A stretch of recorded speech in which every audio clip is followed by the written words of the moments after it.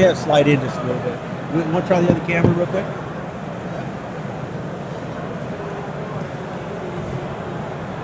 Okay, cool. Eduardo Perez, welcome to the booth. Welcome to the IHACI trade show. First of all, what do you think of the trade show since you're here? First time being here. It's pretty cool, seeing all the different product, networking with brands and instructors. It's been pretty good experience so far. Yeah. So tell me, you had to drive all the way from Manteca, which was, gosh, how far was that? That's how many hours? It was about 5 hours. So me and some friends woke up at 3, got here around 9, grabbed some breakfast, and then made our way over here. It's awesome that you made it here.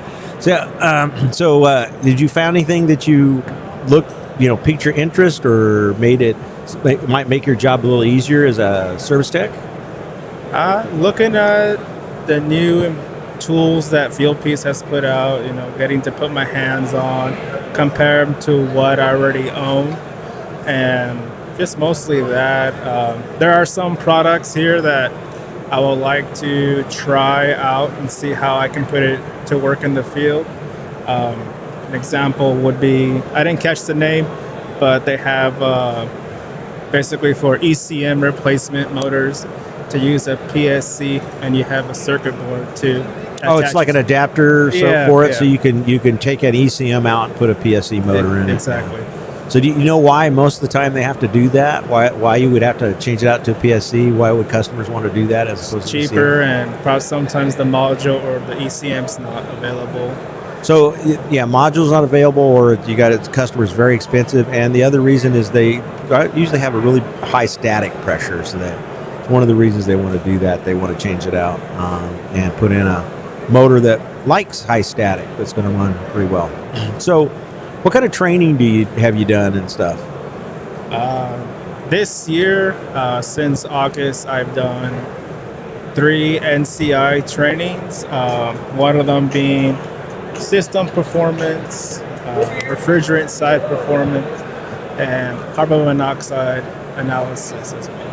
Oh, cool. So I've done all 3. So you got a bunch of NCIs that you just put under your belt, and a few IHACI classes too. A few IHACI stuff, and then 2 weeks ago went to take NATE exams. Yeah, still waiting. I was there. I was the proctor. So, so tell me a little about yourself, and how you got into the business. Did you go to school for this? Was it a, did you go to college for it? Talk about that. So, my interest started. I have an uncle in Phoenix, and he has had a company for the past 40 years.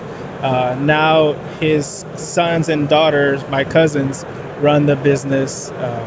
So that got my interest going. And then when I came back from visiting them is when I enrolled into a junior college in San Jose.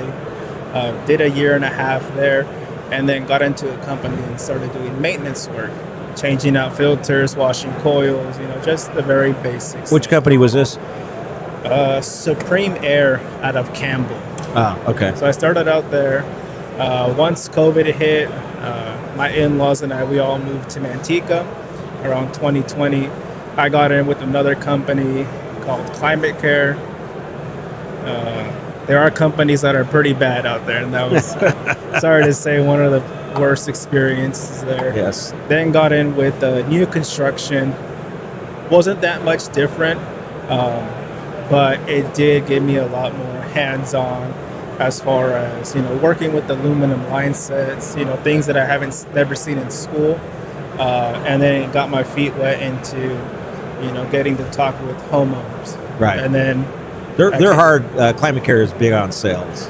Yeah, they're sharks. The sharks. I wasn't going to go there. I wasn't going there. There, he said it. Okay, so once I saw what their process was and what they were about, it's like, no, that wasn't for me. Yeah. I don't want to just be a salesman and a shady salesman. Right. So what company did you move to next, if I might ask? Your company, Bailey's Air Heroes. Coming into your company, I had heard of NCI training. It wasn't until I met you and got in with you that I was put into NCI training, and man, has that opened my eyes to what a proper, how should I say, test in, test out, commissioning equipment, how to do it very properly, and how to make not only just swap out boxes, but to improve someone's home. Actually made system work right. Yeah. And then you left us. I left you, yes. I had a family. My dad had a kidney transplant, so wanted to take care of him. Came back, and then an opportunity came that I probably shouldn't have taken because it left me, I think, about 10 months out of work. Wow. And now I'm happy to return back to you. Yeah, you're coming back next week. Next Monday, he's coming in. So, there's Carlos here too. So, Carlos is off because he's on a disability. He had some medical issues that he had to take care show of. a scar on. Yeah, he's got a scar. Go ahead and put that on YouTube. Come on. No, I'm just teasing. You don't have to do it. I'm not trying to get those kind of views. So, anyhow, it's great for stopping by and enjoy the show. And if you find anything that you can bring back to me, then it might be worth doing. I'm always looking. So, for sure. Okay. New van, yeah. Of course, a new van. All right. All right. Thanks, Mitch. Thank you. Thanks again. Thanks for stopping by. Now you can do the be right back. And there's a mute button, Bob, not on this. There's no mute on this, but. Did you buy the shoes? Did that feel good or what? You can mute it here. Go over here.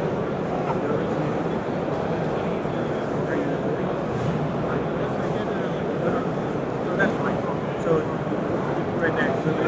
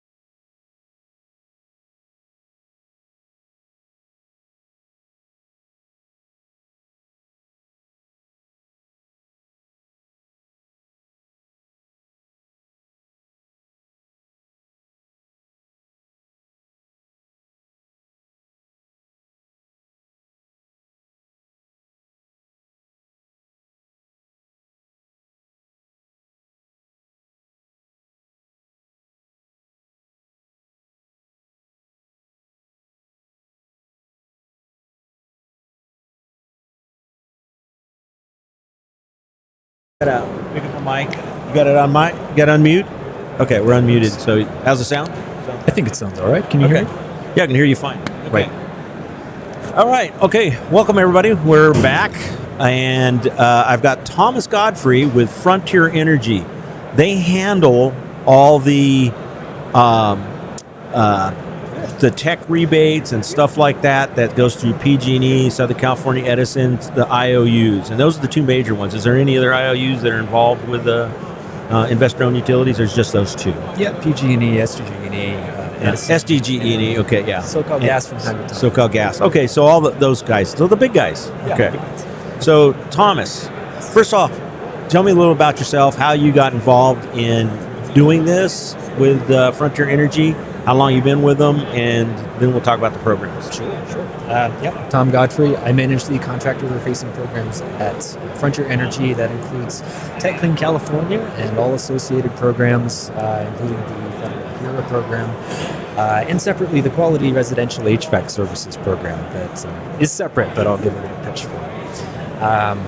I started doing this work maybe 3 years ago after transitioning into the energy industry from something completely separate that I won't talk about too much. Okay. All right. Well, I'm not that curious. So yeah, don't worry about it. Okay. So you're the program manager for Contractor services. Services. So we handle all of the enrollment and general support functions for Tech Clean California, with the support of Energy Solutions, who oversees the implementation of the program more broadly. Okay. But we are largely the public face. And so let's talk about tech first, because their money has ran out recently, which probably today was the last day there was any funds available, because they were down to 3.9%. I saw last time I looked, which was like Friday. Or not Friday, it was Monday. So if tech program, kind of explain what tech stands for. What does it stand for, tech? Technology for electrification and clean heating. Yeah, but isn't the acronym's technology and equipment for clean heating? Yes. I get it wrong all the time myself, so don't feel bad. And you worked for them. I worked for them. It took me years to get it. Yeah. So, but the whole object is the carbon reduction in the state of California, and also heat pumps. So basically, we're going to do this via heat pumps. Exactly. And so tech does heat pumps for heating and air, but they also do for heat pump water heating. Water heating, yes. And so, and some of the rebates for water heating are actually larger than the stuff for heating and for heating and cooling. It's going to be much larger depending on where you're coming from. So, like if Southern California Edison has some big bucks for those. So, Is there still money available for that?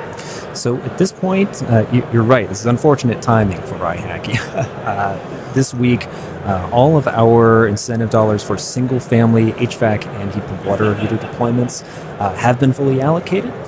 So we are looking for an additional funding source, but we do have funding in the wings for contractors who are serving the San Fernando Valley. So anybody who's local to LA today, we're trying to refer them over to that.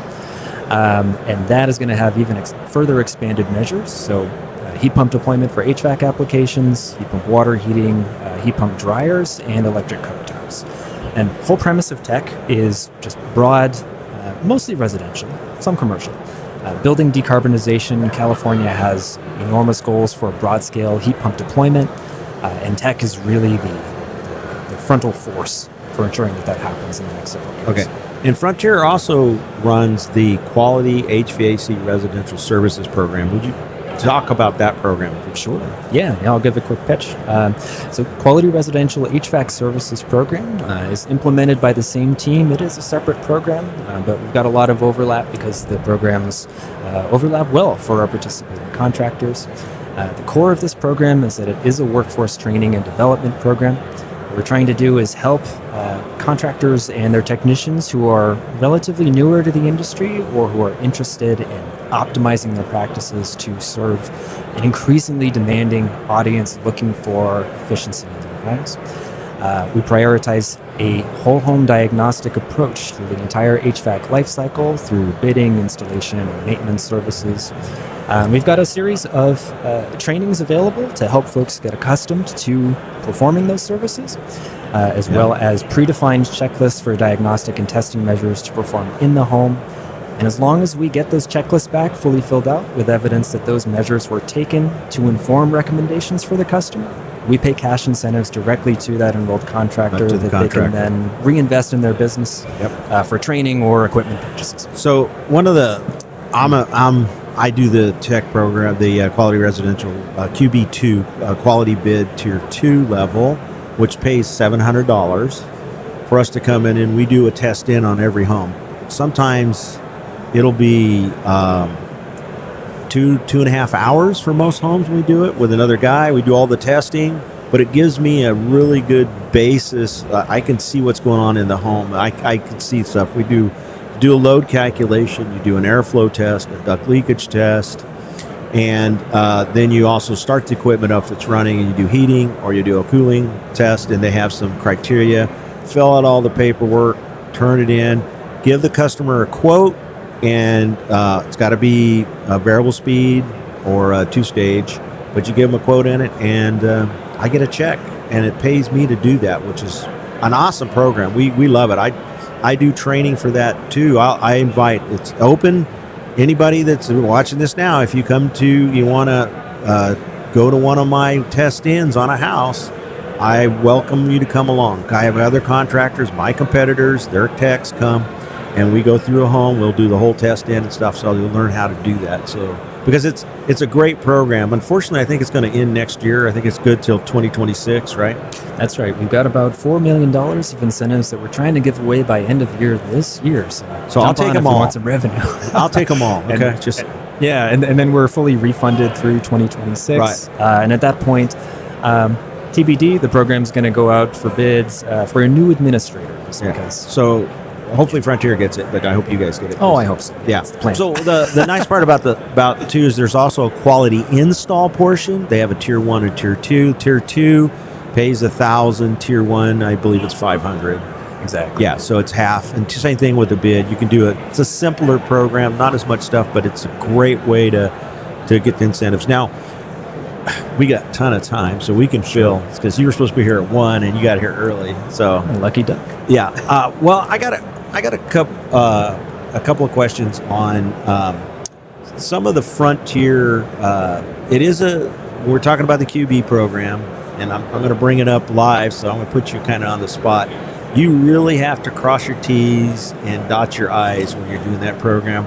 They get so anal that I forgot to put the negative sign on a return air static pressure, and it was going to get kicked back because of that, which I think is a little excessive. And I understand you guys have responsibility for managing the dollars that these IOUs put into it, and that it's spent wisely.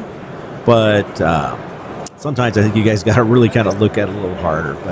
So have you ever thought of doing like a partnership up with, say, like Measure Quick, and using their software to help facilitate that program? That's a really good question. Appreciate the call out. We are subject to some pretty strict quality control measures, but that's the point, right? Well, it's because it's come to me. It's coming. It's like, we're not going to get paid for that one, Mitch, because you forgot to put the dot on that period. So. Let me know about that. We can correct it. Okay. But yeah, I think that's an interesting idea.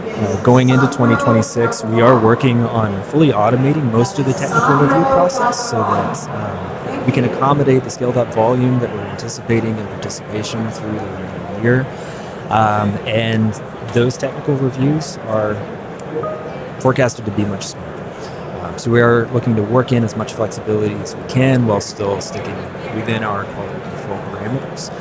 And it's possible that having an external partner to do that or support us with that work could be a benefit. Yeah, well, maybe they can facilitate, because now the next step we're going to talk about tech does a lot of training, and you guys use mostly two companies to facilitate that, and it's all over the state of California, different venues. It's no cost to the contractor, and it is, or their techs, and it's usually 2 or 3 day course, depending on what it is. And would you like to expand on that for us? Yeah, absolutely. I think you know the pitch better than I do, Mitch, at this point.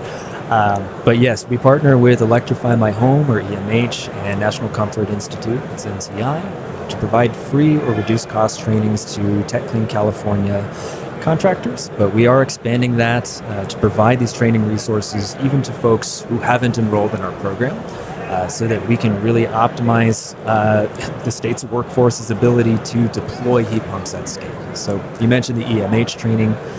They are hosting free 3-day heat pump boot camps. If you're at IHACI today, I encourage you to visit their booth and they'll tell you all about it. But this is intended to help anybody interested in the building decarbonization and electrification space get themselves fully up to speed on what heat pumps are, how they work, how to effectively deploy them in residential spaces, and likely commercial to some degree as well. And taking this course, if you're a contractor in the San Fernando Valley area or operating in San Fernando Valley, is going to help equip you to participate in that program and then start claiming these heat pump incentives for your customers once they become available in 2026. Again, when they come back available. Yeah. Mm-hmm. So they can still, though, if they've got PG&E gas or electric or Southern California Edison electric, they can use the QBE program, quality bid program, and join that one. They could also do the quality install program, and that's ancillary to this stuff, ancillary to the tech program rebates. So you can get both of them. Both rebates, tech is paid directly to the contractor, but it's considered a pass-through. We got to give it to the customer, but we got to show that on their bill, right? That's exactly right. Everything paid through tech or the affiliated HERO program, those incentives and rebates do need to be passed down to the customer. It's ultimately a customer benefit. Anything paid through the adjacent, again separate, but adjacent quality HVAC program, those amounts are paid directly to the contractor to reinvest in their own business. There's no pass-through expectation there. It's effectively just additional revenue for them to reinvest. Right. But you're right. These are separate but related in that both tech and the QHVAC program are broadly looking to help make our existing building stock more efficient. That's going to help us achieve our broader state climate goals, energy reduction goals, and ultimately lead to a stable grid. So the quality, either the tech program or the quality bid program, it has to be heat pumps. You have to do it. In fact, in the tech program, used to Not go quite. Almost. Okay. I don't mean to interrupt you much. No, go ahead. Dispel it. So it's true for tech. We are prioritizing heat pumps for the tech program. Everything has to be a heat pump.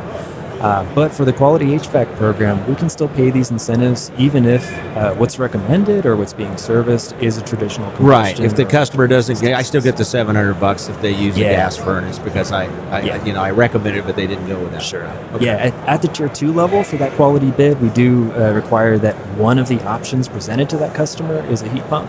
But this is available for anyone regardless of. So I always get heat pump's always my first option. Yeah. So when I do it, and what it should be anyhow, because it's cheaper to run. Heat pumps are just way more efficient. I'm in MID territory and TID territory, Trillic Irrigation District, Modesto Irrigation District. They have lower rates than PG&E or Southern California Edison, but they do have gas through PG&E, so they qualify for the program because they're that. We're getting rid of that gas furnace, and PG&E's paying for it, even though they're losing that revenue. So it doesn't. That's what we're trying to do: get rid of those carbon footprints and switch over to all heat pumps. And heat pumps are great for the Central Valley. If you have a heat pump, whenever I put a heat pump in for somebody in the Central Valley, some of them are kind of wary of it. They're like, I don't know. I've heard that they don't heat as well, and it costs more to run. Everything else, it's cheaper to run.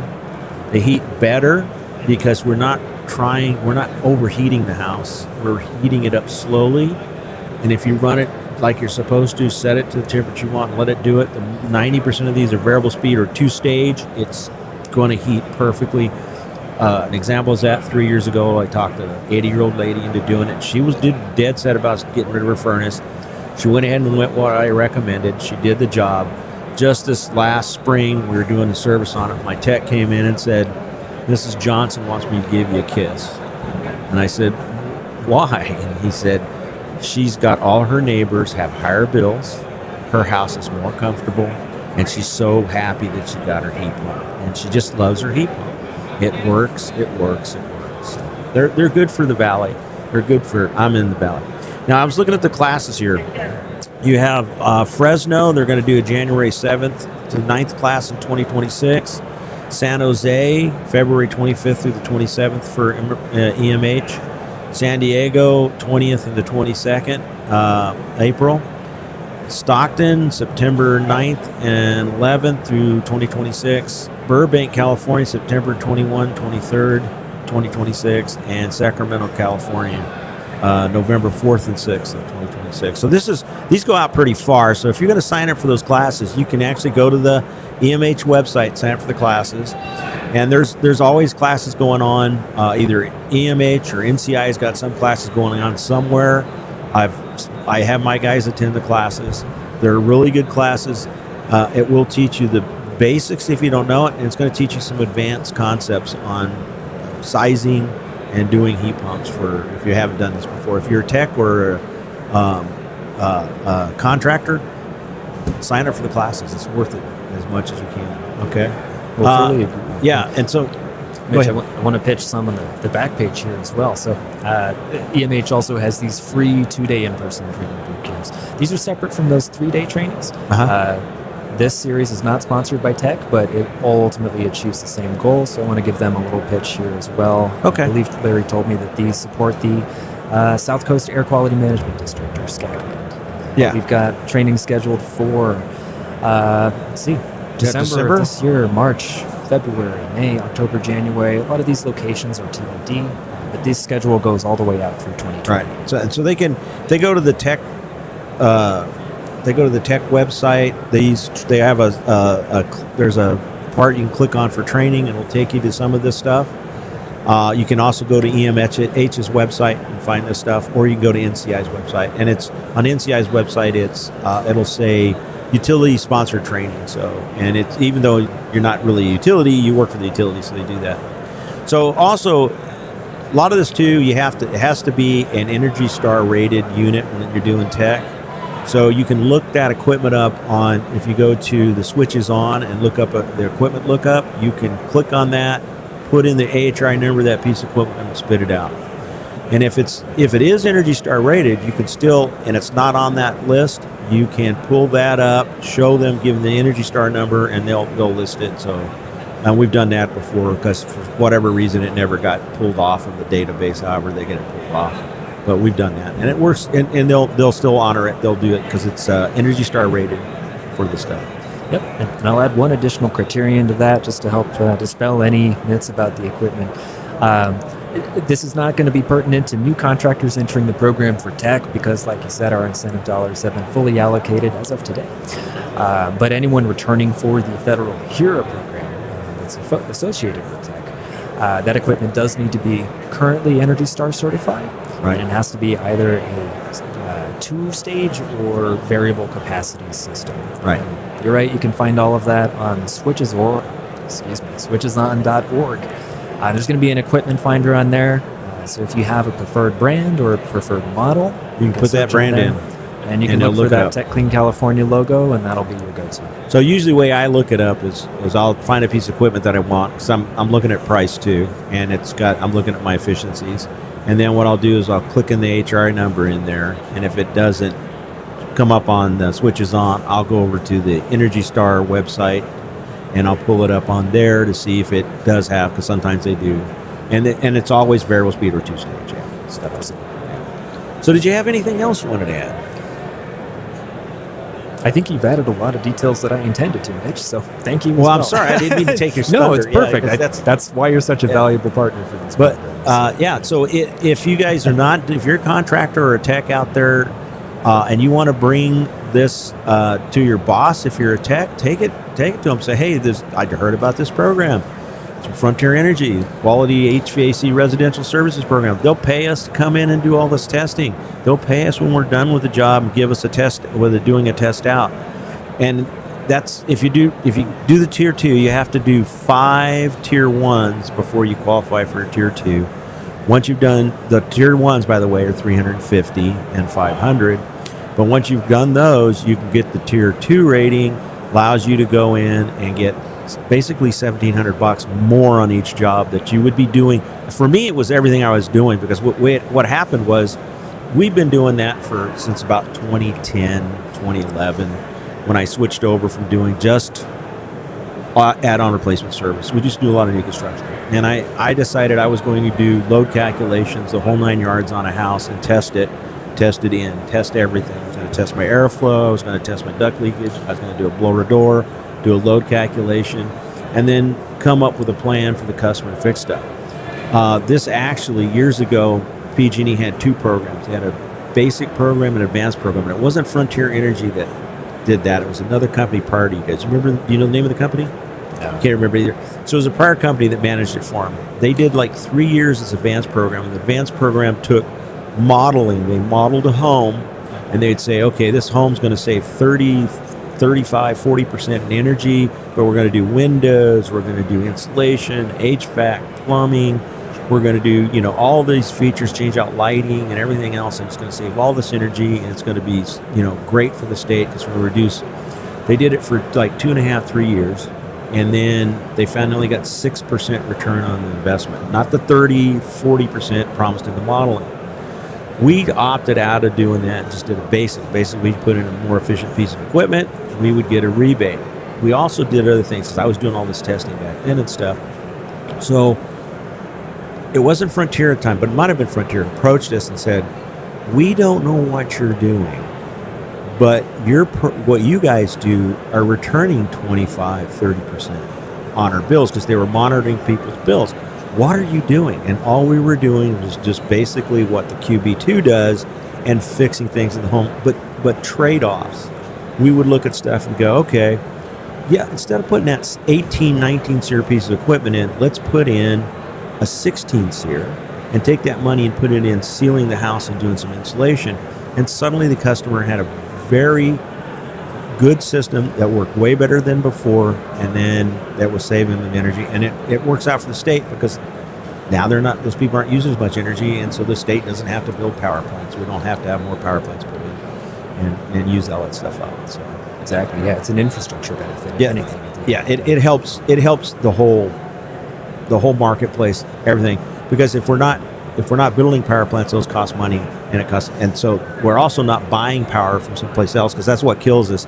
We have too much solar right now in the state of California. We have to sell it to other states, and then we sell it at a loss, and then we have to buy that power back at night, and that would help. We could lower that buyback. So keep your rates low, so your PG&E and your Southern California Edison rate will be a lot less when it's all said and done if we do that.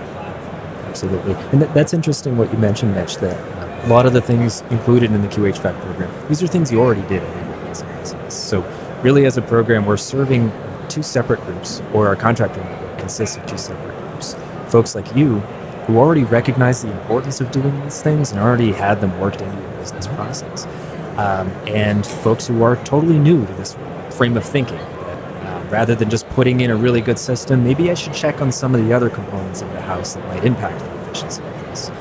And we're trying to reward those newer folks for changing that frame of thinking and getting used to doing that in their standard business practice, so that they continue doing that after the program is done. Right. But also trying to reward folks like yourself who are, doing that, and then these amounts can help you bring on new staff and train them to do exactly what you're doing. Well, I was doing it, but it was included in my price. When it came along, my daughter called me. I was on my way to do a class, and she called me and said, Dad, they got this new class, or they got this new program where they're going to pay us to do what we're already doing. And I said, well, sign us up. Where do we sign? you guys may have, at paid. When and you guys actually were kind enough, because I convinced, I think it was Connor Moore. I said, Connor, we already do all this testing. We do all this stuff that you guys are talking about. In fact, it's like you copied what I did. But this came up from it was an engineer in Berkeley, I think, that lady that wrote the program. Huh? Oh, was that Kristen, perhaps? Oh, was it? Okay, I didn't know who it was, but I'd heard she put the program together.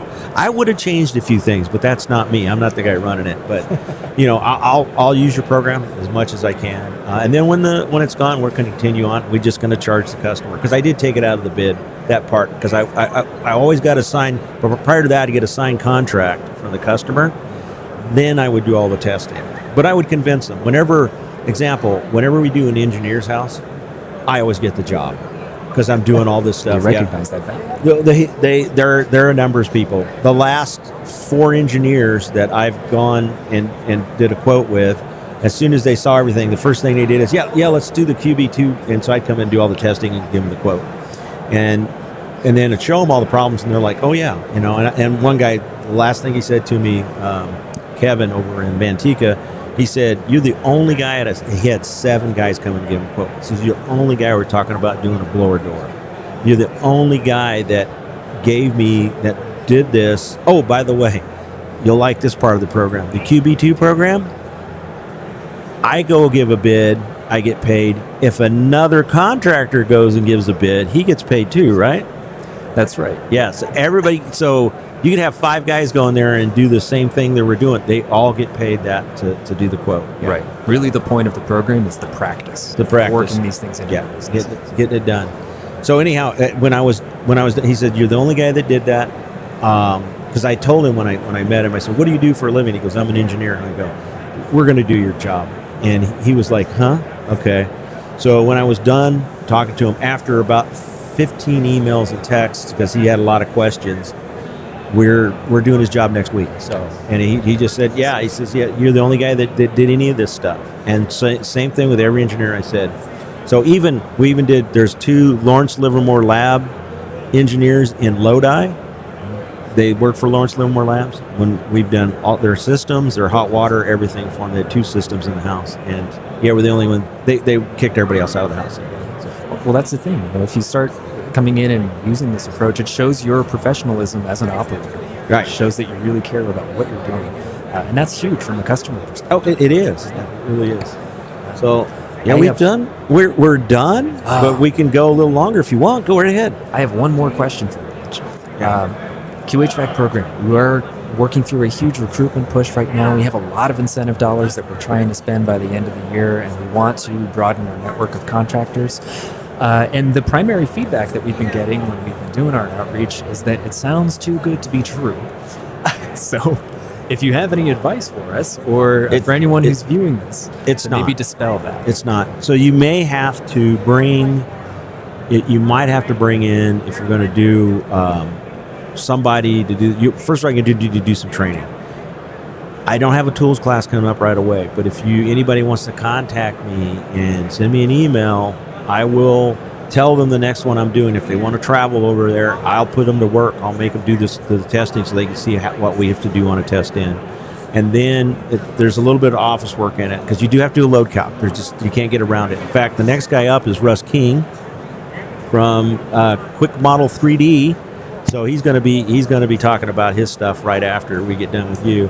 And if you're not doing it, contact me. I'll point you toward it. But do the training they have here for NCI and Tech and through AMH, and do that so that'll get you kind of familiar with the programs. But do you have some other stuff there? Nope. Carry on. So I would do is, if I was to give somebody advice, this is probably, if you want to be performance contractor, this is performance contractor. That's it. Comes straight up. It's about as good as it gets. It's no nonsense performance contracting. It's not all the BS. And again, I'm not for doing like 18 SEER equipment when I can trade that off for insulation for somebody if I need to, if that's a need. And I'd rather sell them a 16 SEER system, and then and if they can afford the 18 SEER. So, but it's sometimes better. You can fix other things, because sometimes people think when they're doing a system in a house that it's going to fix everything. It's a silver bullet, and it's never a silver bullet. Rarely is a silver bullet. And the customer, when they're done and they put the new system in, they go, it doesn't work any better than the old one. My bills are less, but it didn't cool any better. And then you find out they had all the problems in the home. So we tend to tell people, take advantage of these programs, because you're going to be way better off if you do that. When they see it and I show them the stuff, typically it's like, it's a no-brainer, let's do this. Sometimes it's not. Sometimes it's a money issue, and they're like, you are a little more than the other guy, so I got a guy that'll do it for, half what you're doing, and then they're not in business 2 years later. But that's just the nature of this business. And the customer's going to keep paying those high energy bills, and despite having that high energy bills. So example, last house I did, 5-ton unit, did the load calc, come out to just a little more than 3 tons. He had 16-inch return and almost an inch of static. So he was nowhere. He was getting like 1,200 CFM, so he was getting like 3 tons of cooling out of the unit. Well, guess what? We're putting a 3-ton in. We're going to add to R60 insulation, and then he's going to be fine after. He's going to have the lowest bills, and it's going to work great. He's going to be so much happier when it's done. Outstanding. All right. Well, Thomas, I'm going to let you go. Thank you. Thanks for coming into the booth. God damn it, your grip's crazy. Man. It's great talking to you, Mitch. Thank you so much for the time and for the promo here for both of these programs.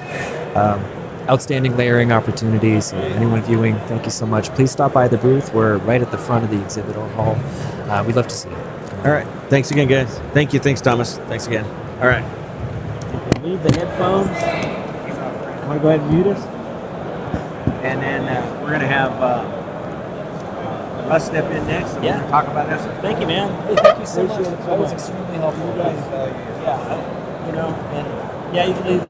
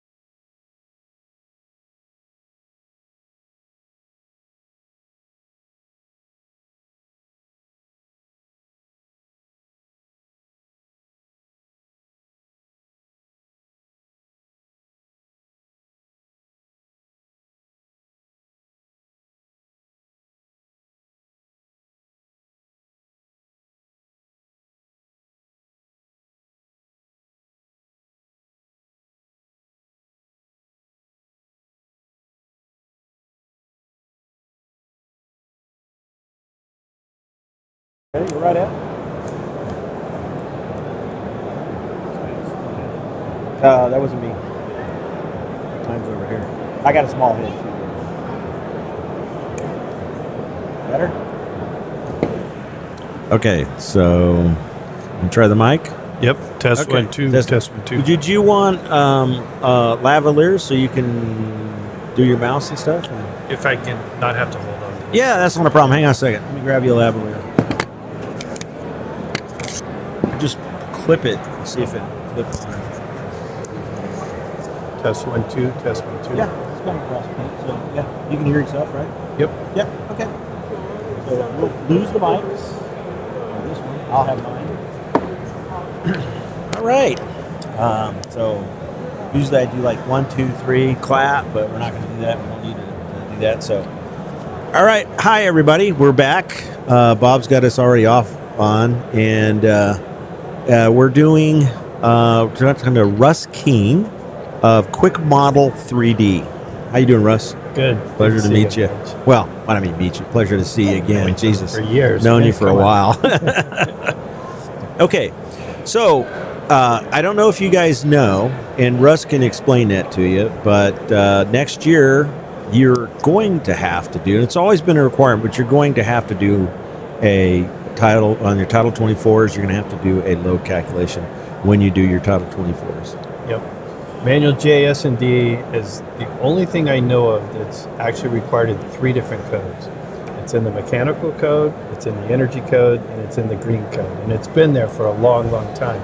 The problem is that building departments just aren't asking for it. And so the energy code has gotten more precise in how it's written. And now they're saying, for this kind of project, you need to do this. For this kind of project, you need to do this. So it's going to be very precise.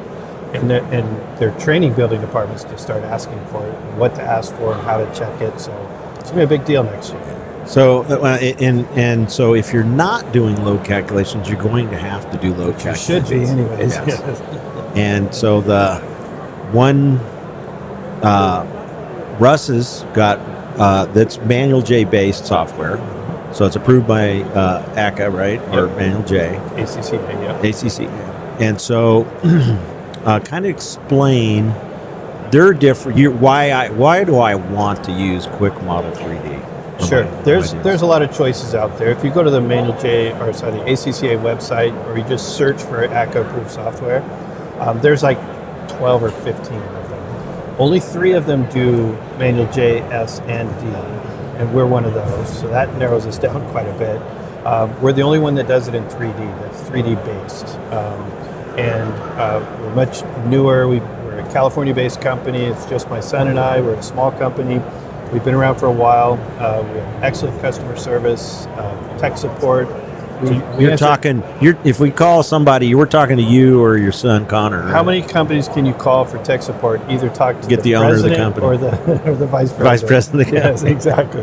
Yeah. But no, I use RightSoft for 25 years. I've taught on Elite. Those are the other 2 that do Manual JS and D, and those are why I wrote this software basically. Yeah, because you did the software, and so you just yeah. figured, and it's based on you. It's not like your typical, because it's 3D. It's based on what you want to. It's actually written in a video game platform. My son graduated from college with a computer science degree, and he wanted to design video games. And I had an idea, and I basically hijacked his career and said, let's do something else. Let's do something a little more productive and societal benefits. And so we came up with this, and I think it's pretty cool. I've learned a lot about software myself. I mean, I know what I want it to do, and he makes it happen. Yeah. It's So been a this great isn't part. Call of Duty for HVAC, is what we're saying. It is, now. yeah. It's Minecraft for HVAC. Yeah, Minecraft for HVAC, Yeah, okay. exactly. So you also you can use LiDAR on your program. Now, it's got to be imported in, or is it part of the software? It's actually an off-the-shelf LiDAR app called Polycam. It creates a file that can be imported directly. There's a button on our software that says import Polycam file. It imports it in, and it's all in 3D. It's all in 3D. Yeah, and so I don't know if any of you guys understand, but with LiDAR, we can take an iPad, which has LiDAR built into it, the iPad Pro or whatever it is. The newer ones, yeah. The newer ones. You can walk around with just the camera taking moving pictures as he does it, and it builds the model of the house very accurately. It's fun to play with. Sizes windows, sizes doors, ceilings, and all other stuff. Then it will, you can import it right into the software, and I'll let you finish how that works. And so what that does is it does all the room by room takeoffs of the house. So it's looking at the wall area, the floor area, the ceiling area of each individual room. That gets plugged into the load calculation engine, and it does room by room heating and cooling loads based on that 3D model. And it's amazing, and it's fun to play with.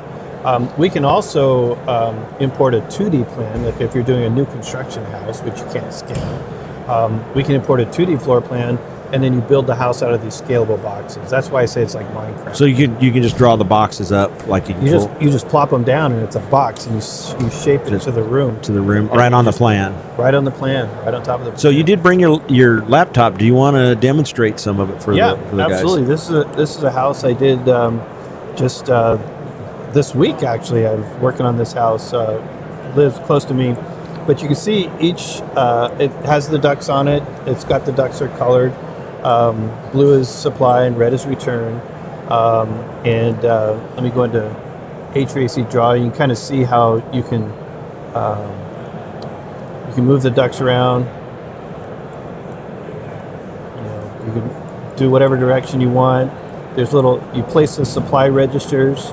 You can click on a supply register. If you don't like where it is, you can move it, and the duct will move with it. And it sizes the ducts for you. So if this one was already been done, so I click on dimensions here, and I can make that a little bigger so you can see it. Oh, too big. That one. Okay, so it has all the duct sizes there for you. Does it automatically calculate the lengths of the ducts and stuff too? So does it do a takeoff? When you draw it, it'll calculate the length of for you. Yeah, it'll actually do a parts list for you. Yeah, a parts list. Takeoff. Because you see TYs in here, you can see collars and start collars and register boots and everything, and it'll create a whole list. So do you base the takeoff? You put into the catalog for the fittings. You put in what you'd like to use, and then it'll do it. Yeah, based on that. Yeah, when you draw it, you can place a TY. There's elbows. There's all kinds of fittings, and you draw the duct system how you want to, and then from how you draw it, it creates a list. But it's also calculating the equivalent lengths for all of those. Right. So so the cool part is you can take this to the customer and you can show them the 3D drawing and stuff. Yeah, we actually have a really cool new feature that you can email the customer a link, and they can open that link, and it opens it in 3D as though they have the software on their computer. So they can move it. They can look at it. They can look at all the inputs. It. They just can't make any changes. That's cool. That is cool. That's an awesome product. So talk to me about on the can you do what ifs? So how easy is it to do a what if? Let's say I got a customer, he's got R19 in his attic. This is a big what if I do all the time. And so if we change that to R60, let's say, how hard is it to do that in the software? How easy is that? It's very simple. Is it global? There's a data tab that opens all the tables. So there's a wall table, a floor table, and even if you have like 3 or 4 different kinds of walls in the table, there's another place called a library. So each wall is defined as a type. You can go into the libraries and make whatever changes to that type. Whatever change you make will make it in the data table as well. Or when you go in the data table, there's also a drop down, and you can drop down. There's like 8 or 9 walls to choose from. So there's several different ways to do it, and then you just rerun the loads, and then just compare before and after. Compare the loads. I do that all the time. I call it parametric runs. We just change. You call it what? I'm sorry. Parametric runs. Parametric runs. You change one parameter at a time to see how big of a change. I just call them what ifs. What ifs? Yeah, that works too. Yeah. I love to add up what ifs too. Like when I'm doing a customer and I go, okay, let's see. Well, your infiltration was 5,000 cubic feet per minute at 50, and your house is only 2,000 square feet. Yeah. That's a lot. We got a lot of air changes per hour. But what if we reduce that in half? What if we did R19, went R19 to R60? What if we did sunscreens on the house? Yep, absolutely. And then it's amazing how we can drop the tonnage down from like a 3.5 ton down to a 3 ton or less. And then the customer, they're really shy because the other guy was coming in and said, oh, you got a 2,000 square foot house. You need a 4-ton unit. You got to put 4 tons in. And you're like, nah, you 3 tons would do. In fact, 2.5 tons would probably do you fine. But just for fun, we're going to do a 3-ton, so you're be comfortable with that. And they're like, well, no, everybody else said 4-ton. I have to have 4-ton. Yeah. And that's one reason we do the load counts. Absolutely. So- And I teach a lot of classes, and one of the things I say is don't design a system for a crappy house, right?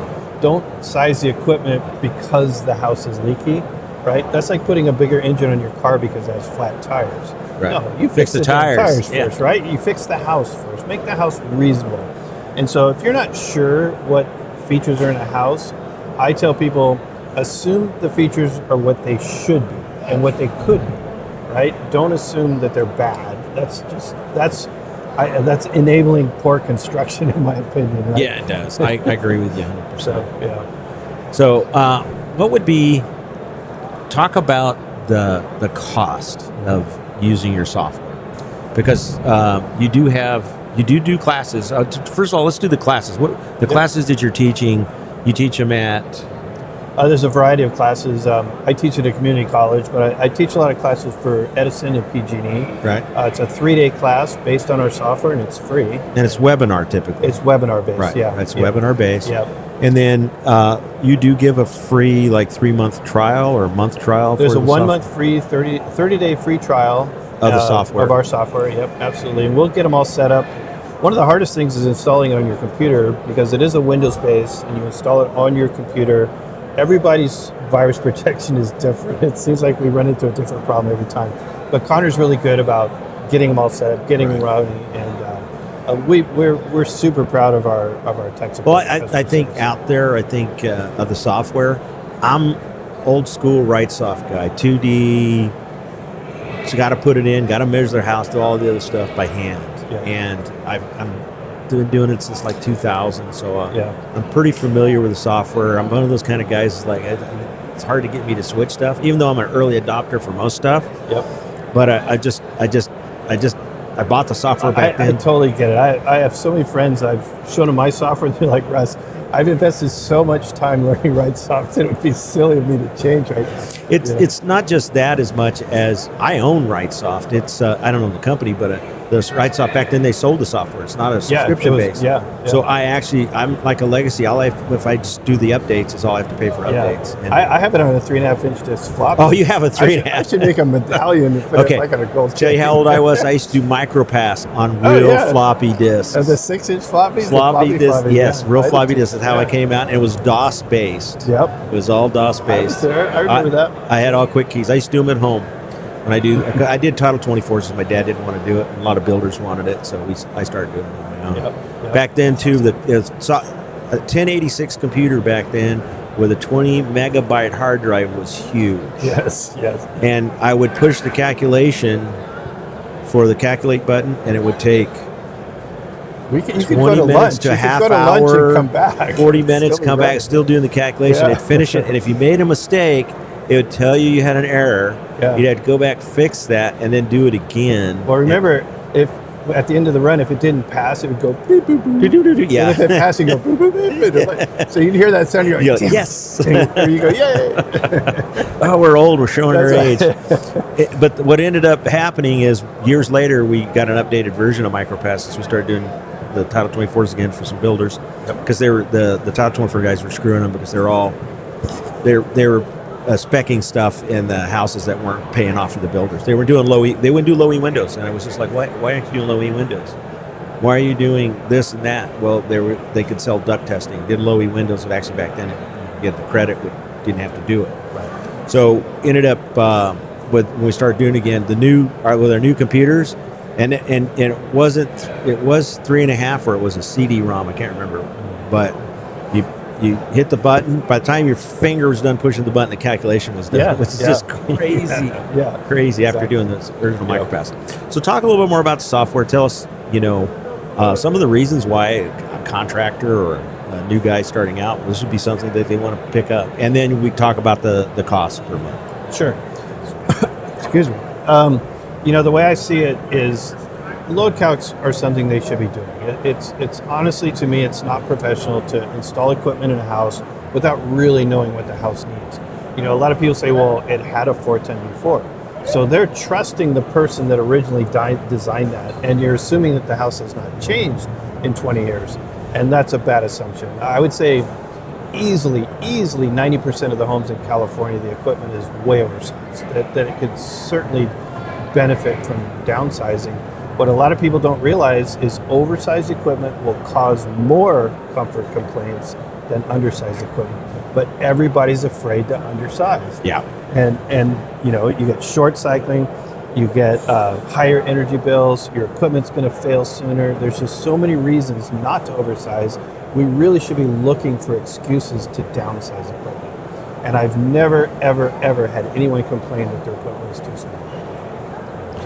Yeah, me neither. I haven't either. I've had nobody. In fact, I've had several customers, because we used to do a lot of new construction, and I used to have to, because we'd size it correctly in the new construction. So I had several homes that were like 2,200 square feet that had a 3-ton air conditioner. And one lady swore it wouldn't cool her house.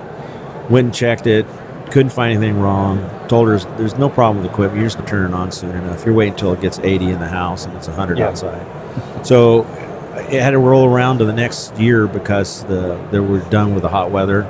Come back, it was going to be 107 it was in May. And so we went there first thing in the morning, and I told my guy, so when you jump it, so she can't turn it off at the unit. And so he did. When it was 72 degrees outside, it was 82 in her house. And so he jumped it. We came back at about 6:30 that night, and it was 107 outside, and her house was 72 degrees. And she was like, I am not paying that bill. And I told her, I said, builder called me and said, you got to pay her bill. I said, not paying her bill. I had to prove her unit works. She's just not running it. So you do have to run it differently when it's sized correctly. Like a refrigerator. Run it like a refrigerator. Just set it and forget it. Set it, forget it. You don't have to go in there and mess with it every time. Yeah. And it's actually going to be more efficient that way too, because it's going to maintain the temperatures of the house. And then another big thing is, heat pumps are a big thing now. Heat pumps are really susceptible to bad design. And then your heat pump has a fixed amount of heating and a fixed amount of cooling, and they're really encouraging people to size the heat pump to handle the heating load. Who's doing that? The Energy Commission. Is now doing that? Yeah. Really? Yeah. Because I always thought that we were supposed to size by the cooling load and then put strips on it. And then put strips on it, but you don't need strips in California. And it's rare, yeah. Excuse me. Got a frog in my throat.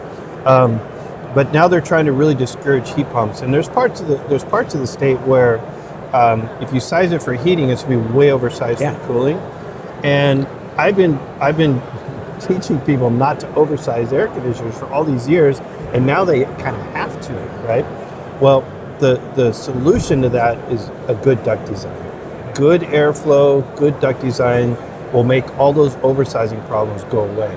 It's when you have oversized equipment with undersized ducts. That's a guaranteed problem. Absolutely.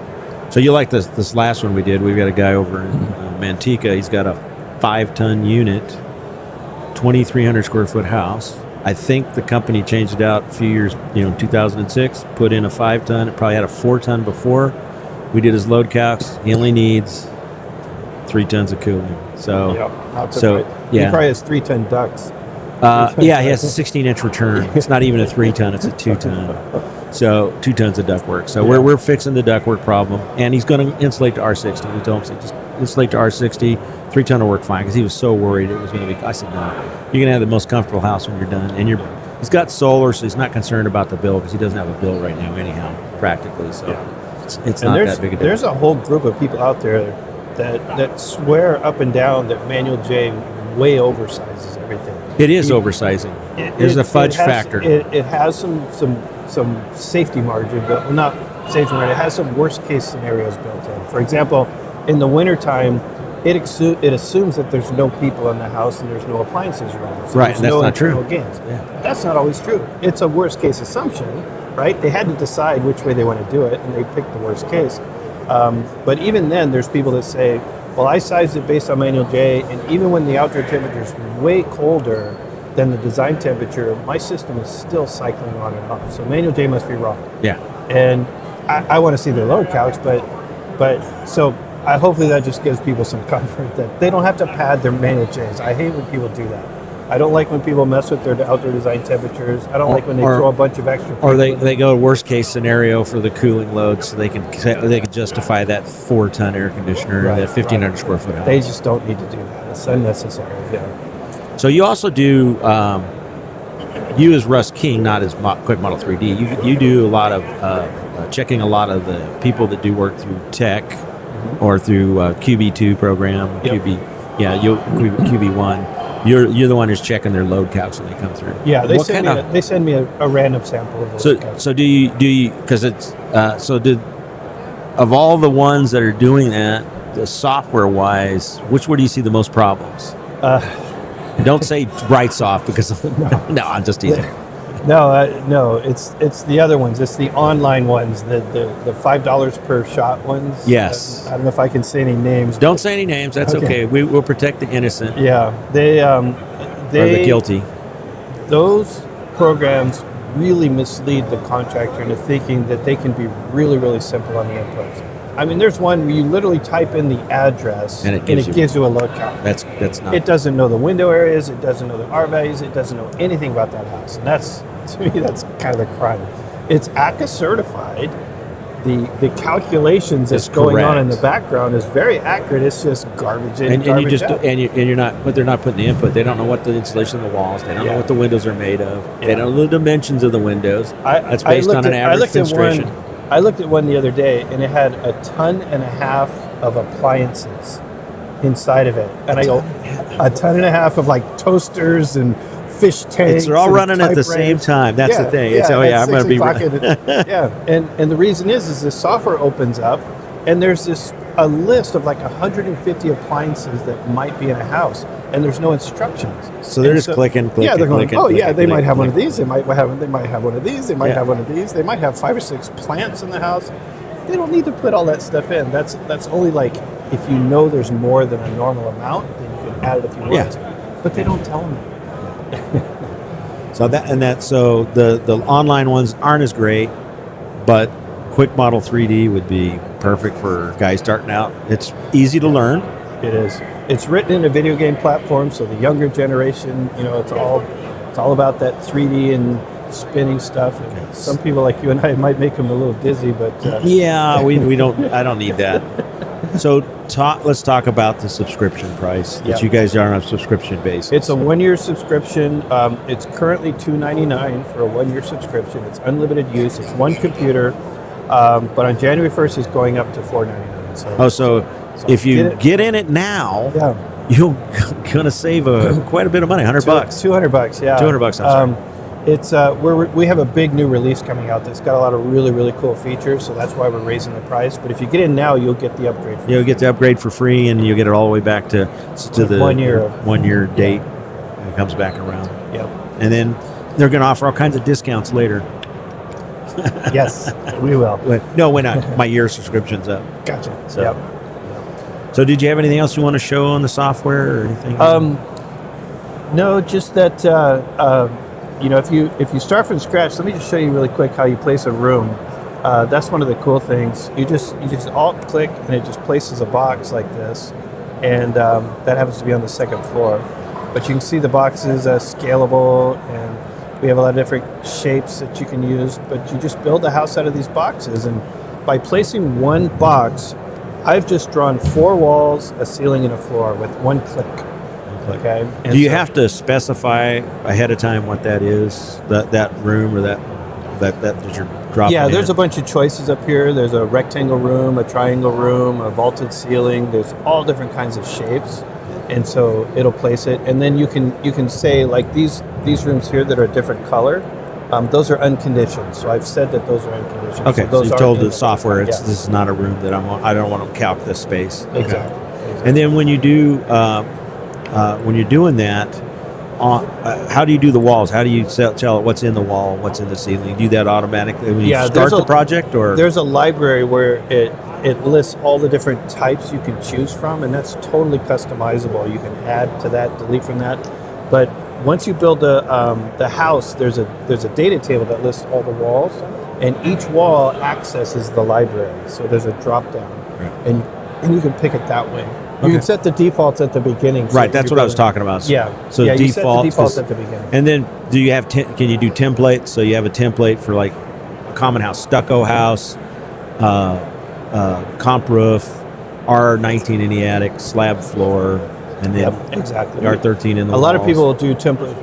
We have users all over the country, and we have a lot of people that do basement houses. And there's a lot of extra stuff you have to put in For the basements. basement, yeah. So they'll have a house that's got one basement box and one box above that, and they'll just open that up, and it's got all the settings. It's all ready to go. They just start adding Start rooms drawing to it. it. Yeah, Oh. I did want to show you a cool feature though. This is something that we need very desperately in real life here. Let's see, flex duct. So here's a duct here. Let's say you just get a really bad kink in it like that. Mhm. Okay. All right, you click on it. It's the magic R key. Watch what happens to that duct right there. Boom. Puts It makes it nice and straight. Yeah. Just hit the R key and it straightens it out for you. So we need a magic R key in real life. We need that in real life because I've seen ducks that go all over the place. Yeah, exactly. So All right, that I love your software. Just going to take a while to get me convinced to switch Yeah, I because know. I'm I too totally invested get it. in the, like you say, in the right soft. yeah, But if I did, because I like the LiDAR feature, I'd use that a lot. And customers kind of, what are you walking around the house with? Some people don't want you running a camera in their house. Like, oh, I don't yeah, just yeah, stuff. yeah. Some of the new features we're adding jumper ducts. You can draw jumper ducts from the rooms Yes. into the So hallway. you got a jumper duct. It you sizes can- the jumper duct for you and everything. Yep, we can. Do you place base it on a room pressure, or do you base it on the airflow going into the room. into the room? Okay, so you're basing it on that, but you're not accounting for the undercut on the door or any of the other stuff. So you don't like tell them take a pressure and stick that pressure in there and we'll size it up to it. No, they just They just design automatically it. size Yeah, it. yeah, and it plays it safe on the size. You may as well make it a little bit bigger.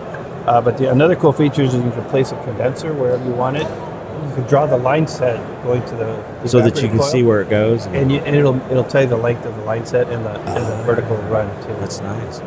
As long as they put it where they're supposed to. Yeah. Exactly. That's pretty cool features. All right. Yep. You got anything else you want to add? I think we're good, man. All right. Well, Appreciate thank you it. for coming down. Thanks for coming to the booth. If you guys are looking for software you're going to need next year, want to get the deal before January, take advantage of it. Get a hold of Russ King. He's here at the show right now. If you want to take one of his classes and you'll get to use it for 30 days to give it a try, gonna need to jump right on that because January's coming around pretty quick. Yeah. All right. Thanks again, Russ. Thank you. Appreciate right. it.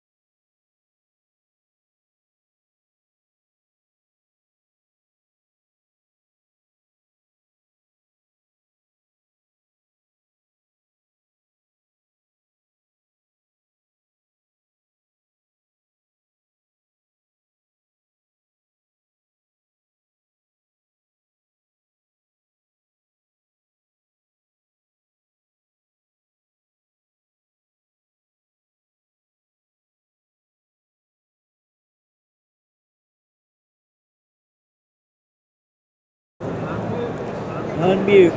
Damn. Little hints. This one you got to hang on. There you go.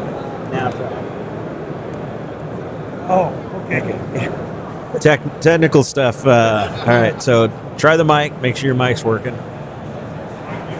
We'll get you started right at 2. Check. 1, 2. Yeah, we're good. All right, Okay. cool. So, all right, 3, 2, 1. Hi, welcome back. We're at the IHACI trade show, and currently with me is Steve Clinton of SCE, Southern California Edison. Welcome to the booth. Well, thank you. Thanks for coming in. So tell me a little bit about Steve Clinton first. What do you do? What's your title? And, tell us about your background a little bit too, how it goes. So my name is Steve Clinton. Like you said, I've been with Edison for 15 years, all with the Energy Education Center, oversee all the HVAC training out of Tulare. I was a service tech prior to that for nearly 30 years. Also on the board of directors here with IHACI, has helped put the show on, which is a great show. Just here to help support our training. The training, cool. So you have 2 locations, right? Irwindale. We got Irwindale and Tulare. Both energy centers. Irwindale is just about 15 minutes from here. Much larger facility than we have in Tulare, but what we have there it fits. It's obviously a smaller community. Right, and you stay at the Tulare one though. You're Yes. mostly there, right? My office is out in Tulare. Yes. Yeah. So part of the you handle all the training. Now, IHACI trains there all the time too, but there's other training that's available. It's the Southern California Edison, Tulare, and Irwindale, and that training is it's NCI and some other ones. So maybe name off some of the types of trainings that you guys actually put on. So our main in-person training, like you said, is IHACI and NCI. Then I have what I call a bunch of one-off classes. Like I'll do ice machines. I'll do the 3 or 4 main manufacturer ice machine trainings a year. I do refrigeration training with True, CO2 training, and we just kind of mix it up. So I got some heat load calculation trainings with Russ King, which he does a lot of our heat load calc trainings. We try to cover all commercial, residential, refrigeration, HVAC. Right, but there's also some training that you don't really handle. That's handled by somebody else. But it's the automation, the building automation stuff too. Well, we have several other classes or courses, but we have the automation training at the same time, typically in the evenings in Tulare. Also, they do have them in Irwindale here. They want to do some solar classes, some electrical. We're working on getting the food service organization back up and running. So you might explain that, because what's the food service? What are you talking food service training? We're fixing to do a remodel of our kitchen so that it's we can do tours. But we're starting to get that program back and running where they're doing training on ovens, lighting, everything going kind of electrification. So that's the kind of way they're pushing it. Right. So they're doing, and so on the classes, most of your classes are during the day, except IHACI classes are at night, right? Well, I would say when it comes to HVC, most of my classes are on evening time. For the IHACI classes. Anything I do. Oh, okay. If it's for the technician, I typically have it at night, evenings. I'll do some classes during the day if they're more on the designer side, engineering side, because I know I can get those guys out of the office to the facility. But if it's a technician class, whether it's IHACI, now NCI is during the day because it's an 8-hour training. Excuse me. It's okay. Choked up here. But other than that, most of my classes are in the evening time because it's for the technicians. It's what we mainly train. Right, and then usually you provide a meal when they come to. Always provide a meal if it's beyond a certain time frame. If it's just a 1 or 2 hour class, we don't typically, but most of them, yeah. So most classes are free, but like NCI trainings, they do put a small fee, because it's very expensive classes. It's not to offset the cost as much as to make it. A lot of guys just don't want to. They don't want people just come to a free class because they can. And it's daytime. It's a specific training, and it's kind of a little more advanced level. So it's hard to fill a class during the daytime. So we call it. We want to have skin in the game. So it's a charge. We don't charge. We can't charge a customer. That's all through NCI. It's NCI. So and that assures that they'll show up. That they show up, yeah. Because if you're putting money in it, then you're going to be there. It needs to be worth it. If you're paying for your guy to be there, they're going to be there. Yep. So if you do have a training unit, you wanted to talk about your trainer that you guys just picked up for Irwindale and Southern California Edison? Well, we do have a fairly new heat pump trainer we use quite often for hands-on training, anywhere from airflow to refrigerant charge. That's the main one we use. We do have a few other ones. We got a big package unit we use, and another typical split system. So in your facility, your base, you did not much residential, you did a lot of commercial. So your background is chillers and boilers and cooling towers. My background is all commercial industrial. Right. Chillers, boilers, pumps. I did ammonia refrigeration, supermarket refrigeration. That's more of my specialty. But we try to cover it all when it comes to training. So talk about your facility, because you redid that whole facility, the cooling system and heating system on it, so that it was explained to the audience. So years ago, I got lucky to where they allowed me to oversee the change out of our main HVAC system for the facility.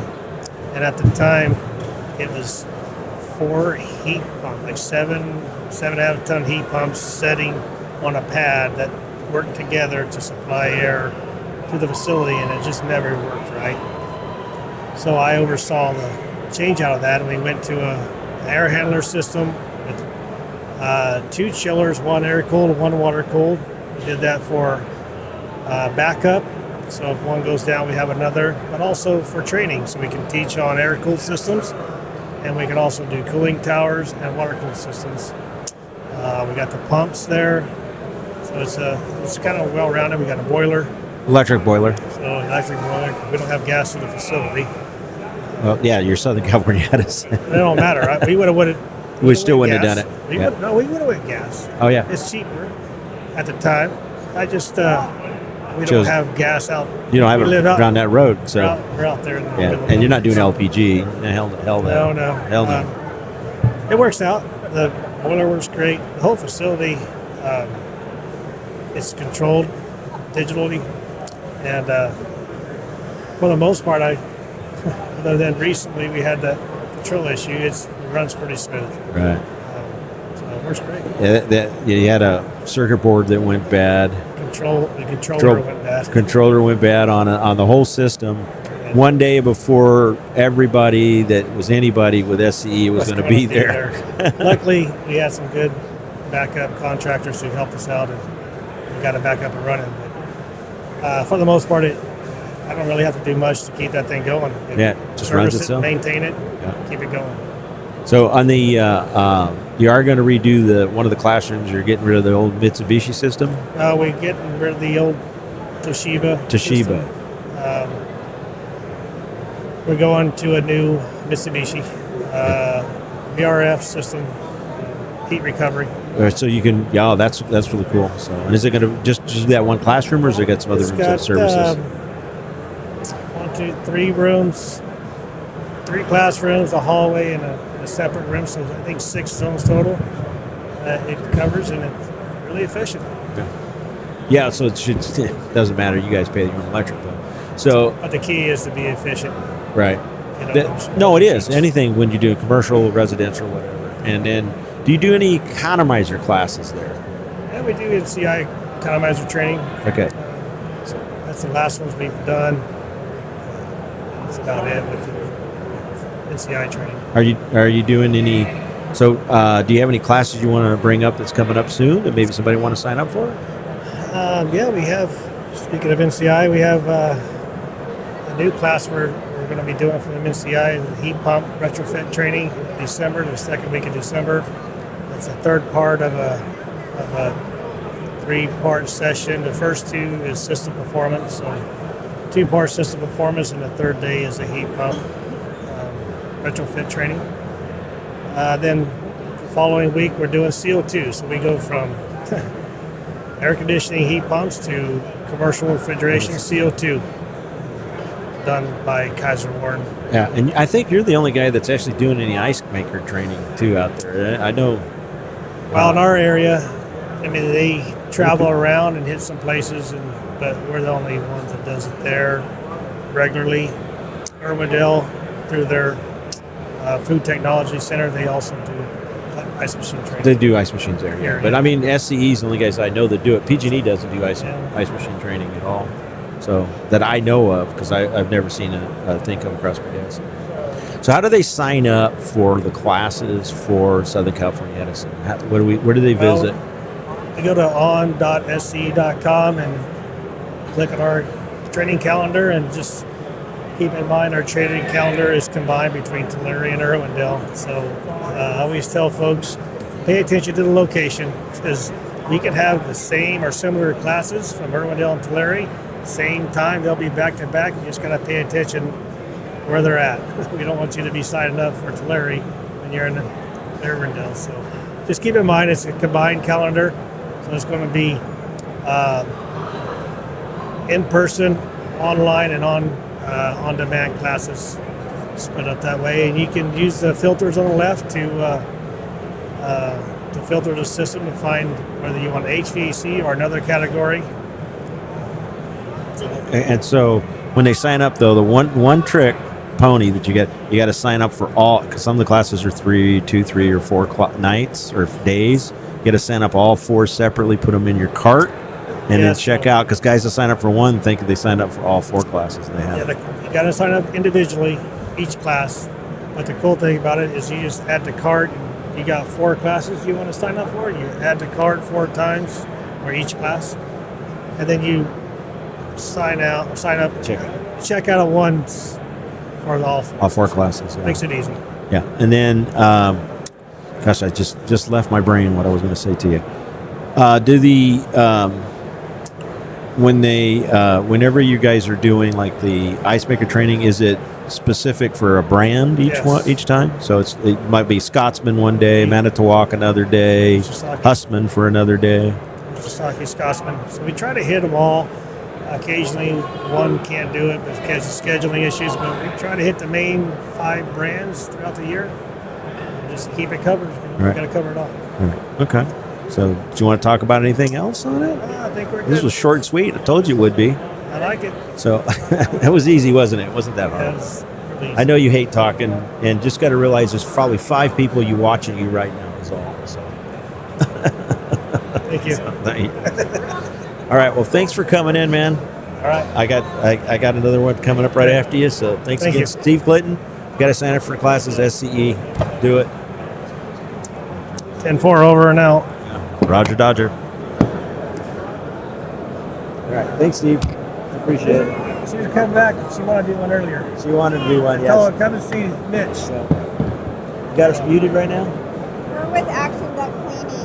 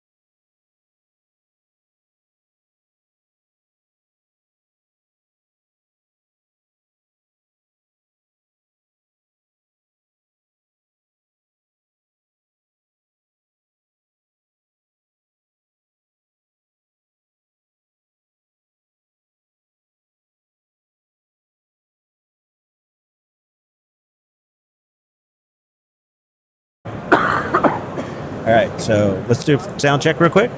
Yeah. Testing 1, 2, 3. Okay, cool. So this is all live broadcast. All right, I'm talking to Hector Barrias from Action Duck. Yes, yes. And tell me what you guys do. Yeah, we're in the HVAC duct cleaning service. We're out of Altadena, California. We service all of California with our HVAC cleaning services. Okay, so do you guys do heating and air too, or do you just clean ducts? We do cleaning and we do cleaning ducts is our main service, but we do repairs as well. You do repairs and heating stuff, but Yeah. do you do change outs and things like that, or just strictly? Just strictly. So me as a contractor, I'm a HVAC contractor. I could call you up and say, hey, because I don't do duct cleaning myself at my company. So I can call you up and say, you guys, I got a house over here. You clean the ducts and you just come and do it. And when my job's done or before my job starts, so that you can take care of that stuff. Yeah, that's exactly what we do. We subcontract services for a lot of companies. We'll go out to the home, we'll clean the ducts, and this year we had a lot of fire restoration. Yes, from the all the Altadena and Palisades fires. So we were deep in that for a while, still am, or still are, and we provide sanitizing and deodorizing of the ductwork. Right, and you're a tech, so you do the work. I'm an account executive. Oh, I okay. used to be a tech. You said tech. She's Yeah. telling me you was a tech. I used to be a tech, and that's how I moved on to my moved up. position now. Okay. But yeah, I've been doing duct cleaning since I was 18 years old. So typically, describe the process to somebody that hasn't done duct cleaning. What do you guys do? Yeah, I mean, sure. how does it go about? So typically, you want to clean your ducts every 3 to 5 years in the home. What we do is we get up there, get up to your attic, check out the unit, do a wipe down, vacuum the unit, clean the coils, all that good stuff. And then when we work from the unit down, from all the drops, we use reverse air sweeps. Okay. And what that is, it's like a long, small hose with tentacles at the end, and it gets it all disrupted inside the ductwork. Gets it all agitated, moving it around, and then at each register, we suck it all out with a HEPA vacuum. So at each register, you're doing it Yes, individually. each Are you blocking off of the others so that it's at the unit? When you do that? Yeah, we block off everything. Okay.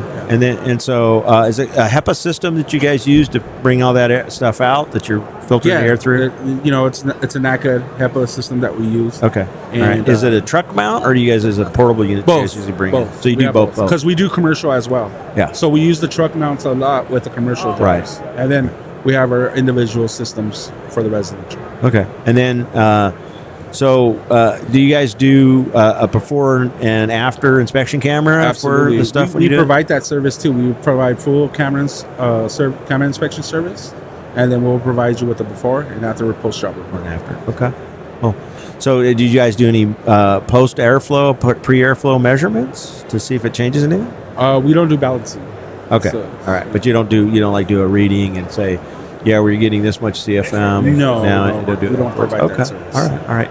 Does what typically does it cost per register, or do you do it per job? Is it? Yeah, so we do it per register for the residential.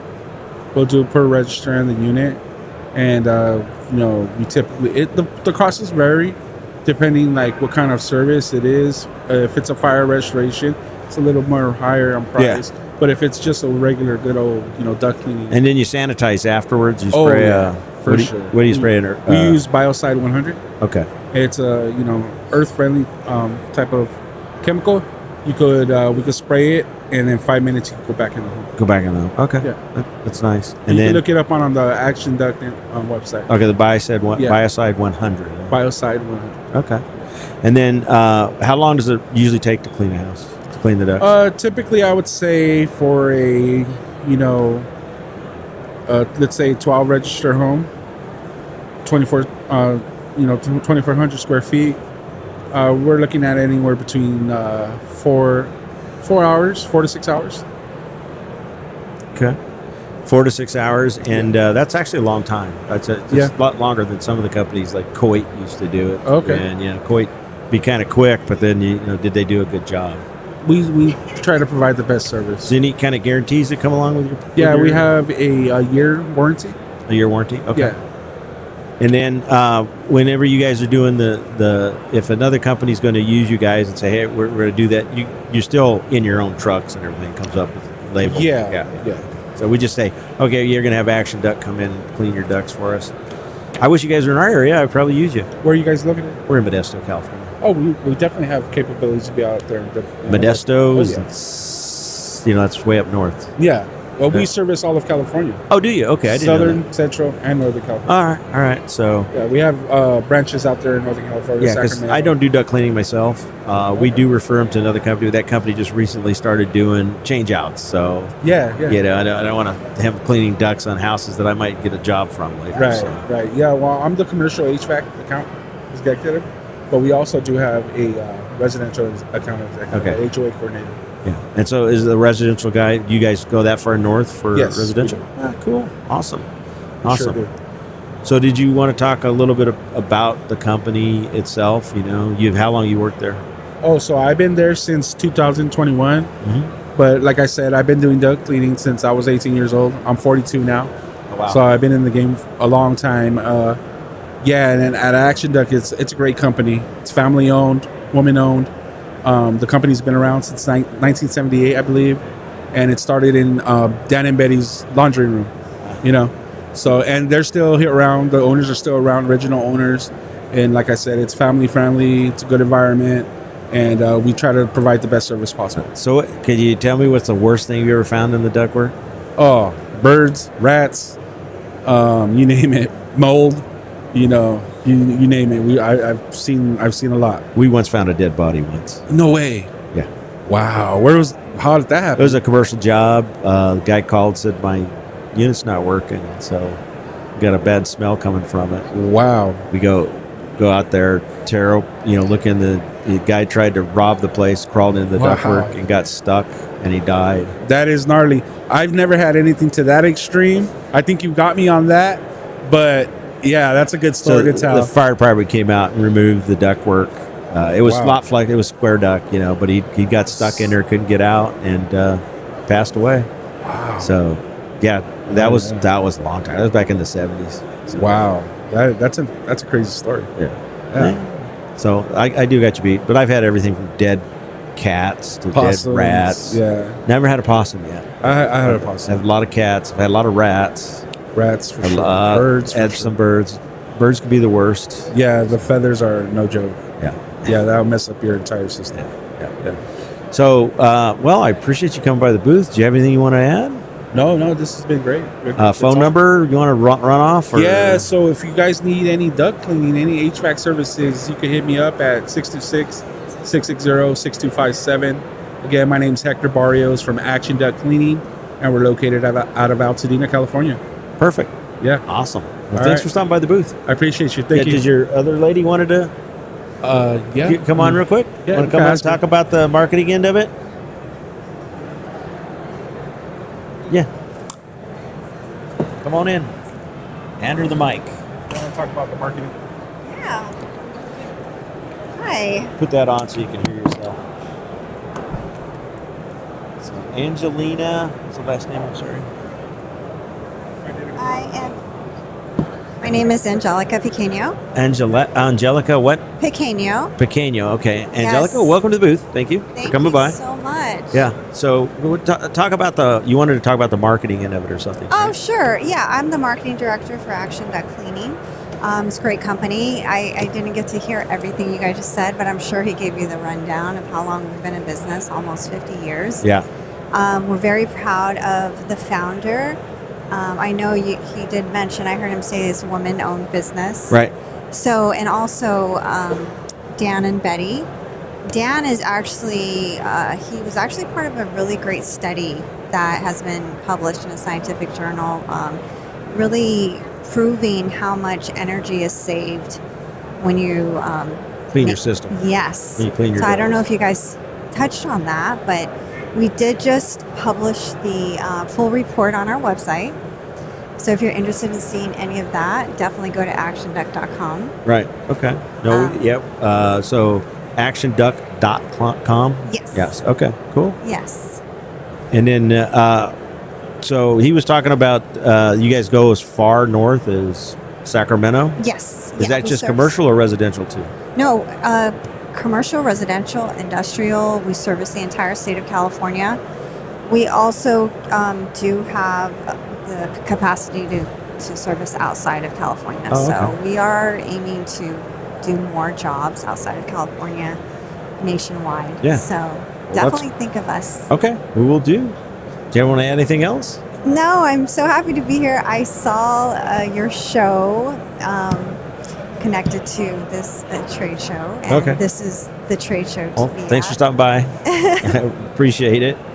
Yeah, definitely. Thank you so much for making time in your schedule to have us Yeah. too. Thank you. Thanks All again. right. Thanks. Have a great Thanks day. again, Jessica. Thank you. All right. Bye. Bye-bye.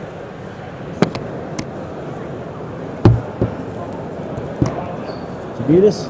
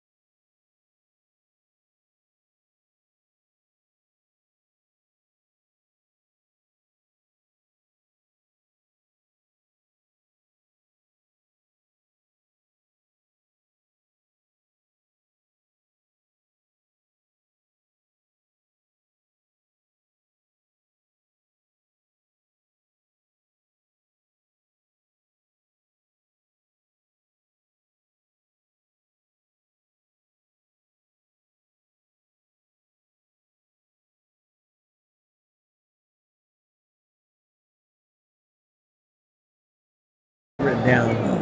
Yeah, Rob Geltner. Okay. Yeah, I mean, I got a couple cheat sheets, but it's pretty simple. I mean, it's just, if you're a contractor, we'd love to talk to you.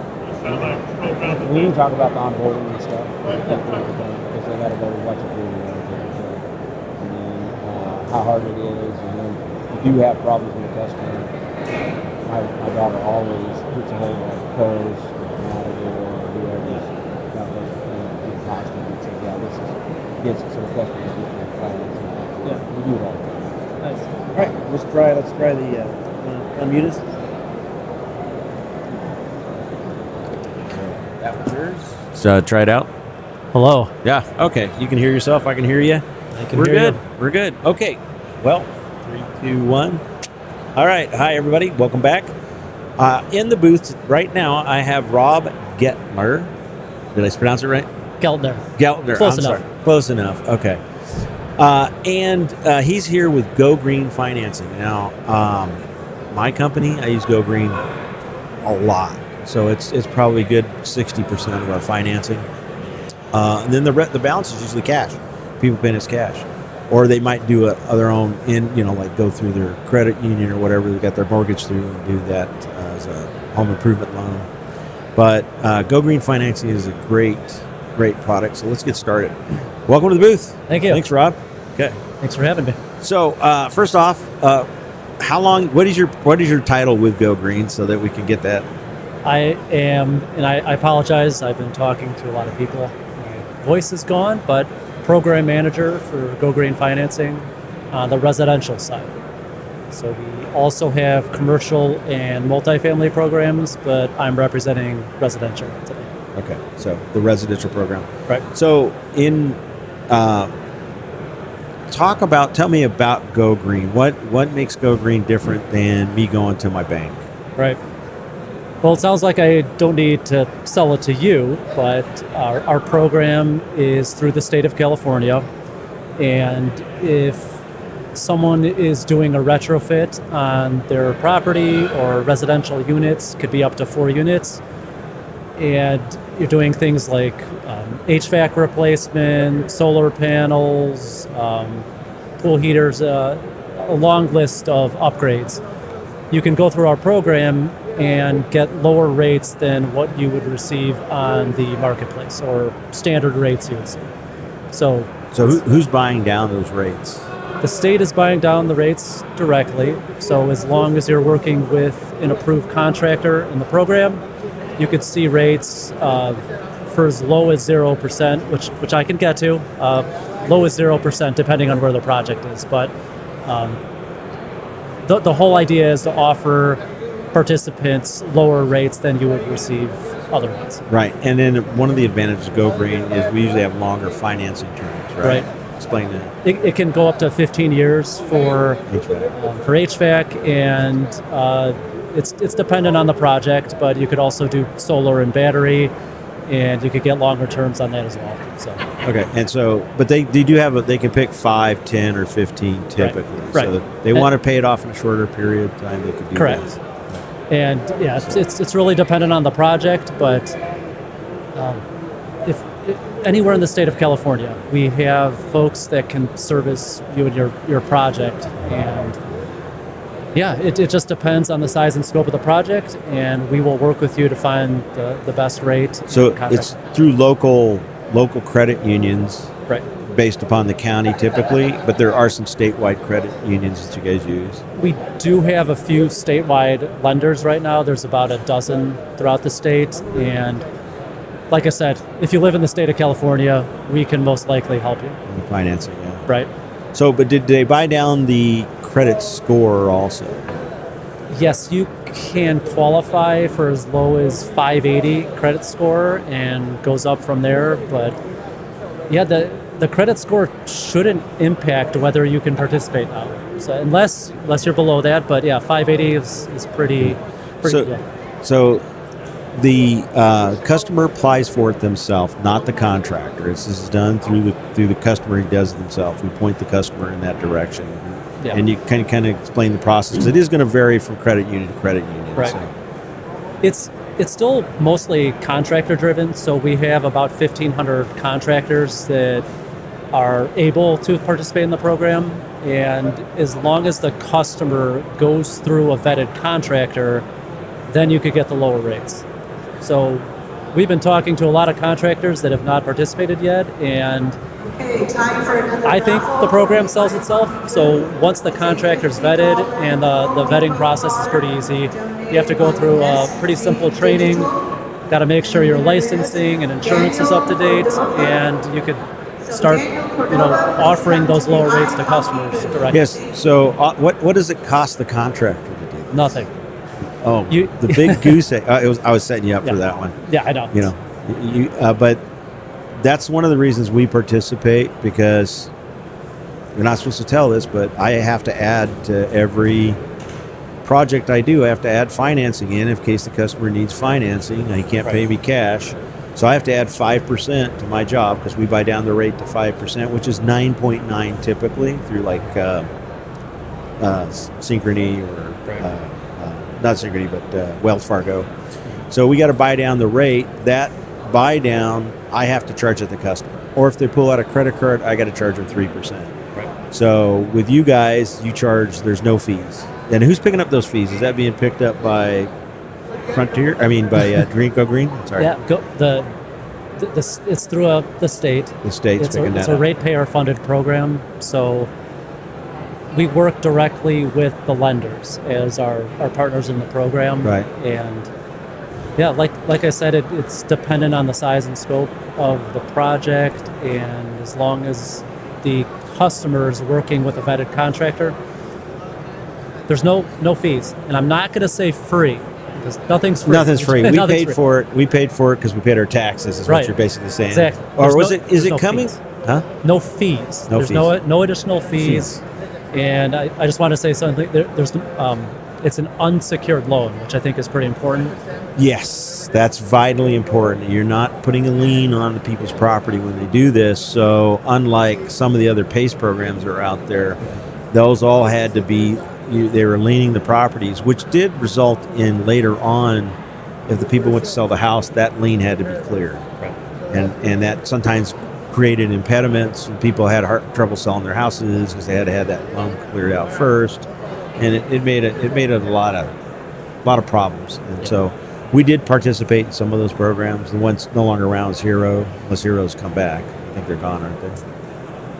Yeah, we did participate. The reason we dropped out of that one is because Hero used to have a know before you go part where you push a button and it would tell you what the customer could do purchase wise. Now we didn't do this, but the other companies would walk in there saying, "Oh, he can borrow $60,000." Guess what the job cost? $59,999. So it was that people were just they saw that they could get that, and that these other companies would do that. We didn't do that. They finally took that part out and says, "Okay, we're not going to tell you. We just tell you that they can qualify. They would not. That they're pre-qualify the customer basically." But we dropped that program a while back. We don't do Hero. Hero had a lot of problems with it. So. But this is a program we've been using for 3-4 years now. I don't know how long since it's been around. It's been around for about a dozen years. Has it been?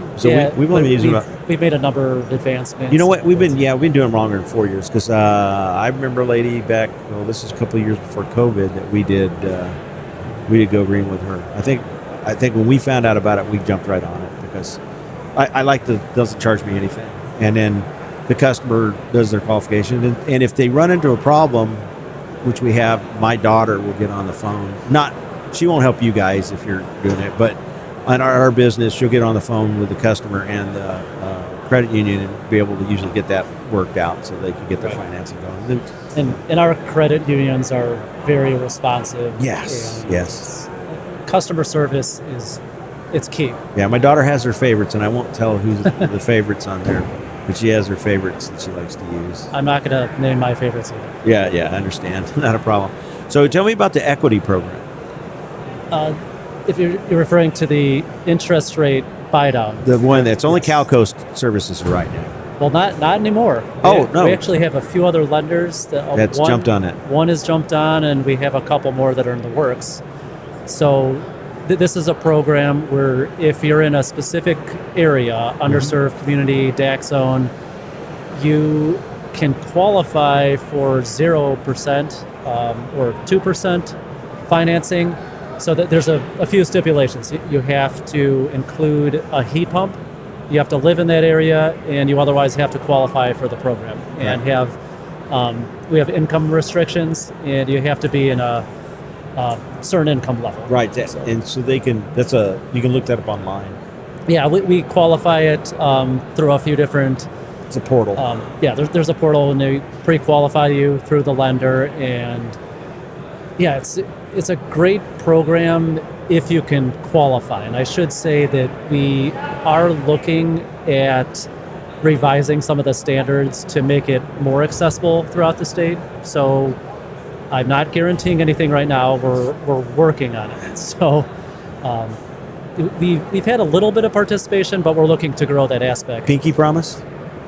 Yes, I can Pinky promise. Yes. Okay. So stay tuned. Probably sometime in 26. 2026. Okay. And then for us, and it's going to vary between the credit union.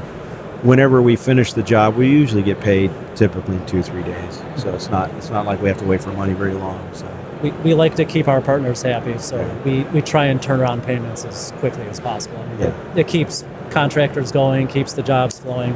So they can add a certain percentage to the job too. What's the kind of percentage ratio that's let's say it's non-energy related? So right. Okay. So because let's say I want to improve. I want to put a new HVAC system in, maybe a heat pump water heater. Okay, so it's qualifying on that energy side of it. But maybe I want to do a little bit of remodel work in the house or something that's not really energy related. There's a percentage that they can do, right? Yeah, as long as the project has 70% related to the retrofits or the upgrades that are making something more efficient, the additional 30% could be like what you're talking about. It could be legal and practical. It could be a panel upgrade. It could be just Maybe a new garage door. new garage. Yeah, Yeah. and anything could be tacked onto that as long as there's at least 70% related. 70% ratio. Okay. And is there a minimum amount that they handle? Not really a minimum. We do things as small as like a new refrigerator, but we go up to $50,000 for a loan. So that's the max. The max is $50,000, but it goes up to $75,000 If if you that's include solar and battery. So, but they used to have limits like 20. It had to be over like $2,500. Did that take that away?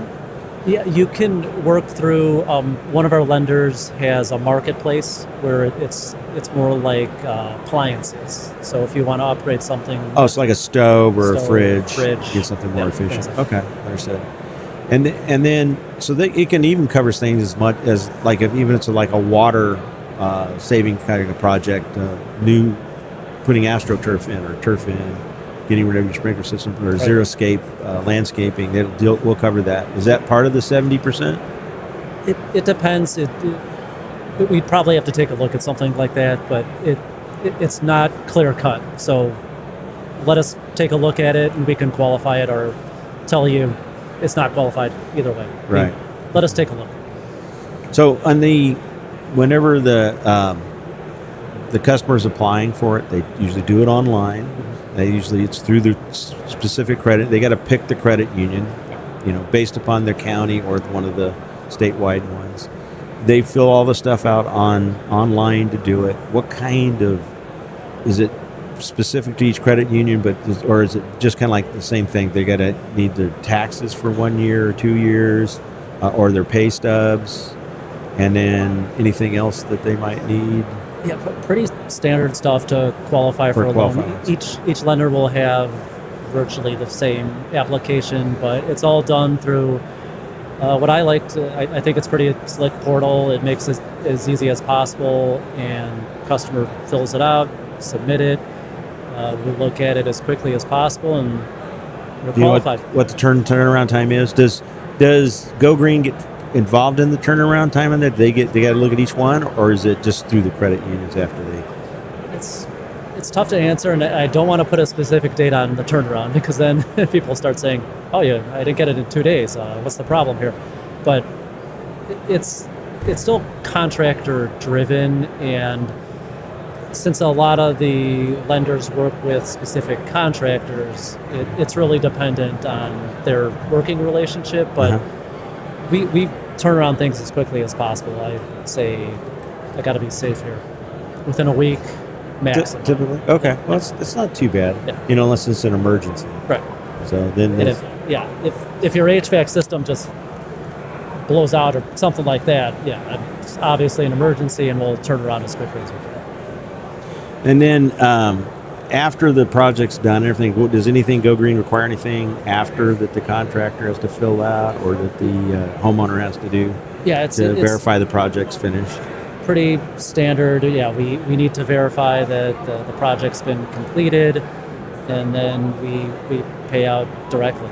So it's just really standard verification. It's not like we're doing site visits ourselves, but if a contractor wants to get paid, they need to finish the job. Oh yeah, of course it needs to be finished. And do you require a permit be permit pulled? But does that required permit be final before payment? Yes. That's usually the last step, is that a permit needs to be final, completed, submitted. And then once we can verify that, then that's pretty much the last step. And then you brought some literature here. What do you have here? Is this just kind of a breakdown of the program? Yeah, we have about a dozen lenders that are participating, and like I said, no matter where you live, as long as it's in the state of California, I like to think that we can help you, unless you're all the way up north. And I'm forgetting the two utilities that really we can't service in that area, but anything in PG&E, SC&E, SDG&E, SoCal Gas, and now we can work with all the POUs as well. So yeah, we go anywhere.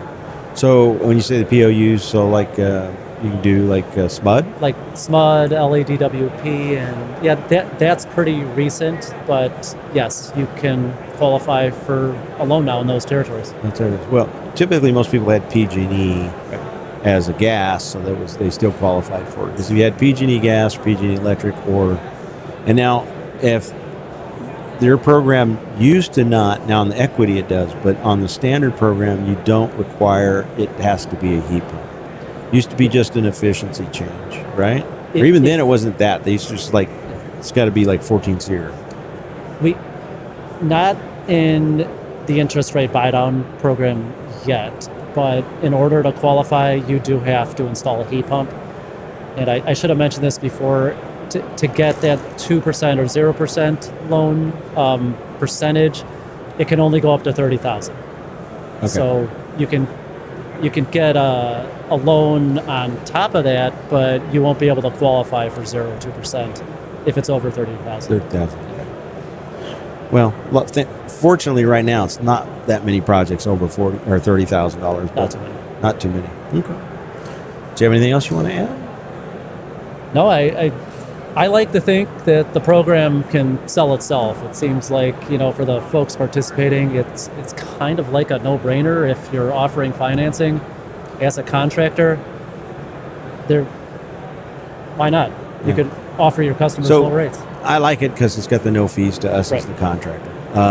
So like a lot of guys offer 0% financing, which 0% financing for me costs me minimum 12% typically, because it's like 18 to 20%, and then I got a supply out or a manufacturer buying down the rate a little bit, meet me kind of halfway, and then I have to pay the balance of it.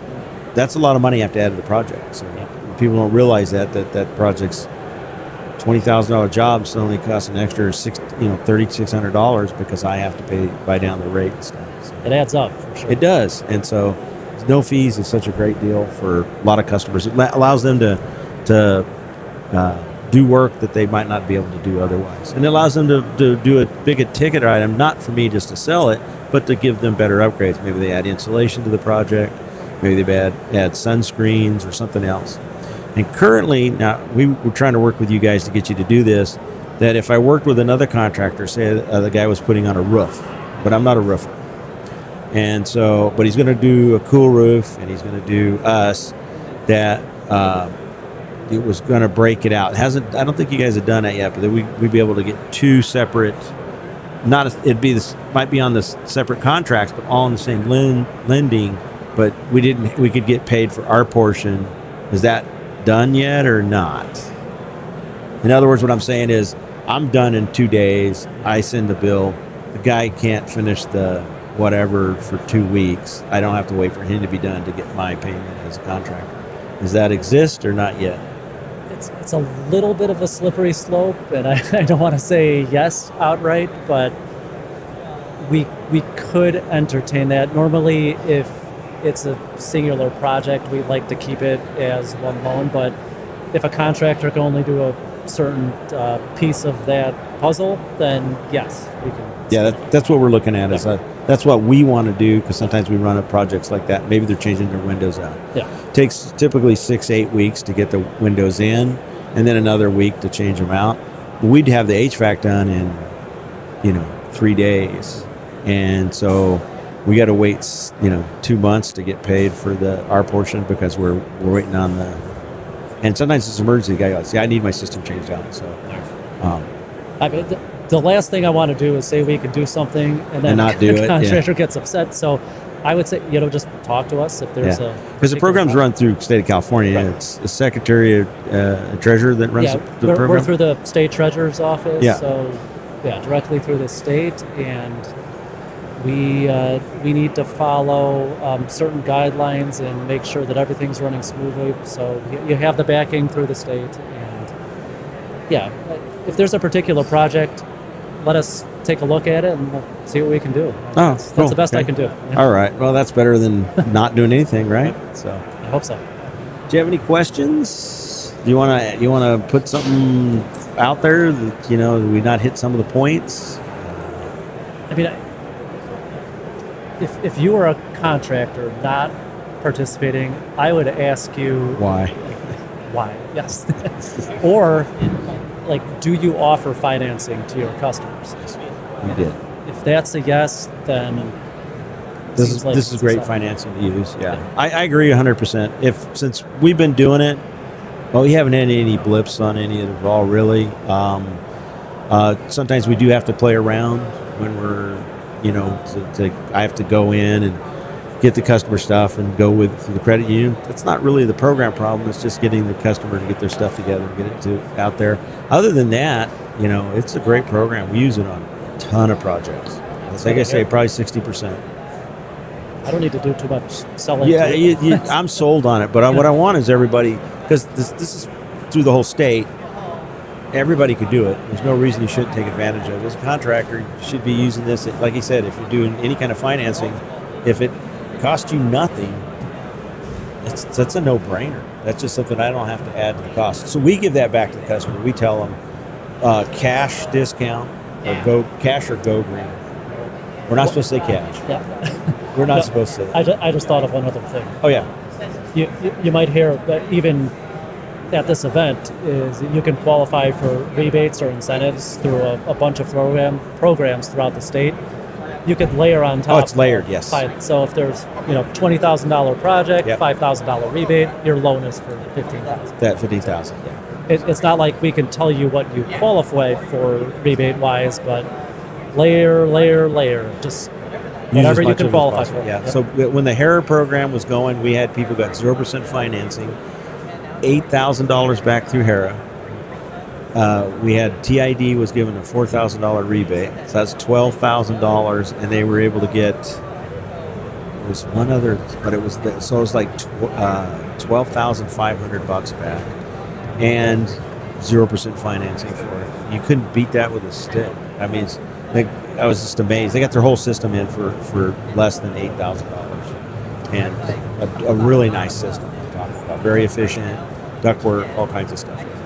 Good luck beating that. Yeah, can't beat that. No, they were equity. They qualified for that big program. They were retirees, owned their house, had it set up to where they were income, because there was two of them in the house. It was lower than the baseline for them, so they qualified for the 8,000, and it was like, and then they got 4,000 through TID. TID dropped that program in about 3 months. They found out they were giving away too much money. So It's not the first time I've heard that. yeah. So okay, well, Robert, thank you for coming in, man. Thanks I for appreciate having it. me. Yeah, and keep up the good work. Thank you. Okay? All right. Thank you. Thanks. We're all done. Now who's left? Oh, we got you mute us.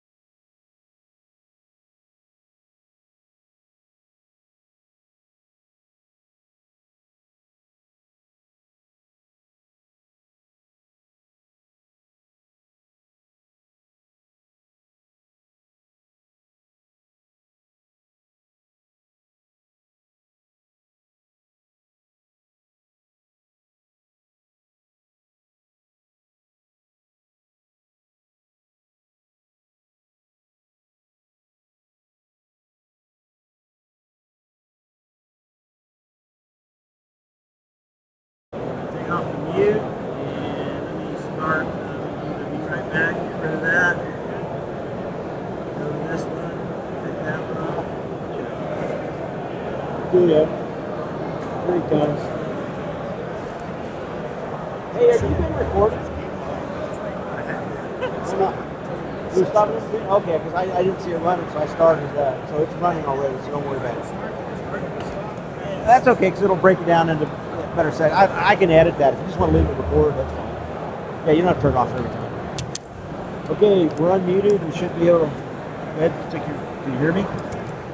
Okay, how you try your mic? Yep, I can hear you just fine. So, all right, 1, 3, 2, 1. Hi, everybody. Welcome back. If you didn't notice, it's kind of dark. We've got our lights on right now because we had power out on this side of the building. The other side, we got lights. So yeah, there's lights back there. So we're just dark on this side. So the part of the picture, but we're just running off the lights on the camera. I've got Andrew Smith here from National Comfort Institute in the booth. Thank you for coming. Thank you for having me, Mitch. Yeah. How's everybody doing out there? Welcome in, by the way. Welcome in. So, tell me a little bit about, first of all, let's talk about Andrew Smith. What's your background? How did you get started first in the business, and then how did you end up with National Comfort Institute? So I ended up in this industry on a fluke. Do you remember the penny saver? Yeah.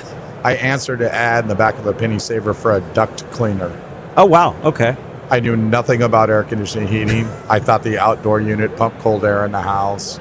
And that was about 25 years ago. Really? So you answered a duct cleaning one, and that's how you got into the business. That's awesome. Yep. And so how did you end up being, I take it you went from that to tech install or what? I started out with that and then became an installer. Well, install helper, and then became an installer, then became a maintenance tech, to a service tech, been a manager, basically installation, service, general manager, started teaching at a tech school, got involved with IHACI, started teaching with IHACI, and so in about 2012, I went to one of my first IHACI classes, and it changed my career. Did you? Okay, so you kind of, and who was teaching the class for you in that one? That would have been John Dalton. John Dalton taught the class. That's awesome. And it was a live class. It wasn't a webinar. Live cast over. Well, back then they didn't do webinars. Very rarely they do. So did you go to school for this? I never went to school for this. Welcome to my world. Never went to But the school of hard knocks is what everybody like to put it. So how long have you been doing it total? Almost 26 years. 26 years. Okay, so that's a long time, by the way. And then how did you get involved with National Comfort Institute? As you know, Jeff is my direct supervisor. Jeff Sturgeon, yes. Jeff Sturgeon was also one of my service managers at a company that I worked for. And he made a phone call to me. I was working with Lennox National Account Services as a field technical specialist, traveling all over the United States.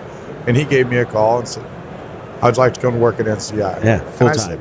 Full-time. And I said, well, I don't know. We got to sit down and we got to figure out some numbers, because at this point in my career, it's got to be a little bit of a numbers game. And if it works, it works. If it doesn't, it doesn't. And it worked. And it worked. I've been here almost 3 years, and I don't ever plan on having another job. Yeah, and the thing is, does you do a lot of traveling though? How far are you going usually for some of the classes? Are you just doing mostly Anaheim and maybe a little north? The majority of my classes I'm doing out of Anaheim. I do some Northern California classes. I go to Colorado. I've been to Montana, but nothing like all the time. It's just more of Anaheim. So do you feel that your field experience and also that you did it like the Hard Knocks version, that you're able to really more speak toward the trade when you're talking to these guys? Because you understand, you were one of the ones that were out there in the field actually doing it, but you're also one of the ones that, I don't know how to fix this unit. I got to figure that out. And somebody pointed you, or you had to take a class, or like my dad used to do when I couldn't figure something out. He'd reach behind, grab Doolin's Bible, and say, read the book. I had to, and then I had to read the book and go fix the unit the next day. You know, it kind of, I'm pretty mechanically inclined. I'm not saying I'm perfect by any means. I still make mistakes. I've burned up way more components and ruined more systems than most. Bosses still put up with me.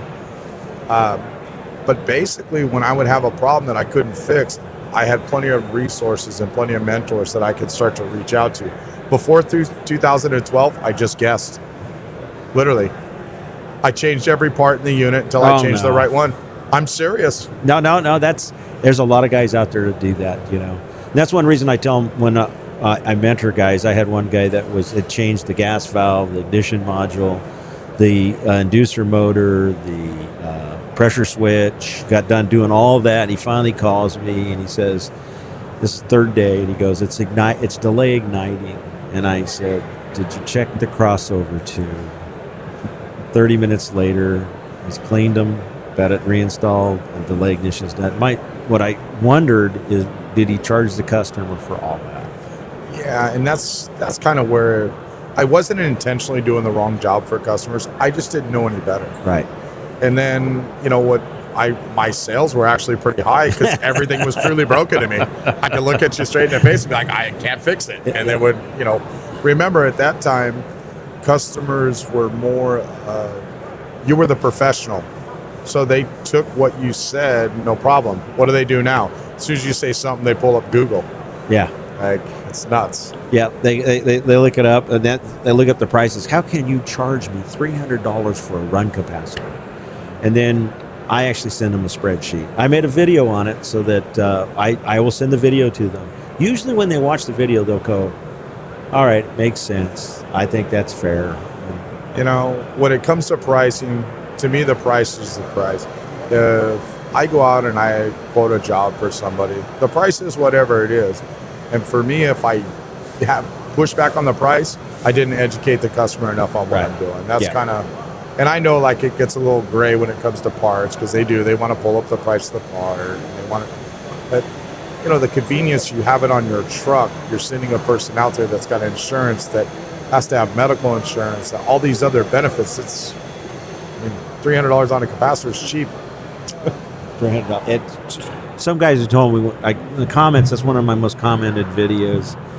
They were like, you're cheating the customer, you're ripping them off, to as many as like, I charge way more than you for that part. How do you stay in business? So either way. So tell us about, because NCI does a lot of training. Just tell us some of the training that NCI does. We specialized when it first started in California. It didn't start in California, it started in Ohio, but everything was airflow oriented. It starts with airflow first. Indoor indoor airflow. My first experience with NCI was with Scott Johnson in the back of a Sigler. I think it was about 2013-ish, somewhere in that realm. And he was in the back of the Sigler, and the guy rattled off 300 slides in 2 hours. Nobody knew what he was talking about, but we all bought manometers. And that was like my introduction. And I started going to more and more classes. So we really specialize in airflow. We've got residential system performance, residential air balancing. And then we started getting into the refrigeration side. So now we have a refrigerant side performance, able to actually check the refrigerant charge without hooking up gauges. Right. So the non-invasive testing. Non-invasive testing. Yeah, non-invasive. So we don't want to put our gauges on if we don't have to. That's correct. Only gauge up when we need to. So you guys are now doing some electrification classes through Tech program. That's one of the things you're in the booth with Tech. We're in the support their stuff. Talk about some of the electrification classes and the things that they do. Well, and once again, back to the electrification classes, we're focusing more on how the building is set up, a little bit more on the design side. So any of the residential classes that we offer are all part of the Tech program, because basically there's the key to success on a piece of equipment. Number one, it has to be designed right. Number two, it has to be installed right. Number three, it has to be commissioned right. And then number four, it has to be maintained correctly. With those four things, we cover all of that throughout our classes. So converting over from a gas-fired appliance to an electrical appliance, most people are a little hesitant about, but if done right, they're very efficient and they work very well. If they're done wrong, it's a train wreck. Right, and that's one of the things that the state of California wants to avoid. We don't want to get the bad rep that heat pumps are bad. When they actually are really good. They're excellent product.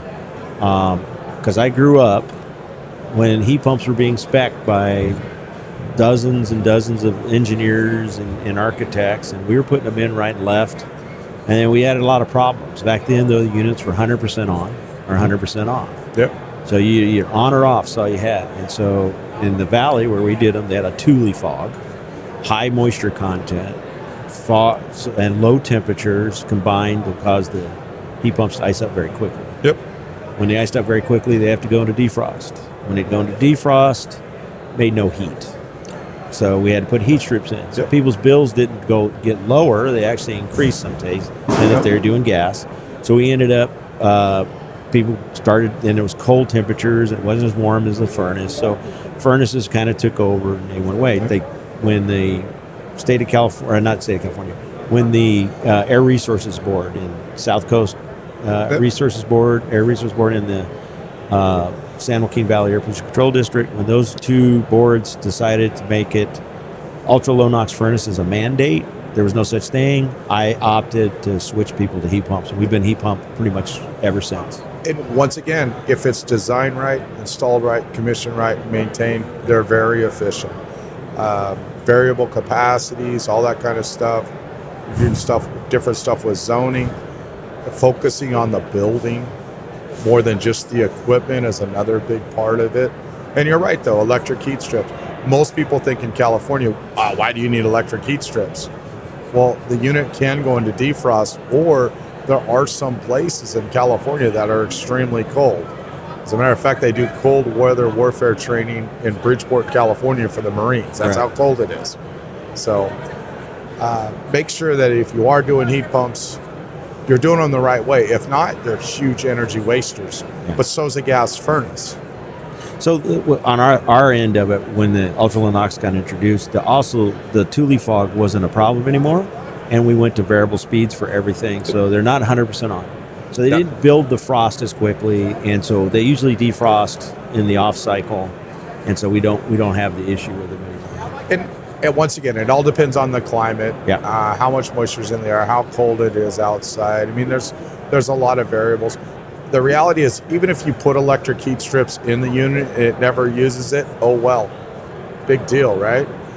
And then if it does need it every once in a while, it only works every once in a while. Right.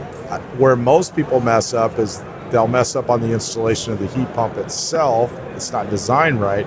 And then they end up running off the electric heat strip because it goes to emergency heat, right? Or they think I need to put it emergency heat so I get more heat out Yep. of it. Yeah, and it's cost them a ton of money. Yep. So one of the best classes that I think that NCI has is their combustion safety CO class, and that was put together by one of the best in the industry, Jim Davis. Jim Davis. By the way, I got the Jim Davis, the very coveted Jim Davis Technical Excellence Award from NCI. That's a very good award. Congratulations. And thank you very much. I didn't know I was going to get it. They just gave it to me. As a first instructor, you did one, so I might not be the next one. It'll be another instructor that should get one too. Anyhow, that class, I think, also opens your eyes up to the problems with gas furnaces or any gas appliance that you may have in the home. Absolutely. And when it comes to natural gas appliances, we most of the time, if we ever see CO in the home, we blame the furnace. And the majority of the time, it's not the furnace, it's the water heater. And then what happens, we change out the equipment, and then we never retest, and they're still getting poisoned with CO. Inherently, gas-fired appliances are not as safe as a heat pump. As far as you're going to have some pushback from some customers, they don't want to go all electric, and I understand. It is kind of weird to cook on an electric stove after cooking on a gas stove for all these years, but it's something that if it's done right, it works. If it's not done right, it doesn't. So induction stoves work great, by the way. They boil water 10 times faster than you can get with a gas stove. But that being said, on those, they do these classes several times down in Anaheim. That's right. And if you want to take a class that will really open your eyes up and show you the problems with gas appliances, take the class, but it's also things that we can fix. That's the thing about the class. We can see the problem and we can fix the problem. Sometimes it does require changing out a system, but a lot of times it's just like we just need to fix a couple of things. Yeah, we really focus on not fixing the symptom, but fixing the root problem. Before, most people will go out and fix the symptom. I'll give you an example. Somebody will say, they'll go out and they'll see on the furnace, pressure switch failed to close. Oh, well, the pressure switch must be bad. No, that's the symptom of something else, right? Well, on our end, if you look, there's some national averages out there. The national average of capacity to condition space right now is 57%. That's delivered capacity. The national average for CFM per ton is 282 CFM.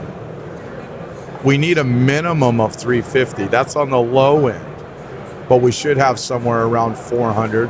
And on the desert, we can even go all the way up to 450. Yeah, dry climate, you want more. That's why heat pumps, they want 425 to 450 for the CFM for heat pumps typically, because we're doing sensible, not doing latent. We don't care about latent on a heat pump when we're doing that. We're running those. We want a higher airflow.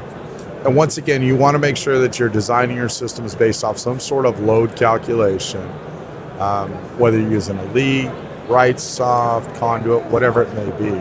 You want to make sure you're sizing your equipment properly. If not, once again, not designed right, it won't work right. So does NCI have a class on load calculation? We do, and it's actually based off Elite software at this point. We just finished one in Anaheim. I don't think there's another one for the rest of the year. But yeah, we do. We go through and they actually bring in laptops and you run a full load calculation on buildings. That's awesome. That's awesome. So you guys also do some commercial stuff. Talk about your commercial classes that you guys have. Commercial, we've got everything from commercial system performance, commercial air balancing, and we start getting into heavy duty industrial hydronics, advanced classes for balancing. So didn't they pass that off to TAB though, didn't they?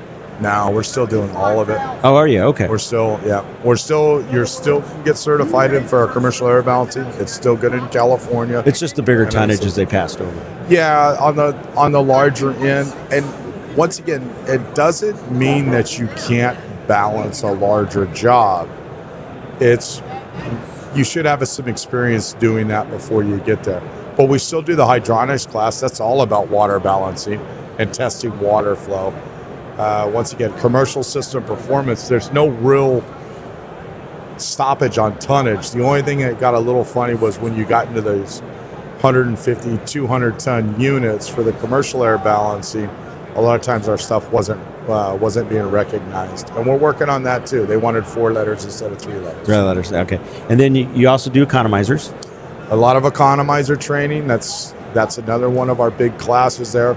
How an economizer works, how to figure out the ventilation rates for certain buildings. We've lived in an industry that over 83% of the economizers aren't even wired up. No, I know. 83%. Bob can testify to that. He looked at me like because he doesn't have his headphones on. So also you guys you can do commercial hoods with that too. That's correct. 100%. You can do exhaust. You can do makeup air. Everything's all included in that. So that's part of our commercial air balancing. We go through on how to measure grease filters, how to figure out the area of them, the correction factors. Right. Using a matrix, using a hot wire, using a large vane, whatever type of tool you might be using. Okay. So in some of the classes that I've been commercial air balancing certified. I've done all the bunch of the other classes. I teach for you guys occasionally, which is try to adjust my schedule so maybe next year I can have a few more classes that you do up there, because I don't want to make you drive. I'd rather go over there and teach the class. So I just always tell my work, have work, will travel. I know. I mean, it's I don't want to take work away from you, though, because your salary, I would be just hourly. I have believe me, even if I'm not teaching a class, I got plenty of stuff behind the scenes that's going on. So you're not going out of state then? I do, but it's not as much. With having the training facility down in Anaheim, a full-time training center, we're running training sometimes three weeks out of the month down there. Right. Sometimes even more, sometimes 4. I think the most I did was almost 7 weeks back-to-back of training. So they also have NCI has a training center in Tennessee. And that training center they just built it, or they're building a new one. They're building a new one. That's correct. So the new one they're building, it's going to be really set up. I think it's going to be really awesome. And there's going to be all live equipment. That's what's really nice about NCI. It's the hands-on portion, getting your hands on a piece of equipment, getting your hand on a tool. And there's something else. If you come to a SoCal Edison class and you complete the class, we have what we call field coaching. Field coaching is anywhere in Southern California Edison territory, and it's at no cost to you. If you're running into a problem with a job, myself or Jeff will come out and bring any tool that we have and come out and help you solve the problems. And that's at zero cost to you. Right, because you've gone to the class. Yep. Because you've gone to the class. Yeah, that's an awesome feature, by the way, to take advantage of. If you guys take any of the NCI classes, I would suggest you take advantage of it, because if you need somebody to get to the register that's really high, we just bring Jeff out. Yeah. Because he's only like 6'5", something like that. Well, we have a wide variety of tools and options. Jeff had a place where they were going to have to move church pews, and they were going to bring in a lift and measure stuff. And instead he brought out the Dwyer Smart Hood.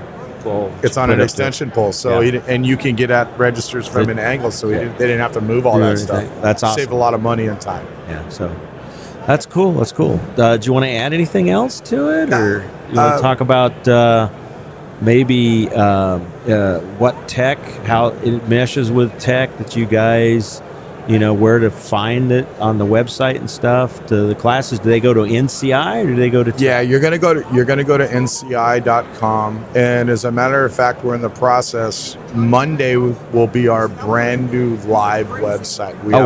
We've just updated it.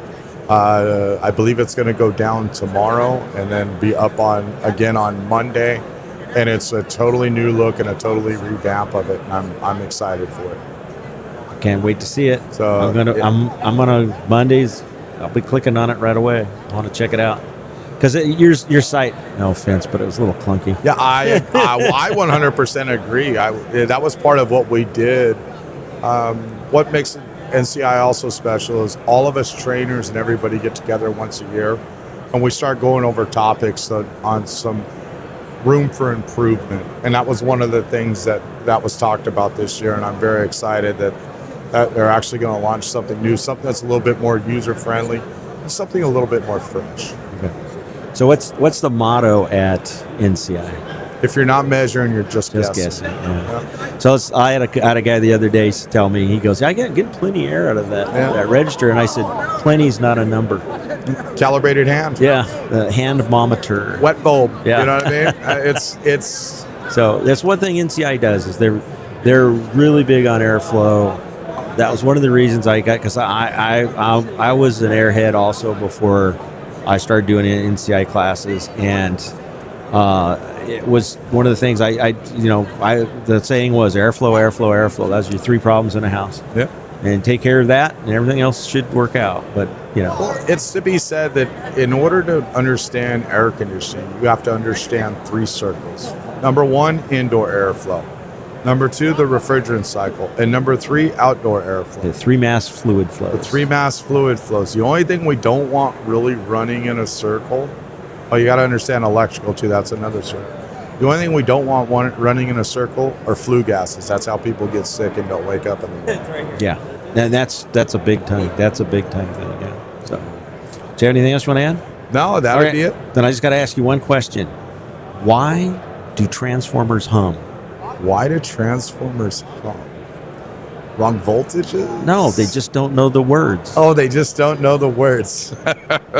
Thanks a lot, Mitch. I appreciate it. Thanks for coming to the booth. Thanks, buddy. And I appreciate you coming in. And then tell Jeff I said hi. So. All right, I will. Thank you. Thank you. Awesome. Good. Good.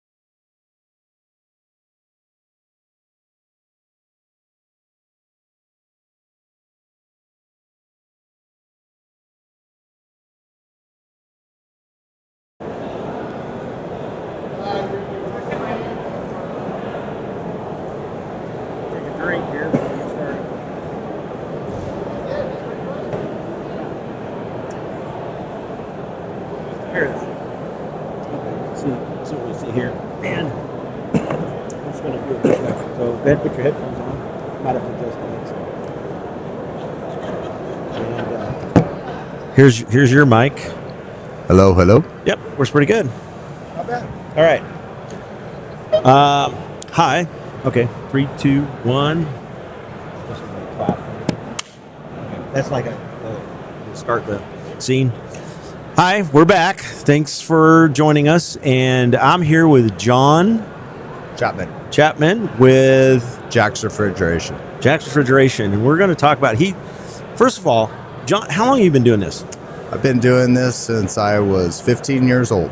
Okay, so same here. I started at 15. And so how old are you now? I'm 53. Okay. So I got a few more years on you. Not a lot. And then you started out, it was your dad's company? No relationship. I graduated high school at 15, and this was a part-time summer job as a gopher, and I'm still here. Still there. Okay, cool. So, and then did you go to school for this at all or not? Not at all. Yeah, so you learn the same way I was, a hard knocks. Hard knocks. Yeah.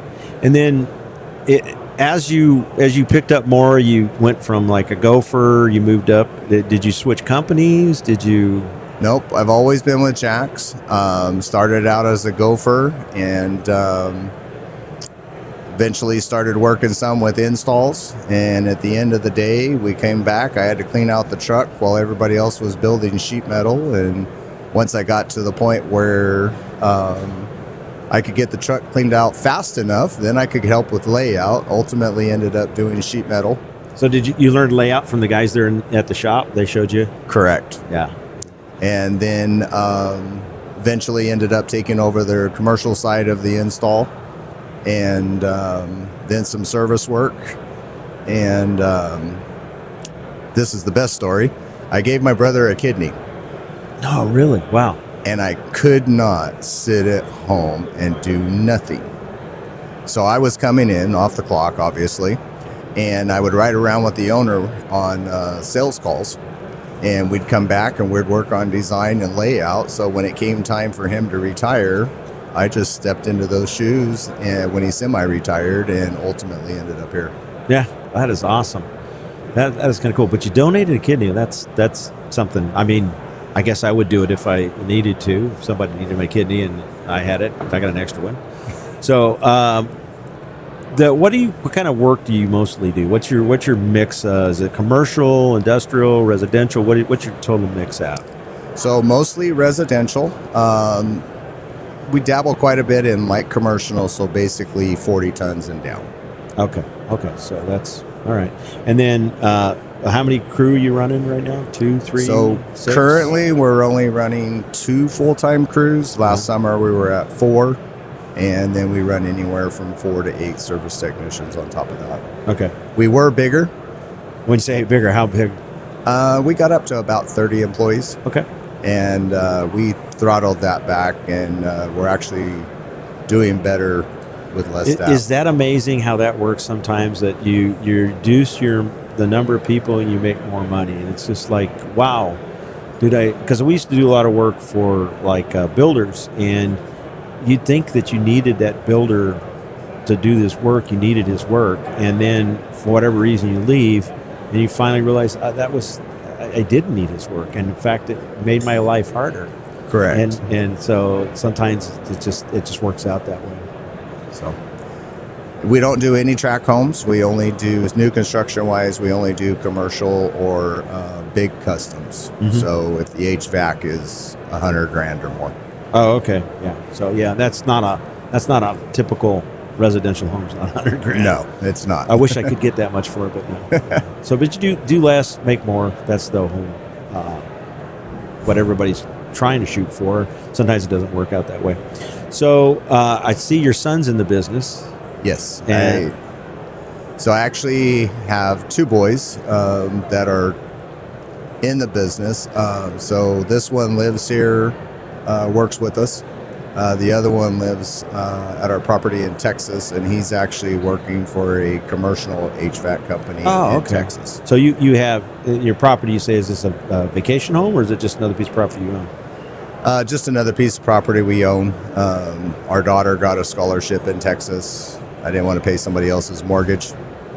Gotcha. And he went to stay with his sister and keep her company, and he's still there. Still there, stayed there. Yeah. Well, that's kind of cool. Where are you guys based out of, by the way? Kingsburg, just south of Fresno. South of Fresno. Yeah. And then your travel area. How far what kind of radius you guys cover? So we primarily day to day is Tulare up to the north side of Fresno. Madera. No, not quite. Almost Madera. Yeah. Okay. And then mountain range to the east. We go up into the foothills because a lot of other people won't. And then to the west, to the mountain range, but the Lemoore, Layton area on a day to day. Okay. And so you do. I've seen you in classes. You've been in several of the classes that I've taught. And what have you found? Why do you like our IHACI classes? Or are you just doing it for continuing education units? Well, part of it is continued education, but I have found that if anything that I put value on, the employees put more value on it. So by going, I feel more of our staff attends because I valued it valuable. The owners there, that's they look at it and that that's a better. It's. I agree with you 100%. If you got that mentality, that kind of culture in your business, then people appreciate it and they'll do the attending and everything else. Do you give any raises if the guys get an 8 certification? Or? Absolutely. So we pay for their test if they pass it, and then they get $1 an hour raise on top of that. Same here. You copied me. No, actually, I might have copied you. I don't know. But how many NATE certifications you have currently? Currently 5, and after this round of testing, hopefully about 4 more. 4 more. Cool. That's awesome. So, and then have you done any NCI training, National Covered Institute training? Yes, I have. I couldn't tell you what all of them are, but I believe that's part of the economizer stuff too, as well, right? Right. Yes, because they have an economizer class. Yeah. Yes. So you're getting some of the NCI stuff in there too. That's good. That's really good. Did you just talking about the training for your guys and everything else? Do you find that when they attend these classes and go to the stuff that they actually come out better for you? It works better for you in the long run. That this really helps. Is it? You think it helps retain them in your company? I do. I learn something different every time I go, and it's not so much that I didn't know it. It's a refresher. Hey, I should be. You kind of remember what you should be doing and not taking the shortcuts. Right. Well, I can say over the years, I learned from you guys too. When I'm teaching a class, guy will say, no, you should do this. And then it's like, wow, I didn't even thought about it that way. And it's surprising because I've done this for 49 years and I'm like, I learn stuff every day. And I didn't go to school for it. I was just like you. My dad was, throw me out into the wolves. And then if I couldn't fix something, he'd just reach behind him, grab the book and say, read the book. I had to, and that's what I had to do. So, did your dad, or did you have to do that with Jack? So did he make you do that, or was it? No, everything was learned from the guy next to you. And again, you had to finish your task, whatever it was. If you were sweeping the floor, whatever the case might be, don't bother me. I won't show you anything until you're done with your normal job for the day. Yeah. From the service side, though, not to bring up another company, and I don't know what happened to them, but Johnstone used to offer RSES classes after work. Right. And RSES was a big thing. They used to It was be a really big thing. And I used to attend some of the RSES in my area. And those worked out really well. They were after work, so there was a time commitment on my part. Wasn't a financial commitment. I don't think they charged for them. If they did, I never knew about it. But it was like 2 nights a week, and then you had homework, and you came back the next week, and that homework applied to what was in the class the next week, and it made you really learn what you learn what you're supposed to do. And some of it was like out there, like I've never run that before. I've never done it before. I had several of the trainings that they had on that when I used to go to the RSCS back in the day. Well, this was 30 plus years ago. Yeah, I don't know what happened to RSCS. I'll have to find out. I mean, I see their logos around once in a while, but I don't know what happened to their classes. Yeah. So, but that's where I learned to read wiring diagrams, understand wiring diagrams, and it amazes me that even kids nowadays, they come out of school and they really don't know what a wiring diagram is. yeah. Or how to read Oh, it. and how to read it. That's that. Refrigeration Service Engineers Society. I think that is right. That sounds right. Yeah, I think that's the acronym for it. Okay. So, are you planning on doing some more classes next year? Are you going to set your guys up and get them all signed up right away? Absolutely. We had a couple of them could not make the test on Saturday. They're already bugging me, wanting to know when the classes are. So on those classes too, just kind of let you have a heads up. I'm probably going to run. We talked about you do a proctor. You can't proctor your own guys. Correct. Okay. So I can't proctor my own guys, but Bob, who does proctoring for us for our own guys, he could proctor because he's not the owner of the company. If you want to have somebody individual for you, works for you to do the proctoring, they can. You've seen what the proctoring is. It's not that hard. Right. It's fairly easy to do, so you can do that. But I might have where we're going to have Bob proctor up at our shop, and you guys just have to pay for the test.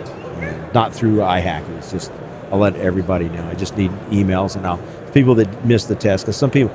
I always thought it was kind of bad that IHACI, and they're going to hear this because it's going to go through the IHACI doesn't have testing but once a year. Right.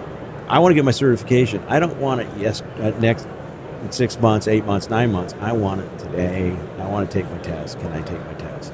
And you can't do that. Now you can do that. A lot of warehouses have a proctor. You can go to a lot of supply houses and say, hey, do you have a proctor on staff? Yeah. Then you have to pay the proctor and everything else. IHACI's things, it's free. You don't have to pay the proctor, and it's usually discounted for the test. It'd be nice to have that where they have 1, 2, maybe 3 different times a year that they proctor the exam, and just and let people not have to do the training, but actually just sign up for it just to come do the test. And I agree. And I had one that was really, really bummed out. His number one thing is he thought it was the following Saturday. Oh, so he missed it just because he got the dates wrong. Correct. Wow. And he studied. He goes, John, I know I can pass that thing. And so he's actually scheduled on Tuesday to go to another proctor at a vendor. Okay, so they did. He's going to get one. Are they going to charge you, or is it they're going to get you? No. No, that's good. Some of them do, some of them don't. Just depends on who's doing the proctoring. Well, in this case, it's our territory manager. So he's going to say, yeah, I'll just do it for you. He doesn't get paid if we don't buy supplies. So yeah, that's no blackmail there, not at all. No, I'm just teasing. No. He would do it for us, Yeah. but. Okay. Well, I appreciate you coming into the booth. Do you have anything you want to add? No, just I'm glad IHACI puts these on. I know they have some classes coming up that are in the daytime. I would like to see some of those move to the evening because I would assume it's IHACI. Maybe it's somebody different. Oh, you're talking about the I think it's the NCI classes. If those were in the evening, I think we could get better attendance. By the way, I tried getting Rob Falk to do that years ago. When he hired me, I said, you guys should have evening classes. It doesn't have to be all in a stint. Now, the problem with that is a lot of times you have to travel to a class. You have to travel to, they have to travel to Tulare, let's say, to do the class. They have to stay the night. Right. So you can't do some of these classes because they're 2-day classes at night because it's an 8-hour class. So that's the problem. And that's what Rob had told me. So that's our problem. I said, well, can you break it up? And he says, it's a travel issue, Mitch. We got to pay the guys to travel. We got to pay for their room. We got to pay for all that stuff. And so it just doesn't pencil out for the utilities. And I fully understand that. I just think that we could get better attendance if we had that. So as an owner of a company like me, like you, we look at that as like, I got to take you away from work for a day or 2 days to go do training, even though the training is going to benefit you, it's going to benefit me. We do look at that stuff and go, I just can't spare you right now. And that, I agree. That's one reason I went to work for the IHACI. When they asked me to, I said I'd be happy to because it doesn't cut into my day. It really does. Well, it does, but it doesn't cut in. And if there's a time commitment for the attendee, there's more value in it for them. Yeah. That's my opinion. Just like paying for somebody's test, whether they pass or not, it just didn't make any sense. So we changed that as well. Yeah. Great. Fantastic. Anything else? That's it. Thank you. Thank you coming for in. your time. No, Appreciate thank it. you. Thanks for coming in. All right. That's awesome. And I know you passed too, so We're hoping. I'm sure you did. All right. All right. Thank you. Thanks.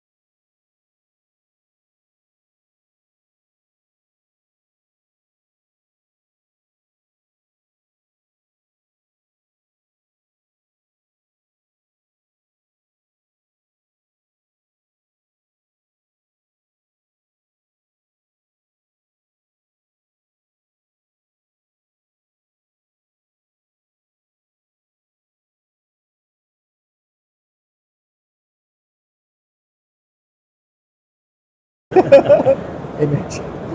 We've done it before. Yeah. Yeah, you did it when a couple years, few years back. When you came in and showed the stuff. Okay, so let's do this. All right. What are all the Get your instructions here? Headphones on. Headphones on. And So he's already right got and the left. mic. I don't think it really Like matters. So, My head was not smaller. yeah. So there's small heads, big heads. All right. Yep. And then try your mic. Testing. Yeah, you're good. Okay, cool. So we'll go ahead and start. And if you want, he's bringing something over. I think you got to. So we'll go ahead and start. You got us going, recording? Yeah. Okay. All right. Well, welcome back. We're here with Tony Gonzalez from Field Piece, and he's going to talk about some of the programs that they have, because you actually have a program that deals with schools, a school program, right? And then also he's going to tell about what Field Piece does, is in the tools that they have, some of the stuff that's under development. And so take it off. Absolutely. Well, thanks, Mitch. It's a pleasure. It's always good to be We've done on this here before, again. so Yeah, exactly. This is not our first rodeo, so we're good. So Field Piece. We focus mainly on the HVACR industry. We don't make air conditioners. We don't make parts for air conditioners. We don't make refrigerant. What we do is we make tools and service equipment that the HVAC technicians, contractors use to twofold. One, to take measurements and diagnose the performance of an HVAC system, airflow, electricity, refrigerant charge, combustion, stuff like that. But then service equipment like vacuum pumps, recovery machines, scales, hoses, that's also needed to complete the job. And we are celebrating 35 years as a company this year. And we still remain focused on the HVACR industry. And that's really what has brought us the most success over the past 35 years. okay. So I did hear through the grapevine that you guys are developing a flow unit. Interesting. So what I can say is we are taking a particular interest in airflow as a category and trying to find where we can provide the most value in that category. And so a hood may be an avenue to provide value, but there's other aspects of the airflow, or of how we look at airflow, that we also might be able to have an impact. But yes, we are looking at, among other things, airflow is a category that we're particularly interested in. That's awesome. Awesome. So you tell me about the program you're talking about, school program that you guys have that you're working. Yeah, so I've been with Field Piece for about 25 years, and as long as I can remember, we have had tool discounts for schools. So schools can work with us and we provide them a discount to put tools in their labs, in their classrooms, in their training equipment, stuff like that. But we didn't have a proactive program to go take to a school and be like, hey, partner with us. And we use the word partner specifically because we want this to be a partnership, right? Me as head of training now, which is my current role at Field Piece, I spend the majority of my time trying to figure out how can we be a part of the solution to the skills gap that we have in the industry. And training is a big part of that. And so trade schools form a big part of that as well. So we want to create these partnerships where we can help schools accomplish their goals of training up these new batch of technicians and get them ready to work out in the field. And so today we are actually piloting a school partnership program, and we're focusing on directors of schools that we can work directly with them. And some of the benefits of partnering with Field Piece is, schools will have in-person representation from Field Piece in their classrooms to help show them how the tools work, teaching best practices. In addition to that, we could provide supplemental content that they can put into their curriculum and programs that they teach to the schools. We can also provide rewards for their top graduates in every cohort, branding materials, and really focus on their instructors to become, I don't think we've settled on the title yet, but something like a field peace champion, where we take them by the hand and we train them so that they know everything about the tools, so that when they're in front of the classroom, they feel confident teaching it. And then finally, also continue to provide discounts directly to schools so they can have field peace tools in their labs and discounts for students. So this is a proactive program that we're piloting here. We have a flyer on it, and this is really work of our training support manager, Tammy. She's been dedicating the last few months of putting this program together and really building the foundation. And this is the first public place where we're actually going out and pitching it. Yeah.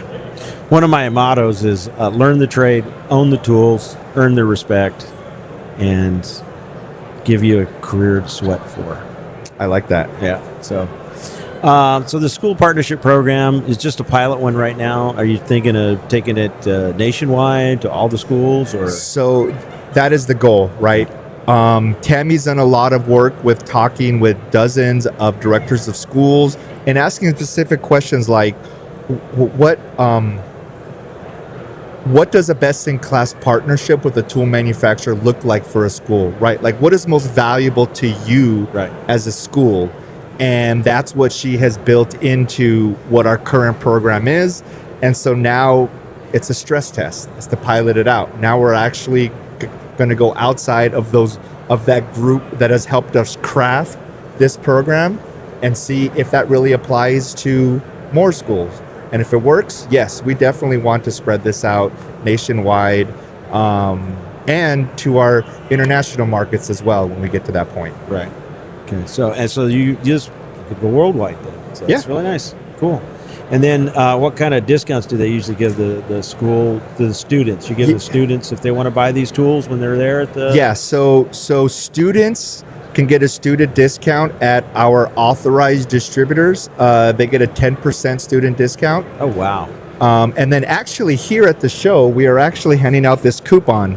And we have 3 distributors that are partnered with us, Baker, Daikin, and Ari Michael, that we're both pitching in 10%. So from now until next Friday, 20%. A student or a recent graduate within the past 12 months can go to any one of these distributors locally and get 20% off field piece purchases. Yeah, that is awesome. I want to become a student now. And then on the trade school side, they get 50% off the trade price of our tools to outfit their labs. Yeah, it just makes sense because, it's kind of like the beer outfits used to sponsor parties at colleges so that because they knew they would get converts to their liquor. So I'm a Bud Light guy. Oh no, I'm a Coors Light guy or whatever, because they would do that.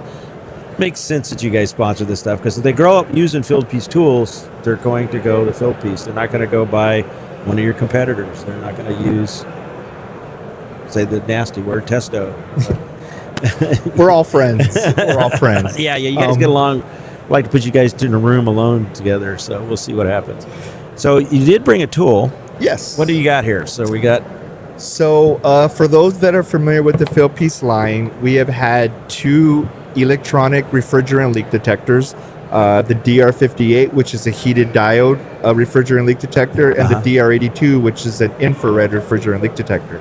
This is a new addition to the leak detector family. The other 2 are staying, but this is the DRX3. Mm-hmm. Now, the DRX3 is what we call an all-in-one leak detector. So it detects refrigerants like all your A1, A2L refrigerants, but it also is certified for safe use in a A3 combustible gas environment as well. So R290, R600s, but in addition to that, heating gases. So propane, methane, like for furnaces, you can use this leak detector to sniff out natural gas leaks on a furnace or an R32 leak on a heat pump. And so that's what the DRX3 is. And it's all with one sensor. There's no sensor that you have to swap out to go from A3 to A1. It's all with a single sensor. You just turn it on, tell it if it's a combustible gas or a refrigerant, and you go sniffing away, finding your leaks. Oh, wow. that's cool. That's actually pretty cool. And so, will it do combustible gases too? Absolutely. Like So what? Huh? Like what? When you say combustible LP. gas, what do you mean? Natural gas. Absolutely. So you did use it for that. Does it have an LEL on it? Low Low explosive level, Low. explosive level, So- or a high explosive level, HEL. So it does have all that. So these are actually certified ATEX for Europe and Class 2, whatever it is here in the US. They are certified for safe use in combustible environments for both ATEX rating in Europe, and then I forgot what the US standard is here. But yes, so absolutely. And actually, this is not the first combustible gas leak detector in our industry. This is the first one, though, that is actually third-party certified Right. for safe use in those environments. Oh, that's awesome, actually. Yeah. So, does the I also see you brought a vacuum pump when you didn't bring the vacuum pump over. So, is that a new vacuum pump or is it just the same old? So this is the A3 compatible. fourth edition to our vacuum pump, and how it's different is this is just like the DRX3. It is compatible with A3 refrigerant. refrigerants. Because we're all going to be doing propane here in the future anyway. Who cares? So not only compatible, but certified, right? Certified. Again, the only one that's actually certified for that safe use. Now, in Europe, that's pretty important to have. Here in the US, it's not really that Yeah, 'cause important. they don't- People sell them like all the time without certification. Right. But we really wanted to be a leader in this A3 space that we're moving into.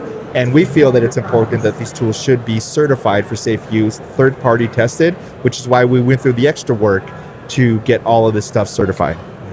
Yes. And I do like field piece. I have a lot of field piece myself. I use field piece smart probes so myself. Bob uses Testo. Sorry. That's okay. Yeah, he likes his Testo, but I love the field piece. There's a few problems with it once in a while, but the same problems I had problems with Testo when I first got it, because I had those also. So you don't sell directly; you have to sell through a distributor. So you don't, I can't go straight to field pieces and buy a product. I have to go through a distributor, a wholesaler, whatever, right? That is correct. Yes, we do not sell direct to the contractor or the technician. Do you guys ever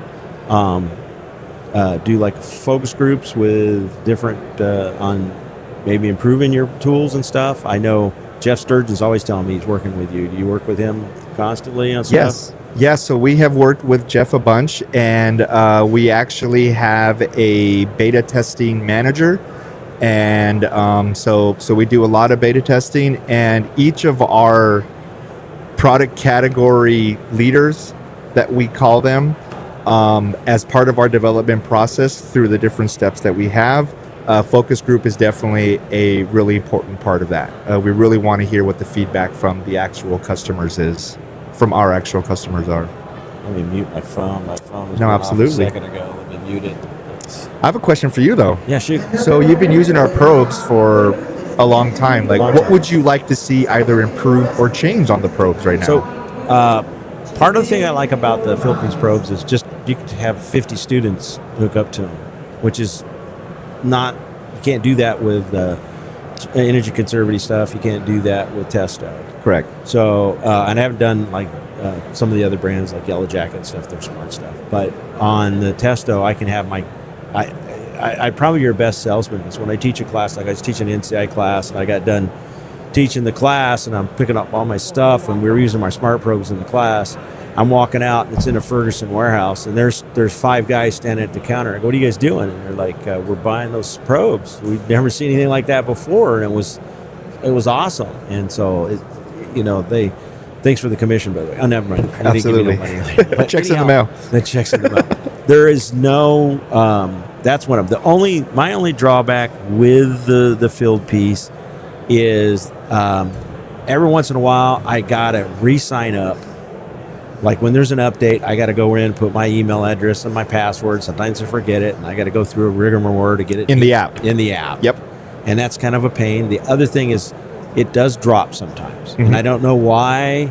Especially if you get out of the app to I like to take a picture of a unit. So I'm running a test, and I'll take a picture of the unit. I go back to the app, and I can't see my probes. And then sometimes they won't come back for a little while. That'd be my only complaint other than that. And Otherwise, I've had real good experience with using Philpiece. I prefer myself Philpiece over Testo. So I can help with that. So number one with the app, totally understood. We have heard that from our customers, and that is one thing that is specifically looking to get addressed moving forward. So thank you for that. Secondly, for my skills of deduction, I see that you have an Android phone and not an iOS. Yeah, I don't have an Android. So we do know that on the Android side, it is a little bit more problematic on the iOS side. Oh, so you prefer the iPhone guys over the Androids? I wouldn't say the guys. Is the software? iOS has much more rigid rails and guidelines on how things are done, and you either like that or you don't like that about your phone. Whereas Android on the software side is more of like the Wild Wild West. Anybody can kind of do whatever they want. And so we do experience more issues on the Android side because of that, particularly sometimes with the Bluetooth.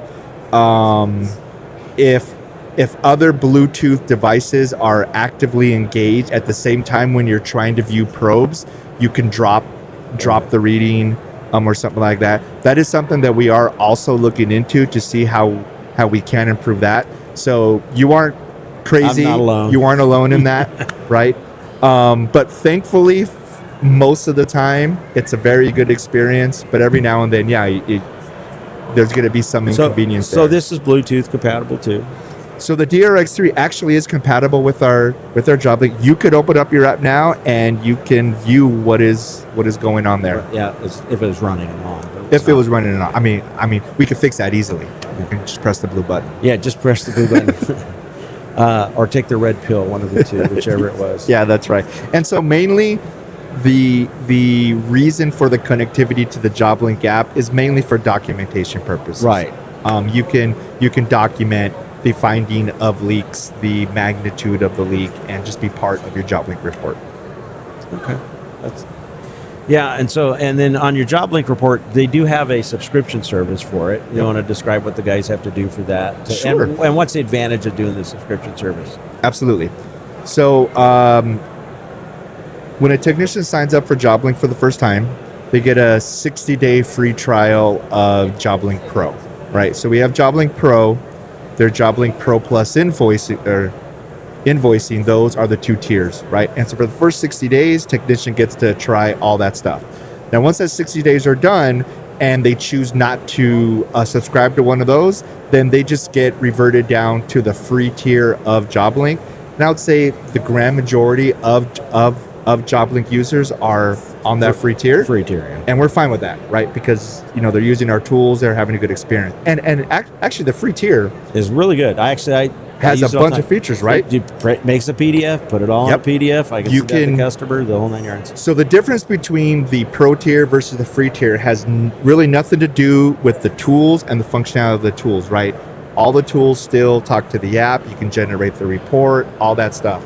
Now, what starts to separate JobLink Pro from the free tier is functionality that is independent of the tools. Right. So one example is cloud storage and customer files. So on the pro tier, contractor can use the JobLink app like a mini CRM, right? Where they can create files for their customers, assign locations to those customers, and then add equipment that is on site to each of those sites. And then when they use the tools at the equipment, they can save those measurements to that specific piece of equipment, so that when they go back to that job site 6 months later, they can just pull up their JobLink app, see what the history is, and just always have that information available to them at the app. Now, another nice thing for companies that have either install teams or service teams is you can create a JobLink team. So service manager or the owner can create their primary account and then invite their technicians to their primary account, so that all the work that their technicians do is saved to this one primary account, so that if you have technician A go to Mr. Smith's house 1 month and then technician D goes back to that place 6 months later, all that work is saved amongst the same account in that company, so it's shared in that regards. So somebody else could open up and look at it. One of the techs can look at happened on Previous history. Previous history, yeah. So that's one big difference. Now, the other big difference is this feature called Live Look-In. And so let's say I am a technician in the field, you're my boss, or just a more experienced technician.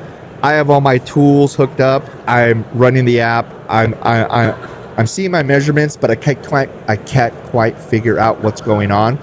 I can call you as part of my JobLink team, and you could open up your app on your phone from wherever you are, and you can see live the measurements coming from my tools in the field, so that when you're trying to guide me, you are seeing live what the system is doing. Wow. So it's not the tech trying to read to you what the measurements are over the phone. So you can see it as it's coming in. Yeah.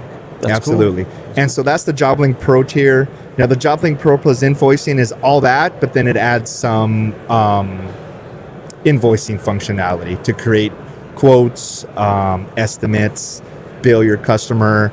There is even an integration to QuickBooks Online. So if they use QuickBooks Online, you can integrate your JobLink app with that, so that when you create the quote within JobLink, it syncs to your QuickBooks account as well. Okay. So is there any other new products that you might have out there that's coming up? Something that might be introduced here next year? So we definitely have some new products that we're looking to show in AHR. I can't particularly talk about them specifically now, but we are excited about them, and we invite people to come to our booth. Come to the booth in the AHR. Yeah. Come to a booth or go to our website when the show kicks off. Okay, so they're going to kick it off at the show. Yes. So you guys have you're going to have like a rent a space, or doing like just open it up, or doing something for it, or?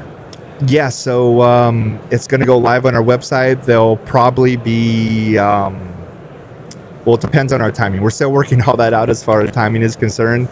But our goal is to launch them at the show in tandem with our website. Okay.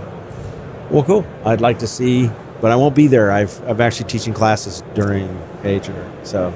Then you can check our website. I'll have to do that. Yes. Do that. Do you want to add anything else? Let's see. No, just really, Philpiece, we make tools, we make machines. Like I mentioned, I have been there for about 25 years. I've done a lot of different things, but now in my current role, what I really enjoy is I get to just spend most of my time on how to positively help the skills gap and this labor gap that we have. So the school discount program is part of it. We are building a new Philpiece headquarters. We're leaving Orange. We're going to move to Tustin in a couple of years, and we're going to have a large state-of-the-art training facility in our building there to be able to partner with local contractors, OEM organizations. And the real goal is to create hands-on experiences at equipment, right?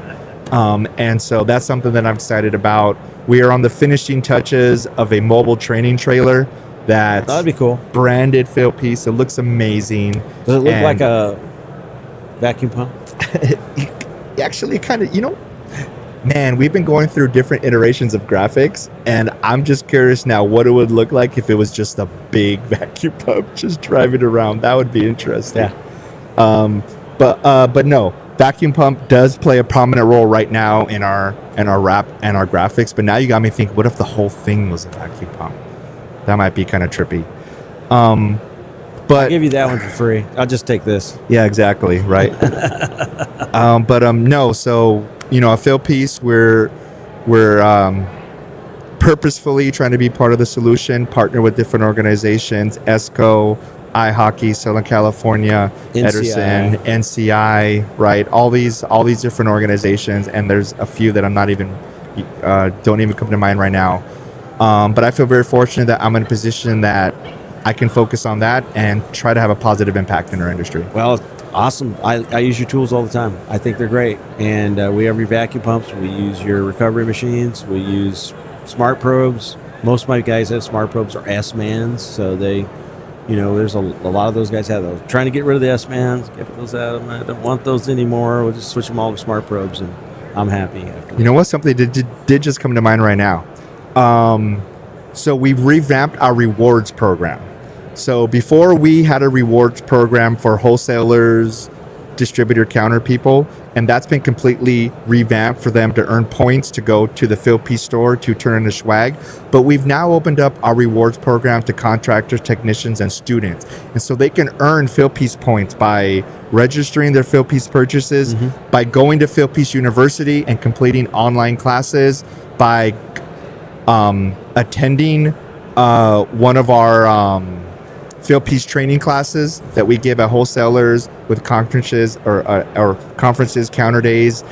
So they can begin to accrue all these Philpiece points and go to our Philpiece store and turn it into some pretty sweet swag, hats, sweaters, gloves, t-shirts, like all this cool stuff that people want all the time. If you're buying it, you may as well earn something for it, right? Yes. So that kicked off this summer, and it's been received very, very well. There's a lot of people earning a lot of points.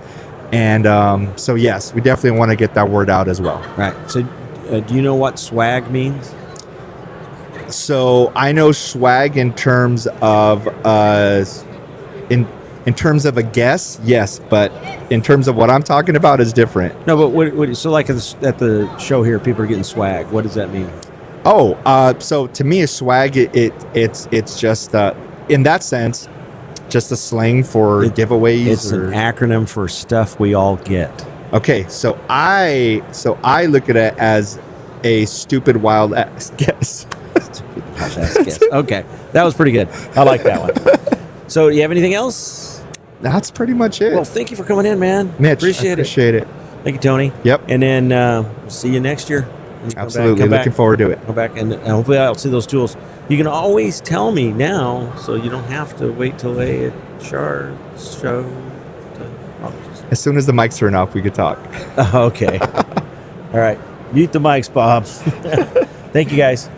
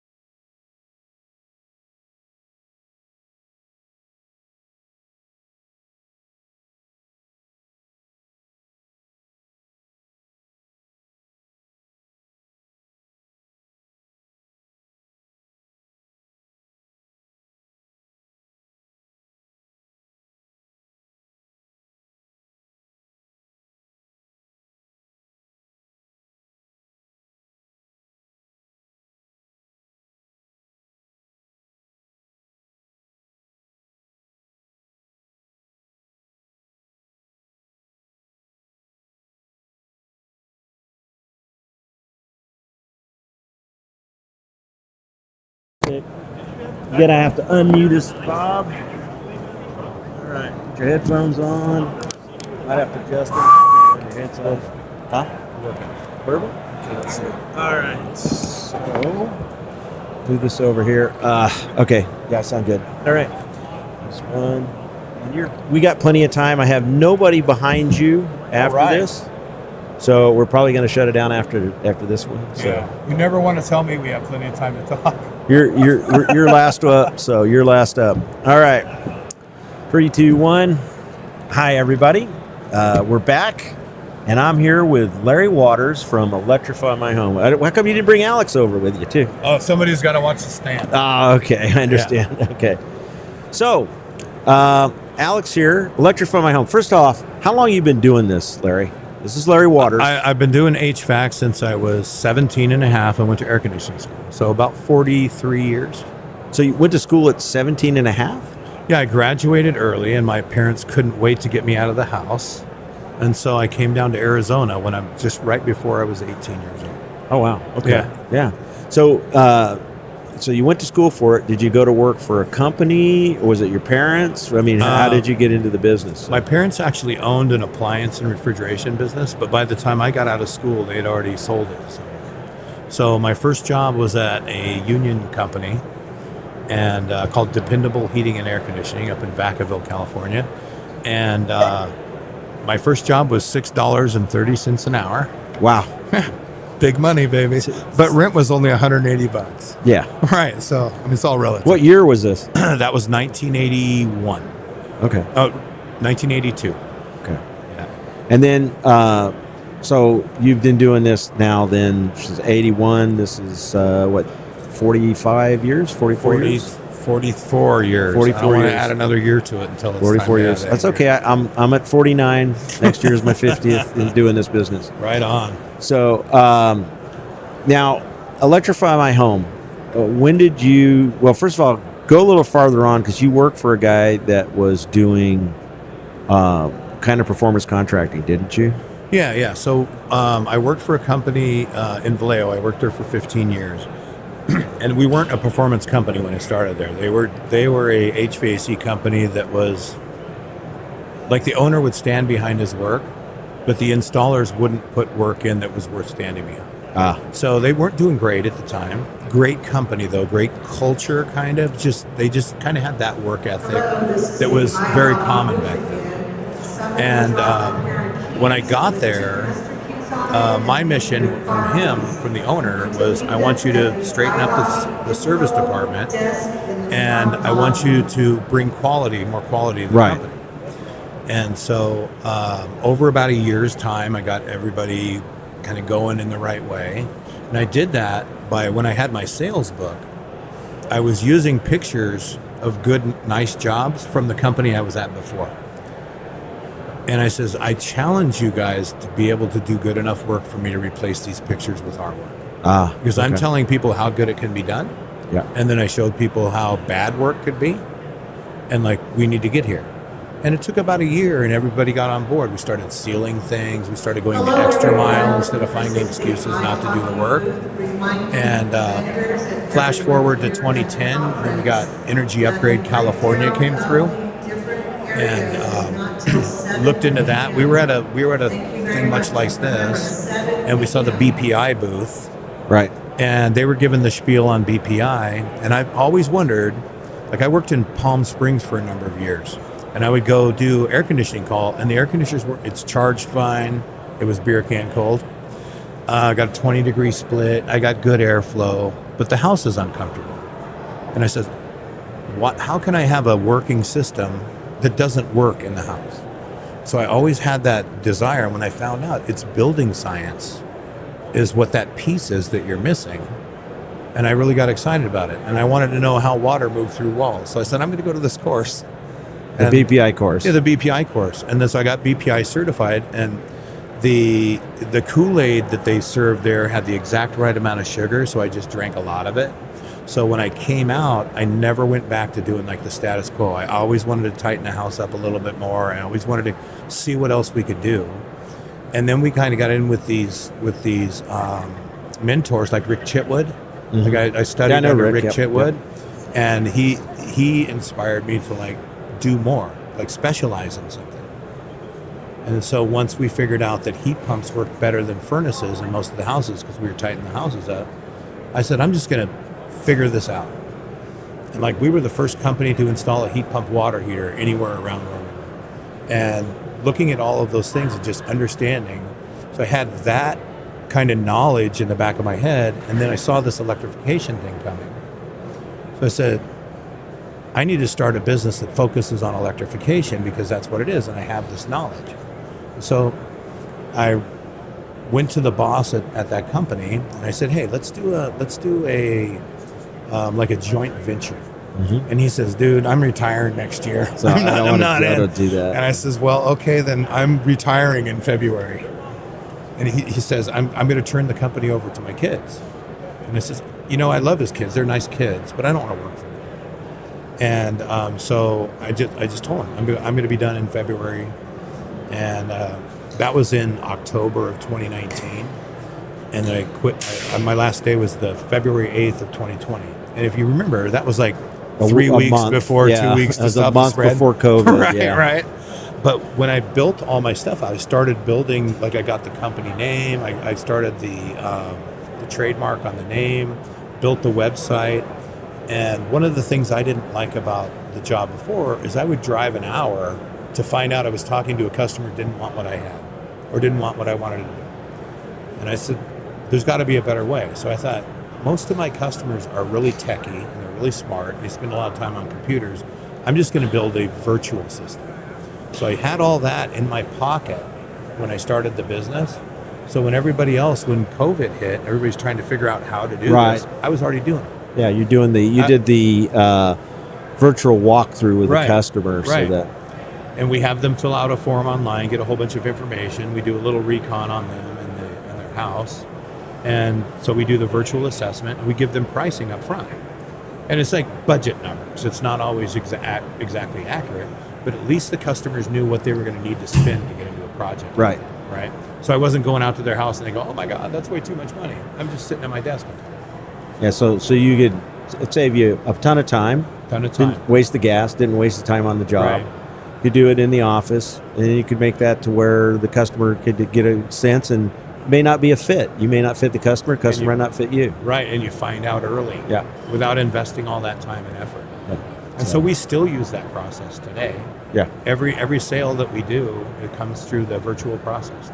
That's awesome. A lot more companies should adopt that. It's worked. And that's one of the things you taught. When I took some of your classes, you were saying, So let's talk about EMH and what you guys do. Why electrification? Why do we need to electrify a home as opposed to keeping the old gas appliances, the stove, the water heater, and the furnace? Right. Well, just 10 years ago, this wouldn't have worked out as well as it can work now, because we have this like precipice of energy cost and gas prices are going to keep going up, and we also have all this great technology now.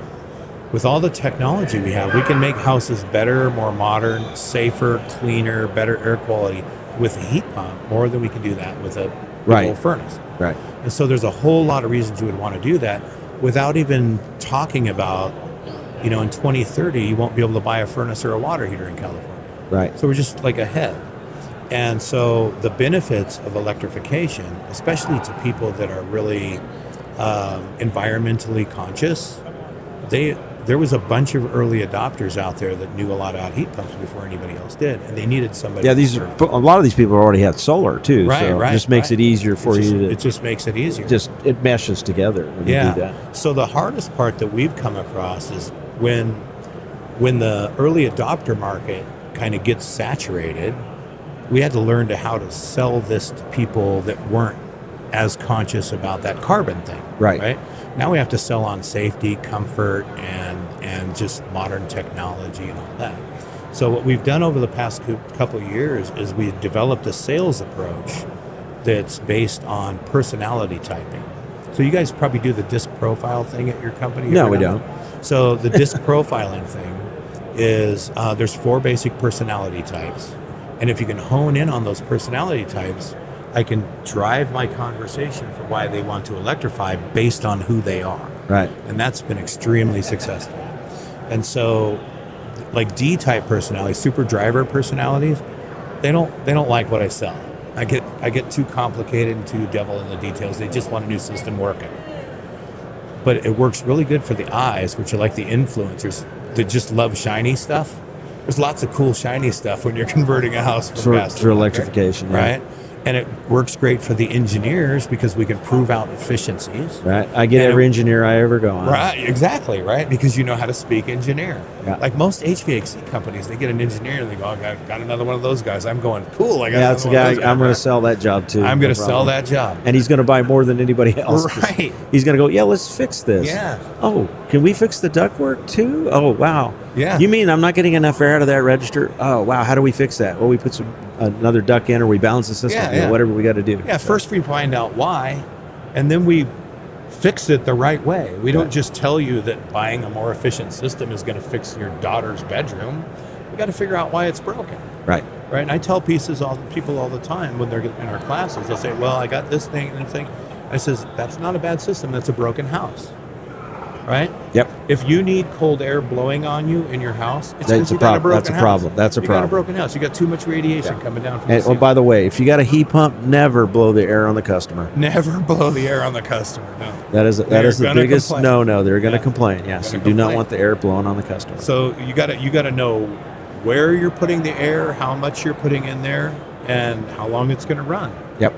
Yep. And we use a lot of variable speed equipment, so it kind of takes a little of the guesswork out, but it makes it super easy to get houses really comfortable at a reasonable amount of cost. Yeah. So that's really what's driven it. So since then, we've taken on we do smart electric panels, so we can get people under 100 amps. Right, so they can look at it and Right. actually manage it through their an app on their phone or the Yeah. computer. And I don't have to mess with the utility company trying to bring a bigger wire in. Yep. So one of the things that we teach a lot about is how to electrify a house on 100 amps. And you got to use devices. And I've been doing that for years, so Yeah. I Yeah, you understand that. But the most guys out there, most contractors don't realize. They think, oh, I'm going to have to put this in and do that. It's going to Yeah. have to go. Yeah. No. We can do a 100 amp panel all day long Yeah. with 98% of what we can do. Only rarely do we not do that, and usually it's because it's got fuses. Yeah. and you know, screw in fuses and pull out fuses for Yeah. the main. the main and the yeah. Those are the ones we're usually having to upgrade. Yeah, those houses you have to fix. Or if it's got a Zinsco or a stab lock or a Right. pushmatic, Yeah. remember those? Mhm. Where you Yep. had to get your screwdriver on the bus bar to get the Yep. breaker out. Yep. Those were sweet. Yeah. So EMH is also doing some classes for tech. Right. So once you talk about some of those classes. So we have a 3-day boot camp that we do, and then we have a 1 day get contractors excited for heat pumps tour that Uh-huh. we're doing. So we have 11 of those that we're doing in all these little towns all over. So I have to go to Eureka and Mammoth Lakes. I have no idea where this is even That's at. I know it's up 6 there. hours away Yeah. from everything. Yeah. But we're doing these little classes so we can bring contractors in and get them excited about it, and hopefully bring them to our 3-day boot camps. And our 3-day boot camps are going to go over everything, and we spend a whole bunch of time teaching them basic sales techniques, basic getting to the need, asking correct questions, and then taking the customer's personality type and driving the conversation towards that. Yeah. So, and that's worked really well. And then we do the 3rd day is all about building envelope and a 1-day crash course in building science. So that's a really great class. Tech pays for the whole thing. If we were charging for that, I would have to say it would be $5,000 per company for 3 days at least. Yeah. If it had a full class. And it's the thing, tech's willing to, they want to change the marketplace in that they're looking at the contractor, trying to bring that level Yeah. up. Yeah. So that the people that are using heat pumps are actually, because what they don't want is a heat pump that's installed improperly, giving heat pumps a bad name. Right. Yeah. And even worse, I don't ever want to put a system in a house that's going to make somebody's rates go up. Right. Or costs go up. Like the rates are always going to go up, right? But I want to optimize the energy efficiency in that house the best I can so that I can give them the lowest op cost for as long as they own it. And sometimes, it's a conversation like, oh, you're $30,000 and I have a bid for $17,000. It's the same thing. Right. It's obviously not the same thing, first of all. And you can pay $17,000 now, and you can pay $500 a month more forever as long as you own it. Or I can put one in that's going to be offset by your solar. It's not going to cost you anything extra to operate in some cases. Some cases it does. If I have a person that's got a gas furnace and they run it for an hour in the morning just to take the chill off, it's going to cost them more to own a heat pump. But I can give them the most efficient system possible, so at least they can know whatever it is costing to run it, they can't get one installed that's going to use less energy. Right. Yeah. Right. So it's pay me now or pay the utility later. Yep. Right. Yep. And so that's an interesting conversation to have when other people are presenting themselves as heat pump experts and they're just slapping a new system in. Right. Not even touching the ductwork. Yeah, not looking at the ductwork. They're not looking at the house. Right. So that's the biggest thing with me is that's why I do a blower door, and then that tells me what we have. Then I do load calculation. Then I do the airflow test, and I do a duct leakage test because I use the QB2 program. Yeah. Do you do the QB2 at all or No. Why not? I think because is the QB2 is the commissioning. The quality? That's the afterwards. QB2 is initial. Oh, you do the remote, so that's the walkthrough testing. Actually, we've been trying to figure out a way to implement that. So, because we do the virtual assessments, the sale is kind of made by the time we're in there. So we have a field guy that goes out and does a very thorough job walk and gathers a bunch of information. So how long is he there? He's there about 2.5, 3 hours. Okay, so if you incorporated the testing, it might add an extra hour to his time, but it would really benefit in that you'll have all the numbers when you're done. Right. So you'll have your load calculation, you'll have your airflow in the system, you'll have the leakage test on the house, on the ductwork, and when you're all done, you can plug that all together and say this is where we need to fix things. Sometimes it's as simple. You don't need new ductwork. All we need to do is balance the system. Right. Sometimes it's we need to replace all the ductwork, because the ductwork is terrible. Sometimes it's insulation, sometimes it's infiltration, sometimes it's all of it. It's usually never one thing, no silver bullet. Right. It's a whole bunch of things. And like I tell people when we're doing the infiltration, it's not one leak that's usually the problem. It's death by 1,000 cuts. Yeah, it's the accumulation of Yeah, all it's the just small all leaks, these leaks combined. And it does give you a size of the leak, so you can tell the customer, this is the equivalent of a window being open. Yeah, leaving your sliding glass door open all day. What's that? Like leaving their sliding glass door open all day. Yeah. And then when they understand that, then it makes a lot of, and that they're paying me to do it. I'm getting that's an extra $700 that I get to do it, and then you do the test out when you're done, and that's $1,000. Are you still doing the training where I can have my guy shadow you on that? I would love anybody to come to my. I'll put you to work. Okay. Does anybody wants to come to one of my tests? I don't care who you're from, another competitor, whatever. It's an open invitation. You need to let me know. Hey, I want to attend one, and then what I'll do is the next one I have that's coming up, I'll let you know, and then you can show up there and. I just got to get it okayed with the customer. I just can't have like 16 people standing in the house. But most of them are like, yeah, fine, And then I'll put the person to work. I say, okay, this is how you do a duct test. This is how you do this.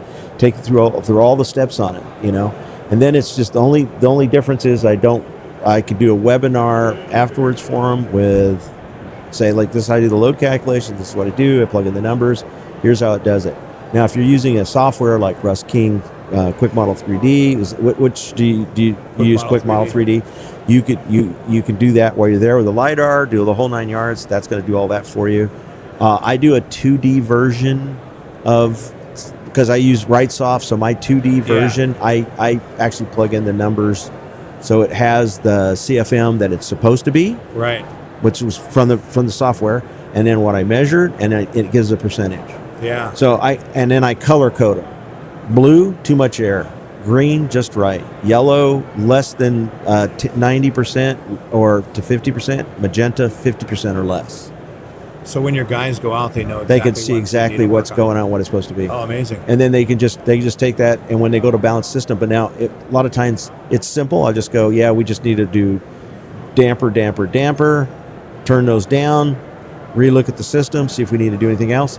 9 out of 10 times, they don't have to do anything else. They throw 4 or 5 dampers. If the ductwork's adequate, and a lot of times it was adequate because it was sized, the ducts were sized correctly, but somebody came in and put a 4-ton unit on 2.5 tons worth of ductwork. Right. And then when I resize it to where it's supposed to be, it's 2.5 tons. Right. And so we get it back to where it's supposed to be, and then it's just a little balancing issue. And sometimes it's not. Sometimes it's we got to do some ductwork. Sometimes we got to put in maybe a sensor or zoning. Sometimes that happens. It just depends on what the job is. So each job's different. Yeah. It keeps me busy. That's what I do, all that stuff. So and I don't have a sales guy. I'm the only guy who goes out and does it. Who does your sales? Myself and I have a guy. Oh, you have a guy. Okay, so we took me a year to get him up and running on what we're doing. Yeah, I understand, and so my problem with sales guys is, and no offense to you sales guys, and there's some of you good ones out there, a lot of bad ones, but I found that my sales guys were doing one of 3 things. They're either lying to you, they're lying to me, or they're lying to both of us. Right. So it's why I don't have a sales guy anymore. Yeah. I rely on my techs. My techs are taught. They're not going to tell. In fact, techs tend to fix things. Yeah. They're good at, if we can fix it, we'll fix it, and not sell it. And that's part of the problem with the techs, and that's why a lot of companies were really heavy on sales. They'll say, oh yeah, you got to sell a system every week, or we're going to get rid of you, or you know. That I don't do that. It's so these guys they're kind of bad in that they'll milk a unit along, and then sometimes I get wind of it and I'll say, oh no, that's 30-year-old unit. We don't fix 30-year-old units. Yeah, we're not going to fix that anymore. Let's get rid of that piece of junk. And I don't know if the customer. You call the customer and they're like, yeah. Been wondering about. I was thinking maybe we should replace it. Yeah, let's come out. Let's do all this testing and then we'll get you all set up. It's funny. I found good service technicians often put themselves in place as a customer advocate to the company. Well, they tend to they'll say like, I think this guy wants to fix it because he doesn't look like he has a lot of money, and they'll do that kind of thing. When a lot of times these people are really begging you to replace the system, and you just don't know it. Right. You got to listen to them, but that has experience sometimes. Some of my best sales guys were the worst techs because they didn't want to fix anything. They just wanted They just wanted to sell. So some of my techs that were sales guys that were best at selling they just didn't want to mess with it. They go, oh, we just need a new system. Yeah. And those guys I don't want either, because those guys, even though they sell very well, they tend to, again, instead of taking care of the customer, they're taking care of their pocketbook, or they're just too lazy. I don't want to do that. Right. Let's replace the system, and the customers go ahead. And you find out later, oh yeah, we didn't need to replace that system. I very rarely replace 12-year-old units, but sometimes we do, and it depends. If we're having a lot of issues, I'll go to the customer and say, this thing's a piece of junk. It's just going to cost you more, and I don't want to spend any more money on it. If I was you, I'd advise you to go ahead and replace it. Yeah, it's only 12 years old, but it's shot. Some of them are 12 years old. Some of them 12 years old. Yes. So it does. Especially if that's 4 ton on the 2.5 tons worth of ductwork. So tell me about on EMH. How many people are you guys running right now? I just hired my 25th employee. Oh wow! So you're up there now. We're growing very fast. I have four crews in the field now. So we've been able to we go out and do a lot of events. So we get out on the streets with our Electrify My Home tent, and we do like the electrification expos and all those things, and then street fairs and things like that. Right. And that's been really good for bringing the guys out and actually talking to them. And then we'll have customers come by and go, "Oh my God, I used you. You guys are great." And right. And so that's at generating referrals, but also gets the guys really good at talking to people. And it's just a good way to make leads pretty cheap. Like we went to one of them, the Electrification Expo. It cost, I think, $3,000 to be there for 2 days. We got over 100 leads out of it. That's great. It's insane. So I don't know what the cost per sold lead was, but I know it came in right around $290 per lead. So you're doing stoves also, right? The induction stoves? We do the convection stoves. The battery backup ones we'll sell you, but we'll install any one for you and run the wire for you. On the wire for it. And then you're also of course the hot heat pump water heaters. Tons and tons. You also have a patent on a water saver device that you push a little button. Yeah, no, it's not. We don't have a patent on that, but it's the only one we install. So it's an on-demand push-button water pumps. So we'll go into houses where they have continuous hot water loop and just put in a push-button model, and it just pumps from the hot side into the cold side and right. shuts off, right? Mhm. So no time waiting. But it's amazing how many people are like, I got to push a button, right? That's like so much work for certain people. I'm like, okay, it's going to be, you just go in the bathroom and you're a man, go in the bathroom, push the button in the morning when you go to the bathroom. Go get your breakfast, come back, your hot water is going to be there, whatever it is, right? Yeah. It's not that big a deal. No waste. And we don't have to waste energy and water, right? Yeah. And so we install quite a few of those. Not as many as we should because they're expensive. So people continue to have the bucket in the shower for a while. But we look at anything we can do to reduce your consumption of electricity, eliminate your consumption of gas, and reduce your consumption of water. And we deliver that message in a way that's not like, some people, it's heroic to save water. Other people, they run their sprinklers for 9 hours and don't care. Right. I don't talk to those people about the same things. Right. So that's been helpful. And so we're branching out a little bit now. I'm looking to maybe move to another area or bring on try to cover a little bit more area. But I really haven't gotten my internal risk tolerance hasn't caught up with my desire to do that yet. So I'll see where that goes. Because I'm an older guy. I want to not work someday. You're 60? I'm 60. Yeah, so. That's not an older guy. I'm older than all my appliances or all my people. Right. But still, 60 years old is young. Yeah, today's the 60's the new 40. So yeah. I was talking to a guy up here, he's 71 years old. He's been in the trade 51 years, and he's still doing service calls. Yeah. He's like, I work 3 days a week. He says, I cannot not do this. Yeah. And he'll probably live till he's 90. He will, because Yeah. he looked better than I do.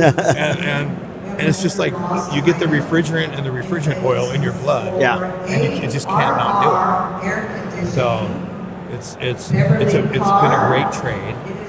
Yeah. It's incredibly fun to do. Right. And even if you get to the point where you're thinking, I want to retire because some friends are retiring, like they had a mundane job that they hated. I can't imagine having more fun being retired than what I'm doing work on. Right. So yeah, and it's also there's that satisfaction you hear, like the customer's great, the kudos, but for instance, we did a lawyer's house last year in Stockton, and we finished it toward the end of summer, and he went through some of the summer weather and everything, went through the winter weather, come back around, but the summer was kind of petered out. The hottest days were coming out. So it was May, and at 6:30 in the afternoon, and my phone goes off. I get a text, and I open it up. It's this lawyer. Okay, so I look at it, and I'm like, okay, it's 101 outside, 102. What's am I in for? So I hit the button and read the text, and it says, Mitch, great job. I love the work you guys did. Blah, blah, blah. It goes on and on. It goes, you guys are very professional crews and everything else. And it goes, I just want to let you know that it's 102 outside right now, and my unit just came on at 6:30 in the afternoon. So in other words, we had sealed and insulated his house so well that it hadn't come on till 6 in the afternoon, 6:30, when it was 102 outside. But he's maintained his 72, 73 degrees in the house the whole day. It's amazing feeling when you do really good work, right? Because I don't worry about any of my systems not working. I worry about, we had this thing happen, it gets dark early this time of year. Right. Had 4 jobs in a row. One of my new leads left bags of garbage in the backyard of the customer's house. 4 jobs in a row.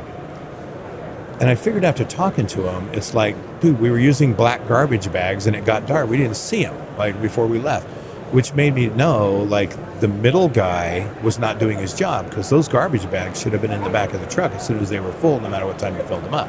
Right? That's the way you're supposed to haul the trash out all day long. Right? Clean up your job site.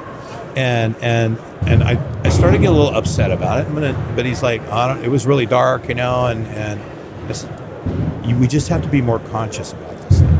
Our customers need to have a level of service that they're going to tell their friends about. When you leave a bag of garbage in their backyard, they're Right. you know, even though we went and got it, and you know, the Well, customers would be fine. the They're customer gonna forget complained, about or was it the customer complaining, or did you just? No, the customer called. Oh, okay. So that's Said, always "Hey, the worst. Yeah, you guys left some material and, Yeah. and there's some bags of garbage. And I sent my warehouse guy over to pick it up. And one of the houses, we left about $400 worth of material in their garage. Oh too. no! So he yeah, says, so you know, and- save some money then. and they got out of there so fast at the end of the day because it was getting dark and it was getting late, and they just like, oh, we're done finally, and they took off and didn't collect a bunch of stuff. So always working on little issues like that to make the experience better for the customer, Right. And to instill some good work ethic into my young guys, because I've found out, Mitch, I have to get younger guys and train them up to do what we're doing, because when I get experienced HVAC guys and I tell them I'm going to put an 18,000 BTU system in a 1,200 square foot house, and They're we're gonna like, use it, that's not going that's to work. not going to work, man. I was taught that ain't going to work. Yeah, or yeah, dang, where's the 500? 1 ton for every 500 square exactly, feet. You know, exactly. Yeah. And so it's hard to break those guys of their habits. Yeah. And so I've been able to train up a couple of young guys really well. They worked at another company, so they knew about working 3 days and not having to work for a week. Right. And so, and then they just kind of got onto it. They like the challenge, and it's great for them when you turn on a unit and it's so quiet. And the company they worked at before was putting 4 tons in in 1,800 square foot houses, and they're just louder than crap. And so the experience of doing it. And so I found that like training up younger guys has been more beneficial, but they don't have the wisdom. So we got to train them with the wisdom. Right. They that's kind of thing you learn over time. Right. You know, like one of my mottos is, when I tell guys, learn the trade, okay, own the tools, earn the respect, and then this is for a career that you can sweat for. Because my motto is, we sweat so you guys don't have to, or so you don't have to when I talk to customers. Yeah. We sweat so you don't have to. And that really feeds into, if a customer, if you taking these guys and you're training them, that's why I like to take my guys with me, because some will probably hate it because radio's off, phone's out of their hand, we're driving to a job, and I'm asking them questions. Okay, how many CFM per ton? 400 CFM per ton, Mitch. Okay, how many tons per square foot? Oh, 500. Because they learn that, and suddenly I'm like, no, that's not right. We're going to do a load calculation. When I'm done, it'll tell me what size it's supposed to be. It may be 4 tons, it may be 5 tons, whatever. Right. Perfect example is the last house, the house that we're going to be doing on December 1st, but the guy went out to his house. He had a 2,300 square foot house built in 89 or 88. He changes all his windows, like all double pane, nice Anderson windows in his house. R13 in the walls, R19 in the attic. He had a 5-ton mana system put in by this company. And when I walked into the garage with the thing running, it was whistling. That's how loud it was. It had a 16-inch return. So I said, tell him, I said, look, this is what we do. He was an engineer. He was he was an electric engineer. So we had to talk, and he says, oh yeah, so I'll come back, did all the testing and everything. It was a sole job as soon as he started seeing all the stuff we're doing, because he'd already seen 3 or 4 companies. But anyhow, I told him, I said, I don't think this is going to come out. You have a 16-inch return, and he'd owned the house from day one, and they changed it out. But the guy had, I think, upsized it to a 5-ton because of the square footage. He said, I'm just going to make it a 5-ton. Didn't do anything with the ductwork. So when I did load count, he was only getting, and I did the airflow. Airflow was 1,200 CFM. True flow grid, 1,200 CFM was all thing was pulling through. It's a 5-ton unit. Wow. Okay? That's why it was whistling. Yeah. Right. The load calc showed it was right at a 3-ton is all it took. Okay. And it was like 3.1 tons. Mm-hmm. And so he had R19. I said, look, you go to R38 and do some sealing, or we go to R60. He's going R60, doing some sealing.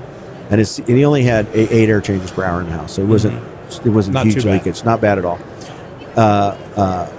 And we're going to put in a 3-ton variable speed heat pump for him. And He said his wife was so afraid it wasn't going to heat. It actually dropped when I did the load calc. It went from 39,000 BTUs when we did the infiltration. If we get it down 20%, and we do R60, to 31,000 BTUs for the heat. That's amazing.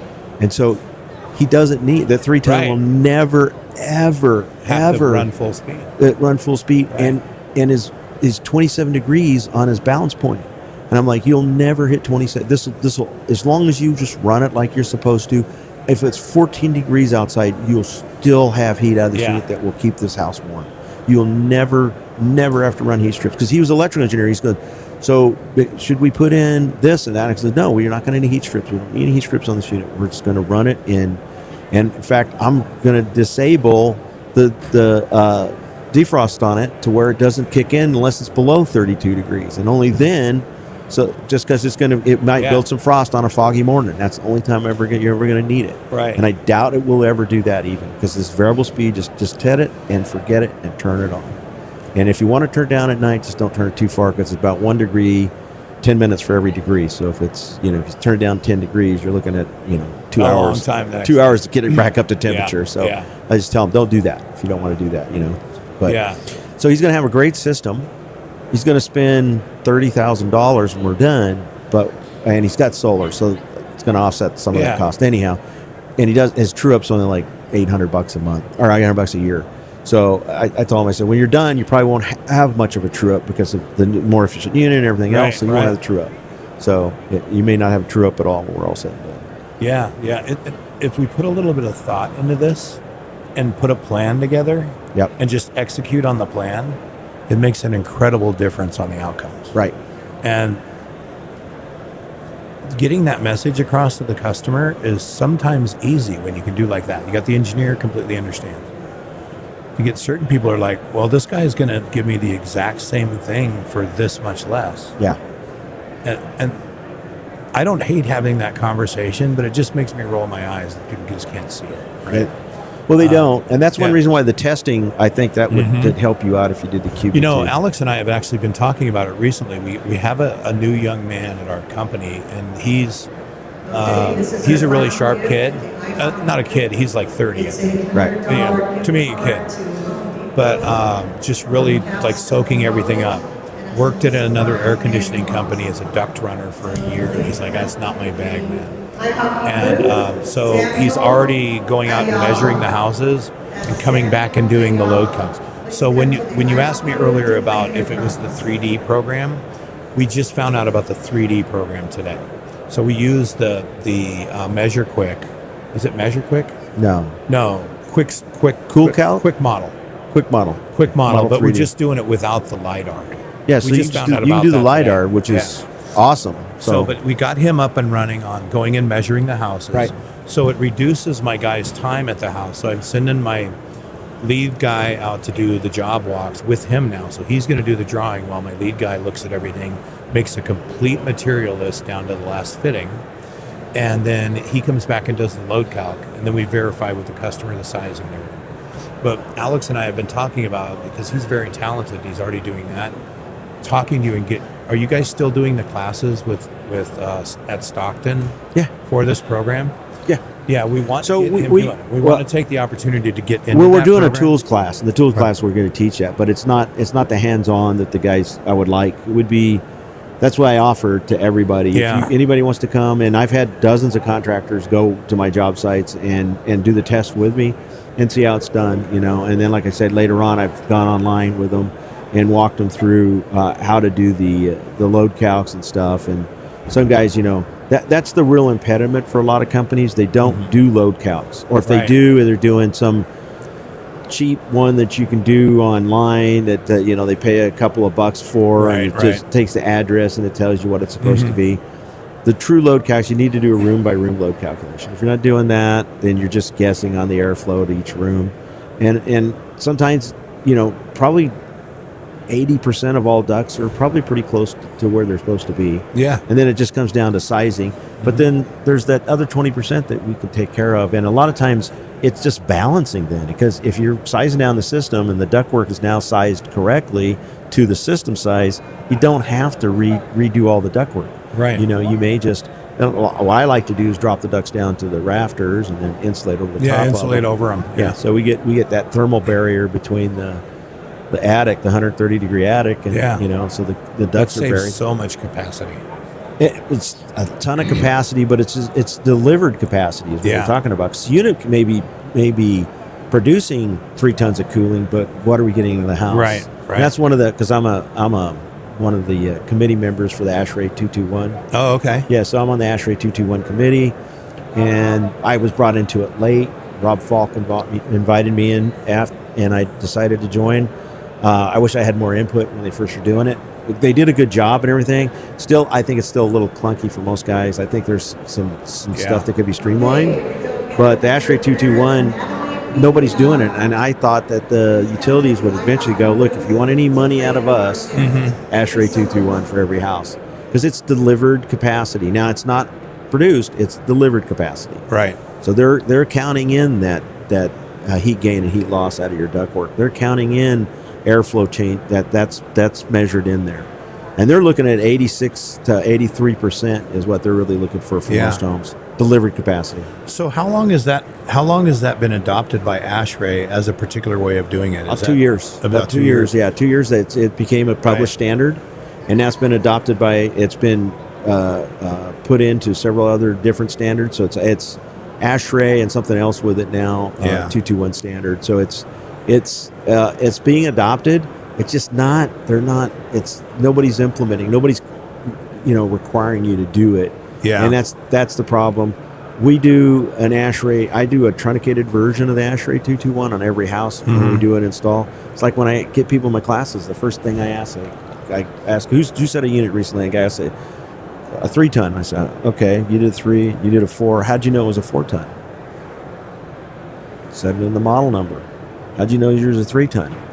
On the box. Did you test it? Right. They're like, no. We have all these awesome tools today that I never had. Right.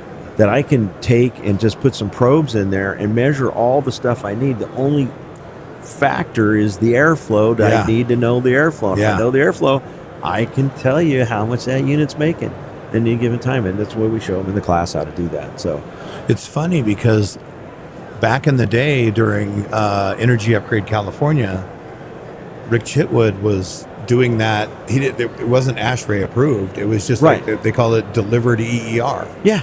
Energy efficiency ratio, the EER, right? yep.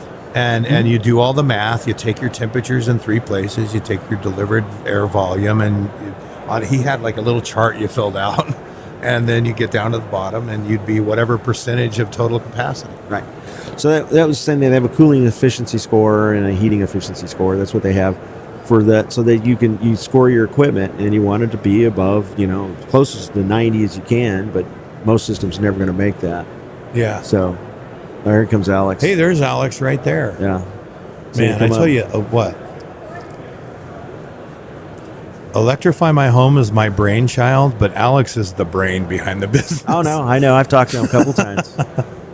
You want to come in and say something, Alex? You want to trade? Come on over, buddy. So, introduce yourself to the people. Hello, people. Alex Sloan here, Electrify My Home Operations. All right. Making the magic happen. Yeah. So, Alex, what do you do there for EMH? A little bit of everything. Wear a lot of hats. I run our training program. So our training program started about 4.5 years ago. And yeah, I write a lot of the content. Larry presents it. Cool. So Larry's going to send you or somebody, this other guy you were talking about, to come to some of my test ins. So, and I'll put him to work. I'll actually make him do the test in. So, I'll make him. Yeah, I'll learn how to do a duct test. He'll learn how to do a blower door. He'll learn how to do airflow test. He'll learn how to do, run a FLIR camera. You carry FLIR? What is it? Forward-looking infrared FLIR camera. IR cameras, yeah. Yeah, IR cameras. He's going to run how to, run the FLIR camera. He's going to learn how to do all the other stuff that goes along with airflow, duct leakage, infiltration, and show him how to do it. Yeah, we were just talking about this a couple of weeks ago. Like, we got to send Ruben over to hang out with you. Yeah, so you can incorporate all that stuff in things. So, It's just been a weird situation that we haven't been able to do it because we've had so much work and not like a reserve human being that could go actually do that. No, I hear you. Yeah. So it's hard. That's one of the hardest things about training is I got too many jobs lined up. I can't send you to this training that you want to do. That's really tough. And that's one reason I did the IHACI classes, because they're at night, so a guy can do a regular day job and then go to the class at night. That's why I love the IHACI training. Yeah. Yeah, no, we talk about what you've accomplished a lot of times. You've got some good stuff in the can over there. Yeah, well, I'm trying to make it better. I'm always trying to improve it. You're never going to be perfect, but it could be a lot better. And that's one of the things that I want people that come to the classes to pick something up to take it home with them, so they can use in their business every day. Yeah, or in their life. I don't care. Well, I remember we did our first class, and you brought your whole team to our first class. Yeah, that's right. Yeah, and that was huge. And that's the whole team. Was just. It's not the whole team. That was just some of the people. Oh, okay. I think I had 4 people there. Yeah, it felt like the whole team to us because I'm like, wow, there's my daughter more was than there. one person from a company here, right? Yeah, my daughter was there. I remember. Yeah, and we talked about that a bunch. Like, you invested in your people to bring them to a class about heat pumps when you're like a heat pump expert, just because you wanted to see a different view of it. Right. And no, because I picked up things in that class. It was amazing because you were doing. No, we do this. We use this. We're just zoning with an air handler. Right.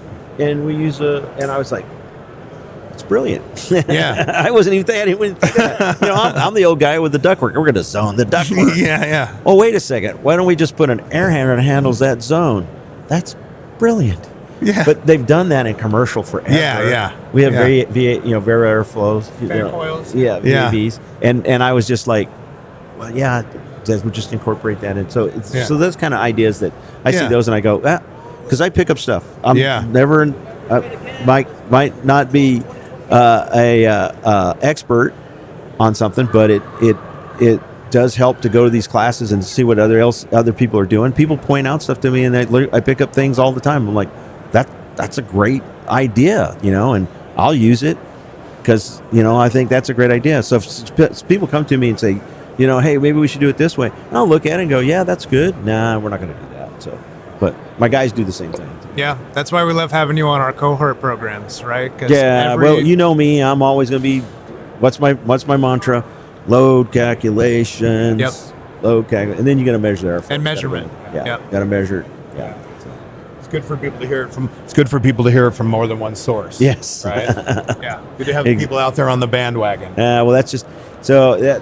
Same thing. So I teach for National Covered Institute too. I was trying to get them to do load calcs forever.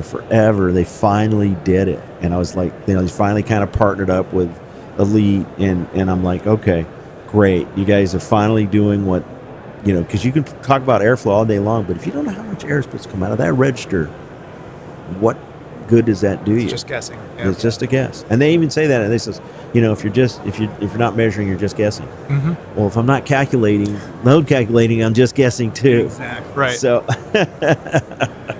well, their assumption was people were doing load calculations, and that's an assumption that you just can't make, because there was a big influencer. There's a guy up in Sacramento, owns a company, and Greg's his name. I won't repeat his last name, but his last name. Yeah.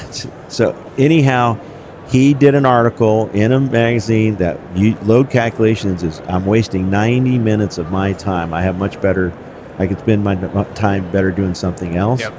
And the very next article in the magazine, in the trade, was, you need to do load calculations. Right. And it was like, why would you even put his into print? Are you just, it was so contradictory. And you got to do load calculations, and I even called him out on it. I did, and I was very vocal to him, saying, "Well, why would he want to put it in there?" Because he was trying to show how we're doing all these load calculations, and all I can go out and change out a system, and it's going to work great. And I don't know why you would waste your time, and that's just a waste of time and money. Right. and everything else. And it's I don't have an extra 90 minutes to put into my customer's 20-year solution. Right. So right? your customer is going to be stuck with that unit right for the next 20 years. Right. That doesn't make sense that you're going to skip that step. We actually showed that article in one of our class. I have that that HVAC news too. And I took it to the class and I said, any of you guys compete with him? I'm just telling you, go get this. To take that Go show. get this and take this into the room and just say, I'm doing a load calc. This guy doesn't really think it's worth his time. No, and if he does, he's going to half-ass it. Yeah. He's going to use that one that you paid $10 online for that just throws a number out there and it's going to prove his number. Yeah, I said you need a 3-ton, you need a 3-ton. Yeah. You know. What do you think of the furnace BTU calculation for heat pump sizing? Have you seen that? No. Like what they call it, peak BTU load for gas, and they take your peak monthly BTU load for gas, they convert it over into BTUs, and then they tell you can have it. But the problem with that is your unit's oversized to start with, so your BTUs is going to be you're going to be pushing more BTUs in this house than it really needs 90% of the time. Potentially. And even that same guy, you know what he said? He goes, furnaces are oversized. It's the same guy. Furnaces are way oversized for homes. We should be, we don't want to see who can heat their house the fastest. That's why you should use a heat pump. So he was talking heat pump. Yeah. But then he was even telling you that the furnaces are way oversized. Right. So he understands some of the science to it, but he's not practicing it, Yeah. So what we've found is there's a great deal of our customers I turned the furnace off all night and I ran it for an hour the next morning to take the chill off, and I'm wearing my REI sweatshirt, right? And so you can't use that gas load to size anything. No. So we get these loads from from a company that we do some leads for, and it calculates what size the system should be. And we talked to a guy. Remember that guy had like a 5,000 square foot house, and because they went off his gas load because he never turned his furnaces on, it said he needed like a 24,000 BTU system. Oh, wow. Because he never turned his furnaces on. And so that's a good way to recheck and look at your load calc and kind of correct against it and see if you're in the ballpark maybe. But I'm not a fan of sizing that like that. It sounds like a rule of thumb. It's a rule of thumb. Yeah. It's a rule of thumb. It kind of is. Yeah. And the problem with the rules of thumb is they're right maybe 80% of the time. Or close enough to be right. Yeah. And the case studies that we've done on the projects that we do, I've only had one house that we did that needed 450 square feet per ton, that needed that much cooling. And it was because it had a bunch of south-facing single pane glass. And they did, we insulated the attic. We ended up putting two 2-ton systems in that house, one for downstairs, one for upstairs. And it works really good. And those systems will modulate down if he ever does get those windows replaced. Those systems will resize themselves to the right size, right? But all of the ones we're looking at, most of the load calcs we're doing are between 700 and 1,100 square feet per ton, somewhere around there. But we do have the ones that are 400 and 500, Swiss cheese houses mostly, right? But I was doing a class the other day in Wilton. Do you know where was that? Yeah, I Wilton? know where Wilton is. Yeah. You've been to Wilton before? No, I've never been there, but I know where it's at. So like if you were at the Wilton exit and your tire started going flat and you took the overpass and you found the first town 6 miles off the highway, that would be Wilton. And I was just like, what is this town doing back in here? So we did this little class down there, and it's just a one day for contractors in the local area. And we got a guy in there, and he's like, I was asking him, how do you size your system? He says, by square footage. And I says, okay, that can mean a couple things. Like I measure square footage as well as part of my load calculation. What's that mean? He says 500 square feet per ton. And I shared the story that I always share when somebody tells me that, is we've had transplants come to our classes from all over the country. Like they work here now and they're going to the class, but they're like from cold country or Florida or wherever. They all use 400 or 500 square feet per ton. And it's like left hand, 400 square feet, right hand, 500 square feet. Which one are we using today, right? And so how could it be that Minnesota has the same load calculation requirement as the Bay Area? As the Bay Area or Arizona. Or Florida, where it's 85% humidity. Right. They're going by the same rule of thumb. And so it doesn't make any sense. So that's the way I try to get that message across to them. What I look at when I'm doing my load calculations, I'm going to look at three things. Okay, I'm going to look at my balance point. What's my balance point on the house? If I do improvements, take a look at the balance point afterwards. So like if I do insulation or anything, that balance point keeps dropping down lower. Sometimes down to 27, 26 degrees on most homes. Okay, I'm going to look at my heating BTUs and my cooling BTUs, and I'm going to which one's larger. The heating's usually a little bit more than the cooling, but they're so close to each other that I always size by the cooling. I'm not going to size by the heating load. I'm just going to go by the cooling load always. That's what they tell us that we're supposed to size to is manual S is by cooling load. Okay, but then I'm also going to look at the bin data. Take a look at the bin data. Pull up your bin data and see how many hours during the year that actually was below your balance point. And if it's late, and usually most homes in the Central Valley for us, you might have 2-3 hours below the balance point. You never In a year. Right. Why would you? There's no reason to do heat strips. There's no reason to oversize that. Make it to your cooling load. It'll be fine. The customer just needs to run it. So just take a look at your bin data. Now do the same thing for Ohio. Same house. Just plug in the address for Ohio. Your bin data is going to be 800, 900 hours in a year below the balance point. Now we have to talk about doing some kind of supplemental heat or heat strips for the system because we're not going to size it because it's still going to be like a 3-ton air conditioner. But now I need 60,000 in heat. Yeah. So I got to figure out what way do I want to do that? Do I want to do a dual fuel? And then the next step for me is I'm started looking at BCOP. Break even COP. Have you guys even looked at that? No. Okay.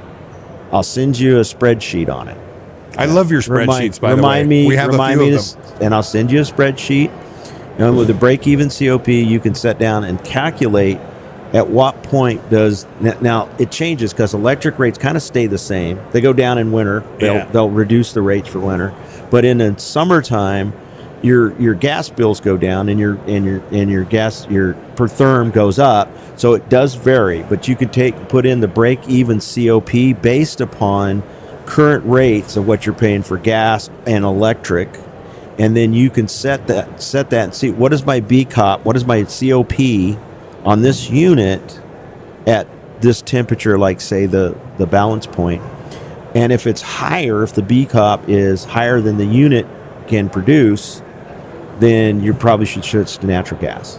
So, because the unit can only, let's say the COP of the unit's only 3. Well, it says if the BCOP here is 5, then I have to have a heat pump that can do 5 COP at this temperature.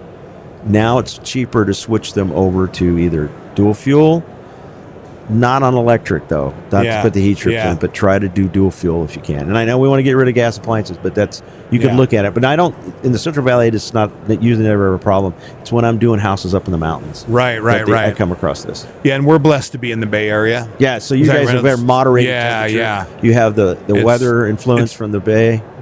California as a whole is really amazing for heat pumps in general. Yep. We have such beautiful climate here. It's so easy to deal with, and we're blessed with dry climate, right? I feel bad for the guys that are on the East Coast that have to figure all this out and humidity control. That to me is just a lot. Yeah, so that's one of the things. As I did the HVAC summit for NCI. I did a talk about it, and I kept saying, "Don't hate me, don't hate me. My cooling load is the same as my heating load." And these guys are like, "What?" Yeah. Where we are, my furnace is 35,000 BTUs and my air conditioner is 33,000 BTUs. And I said, I put a 3-ton variable speed in, and that covers everything. Yeah. It's amazing. Alex, thank you.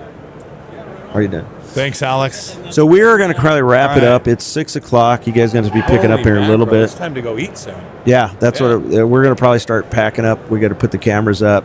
We'll put them all away. Mitch, thank you for coming. It's always a pleasure. Appreciate it. Yeah. And good way to finish the broadcast today. All right, cool. Well, I'm proud to be part of it. Thank you so much. Well, thank you. Thanks for being here. Bye.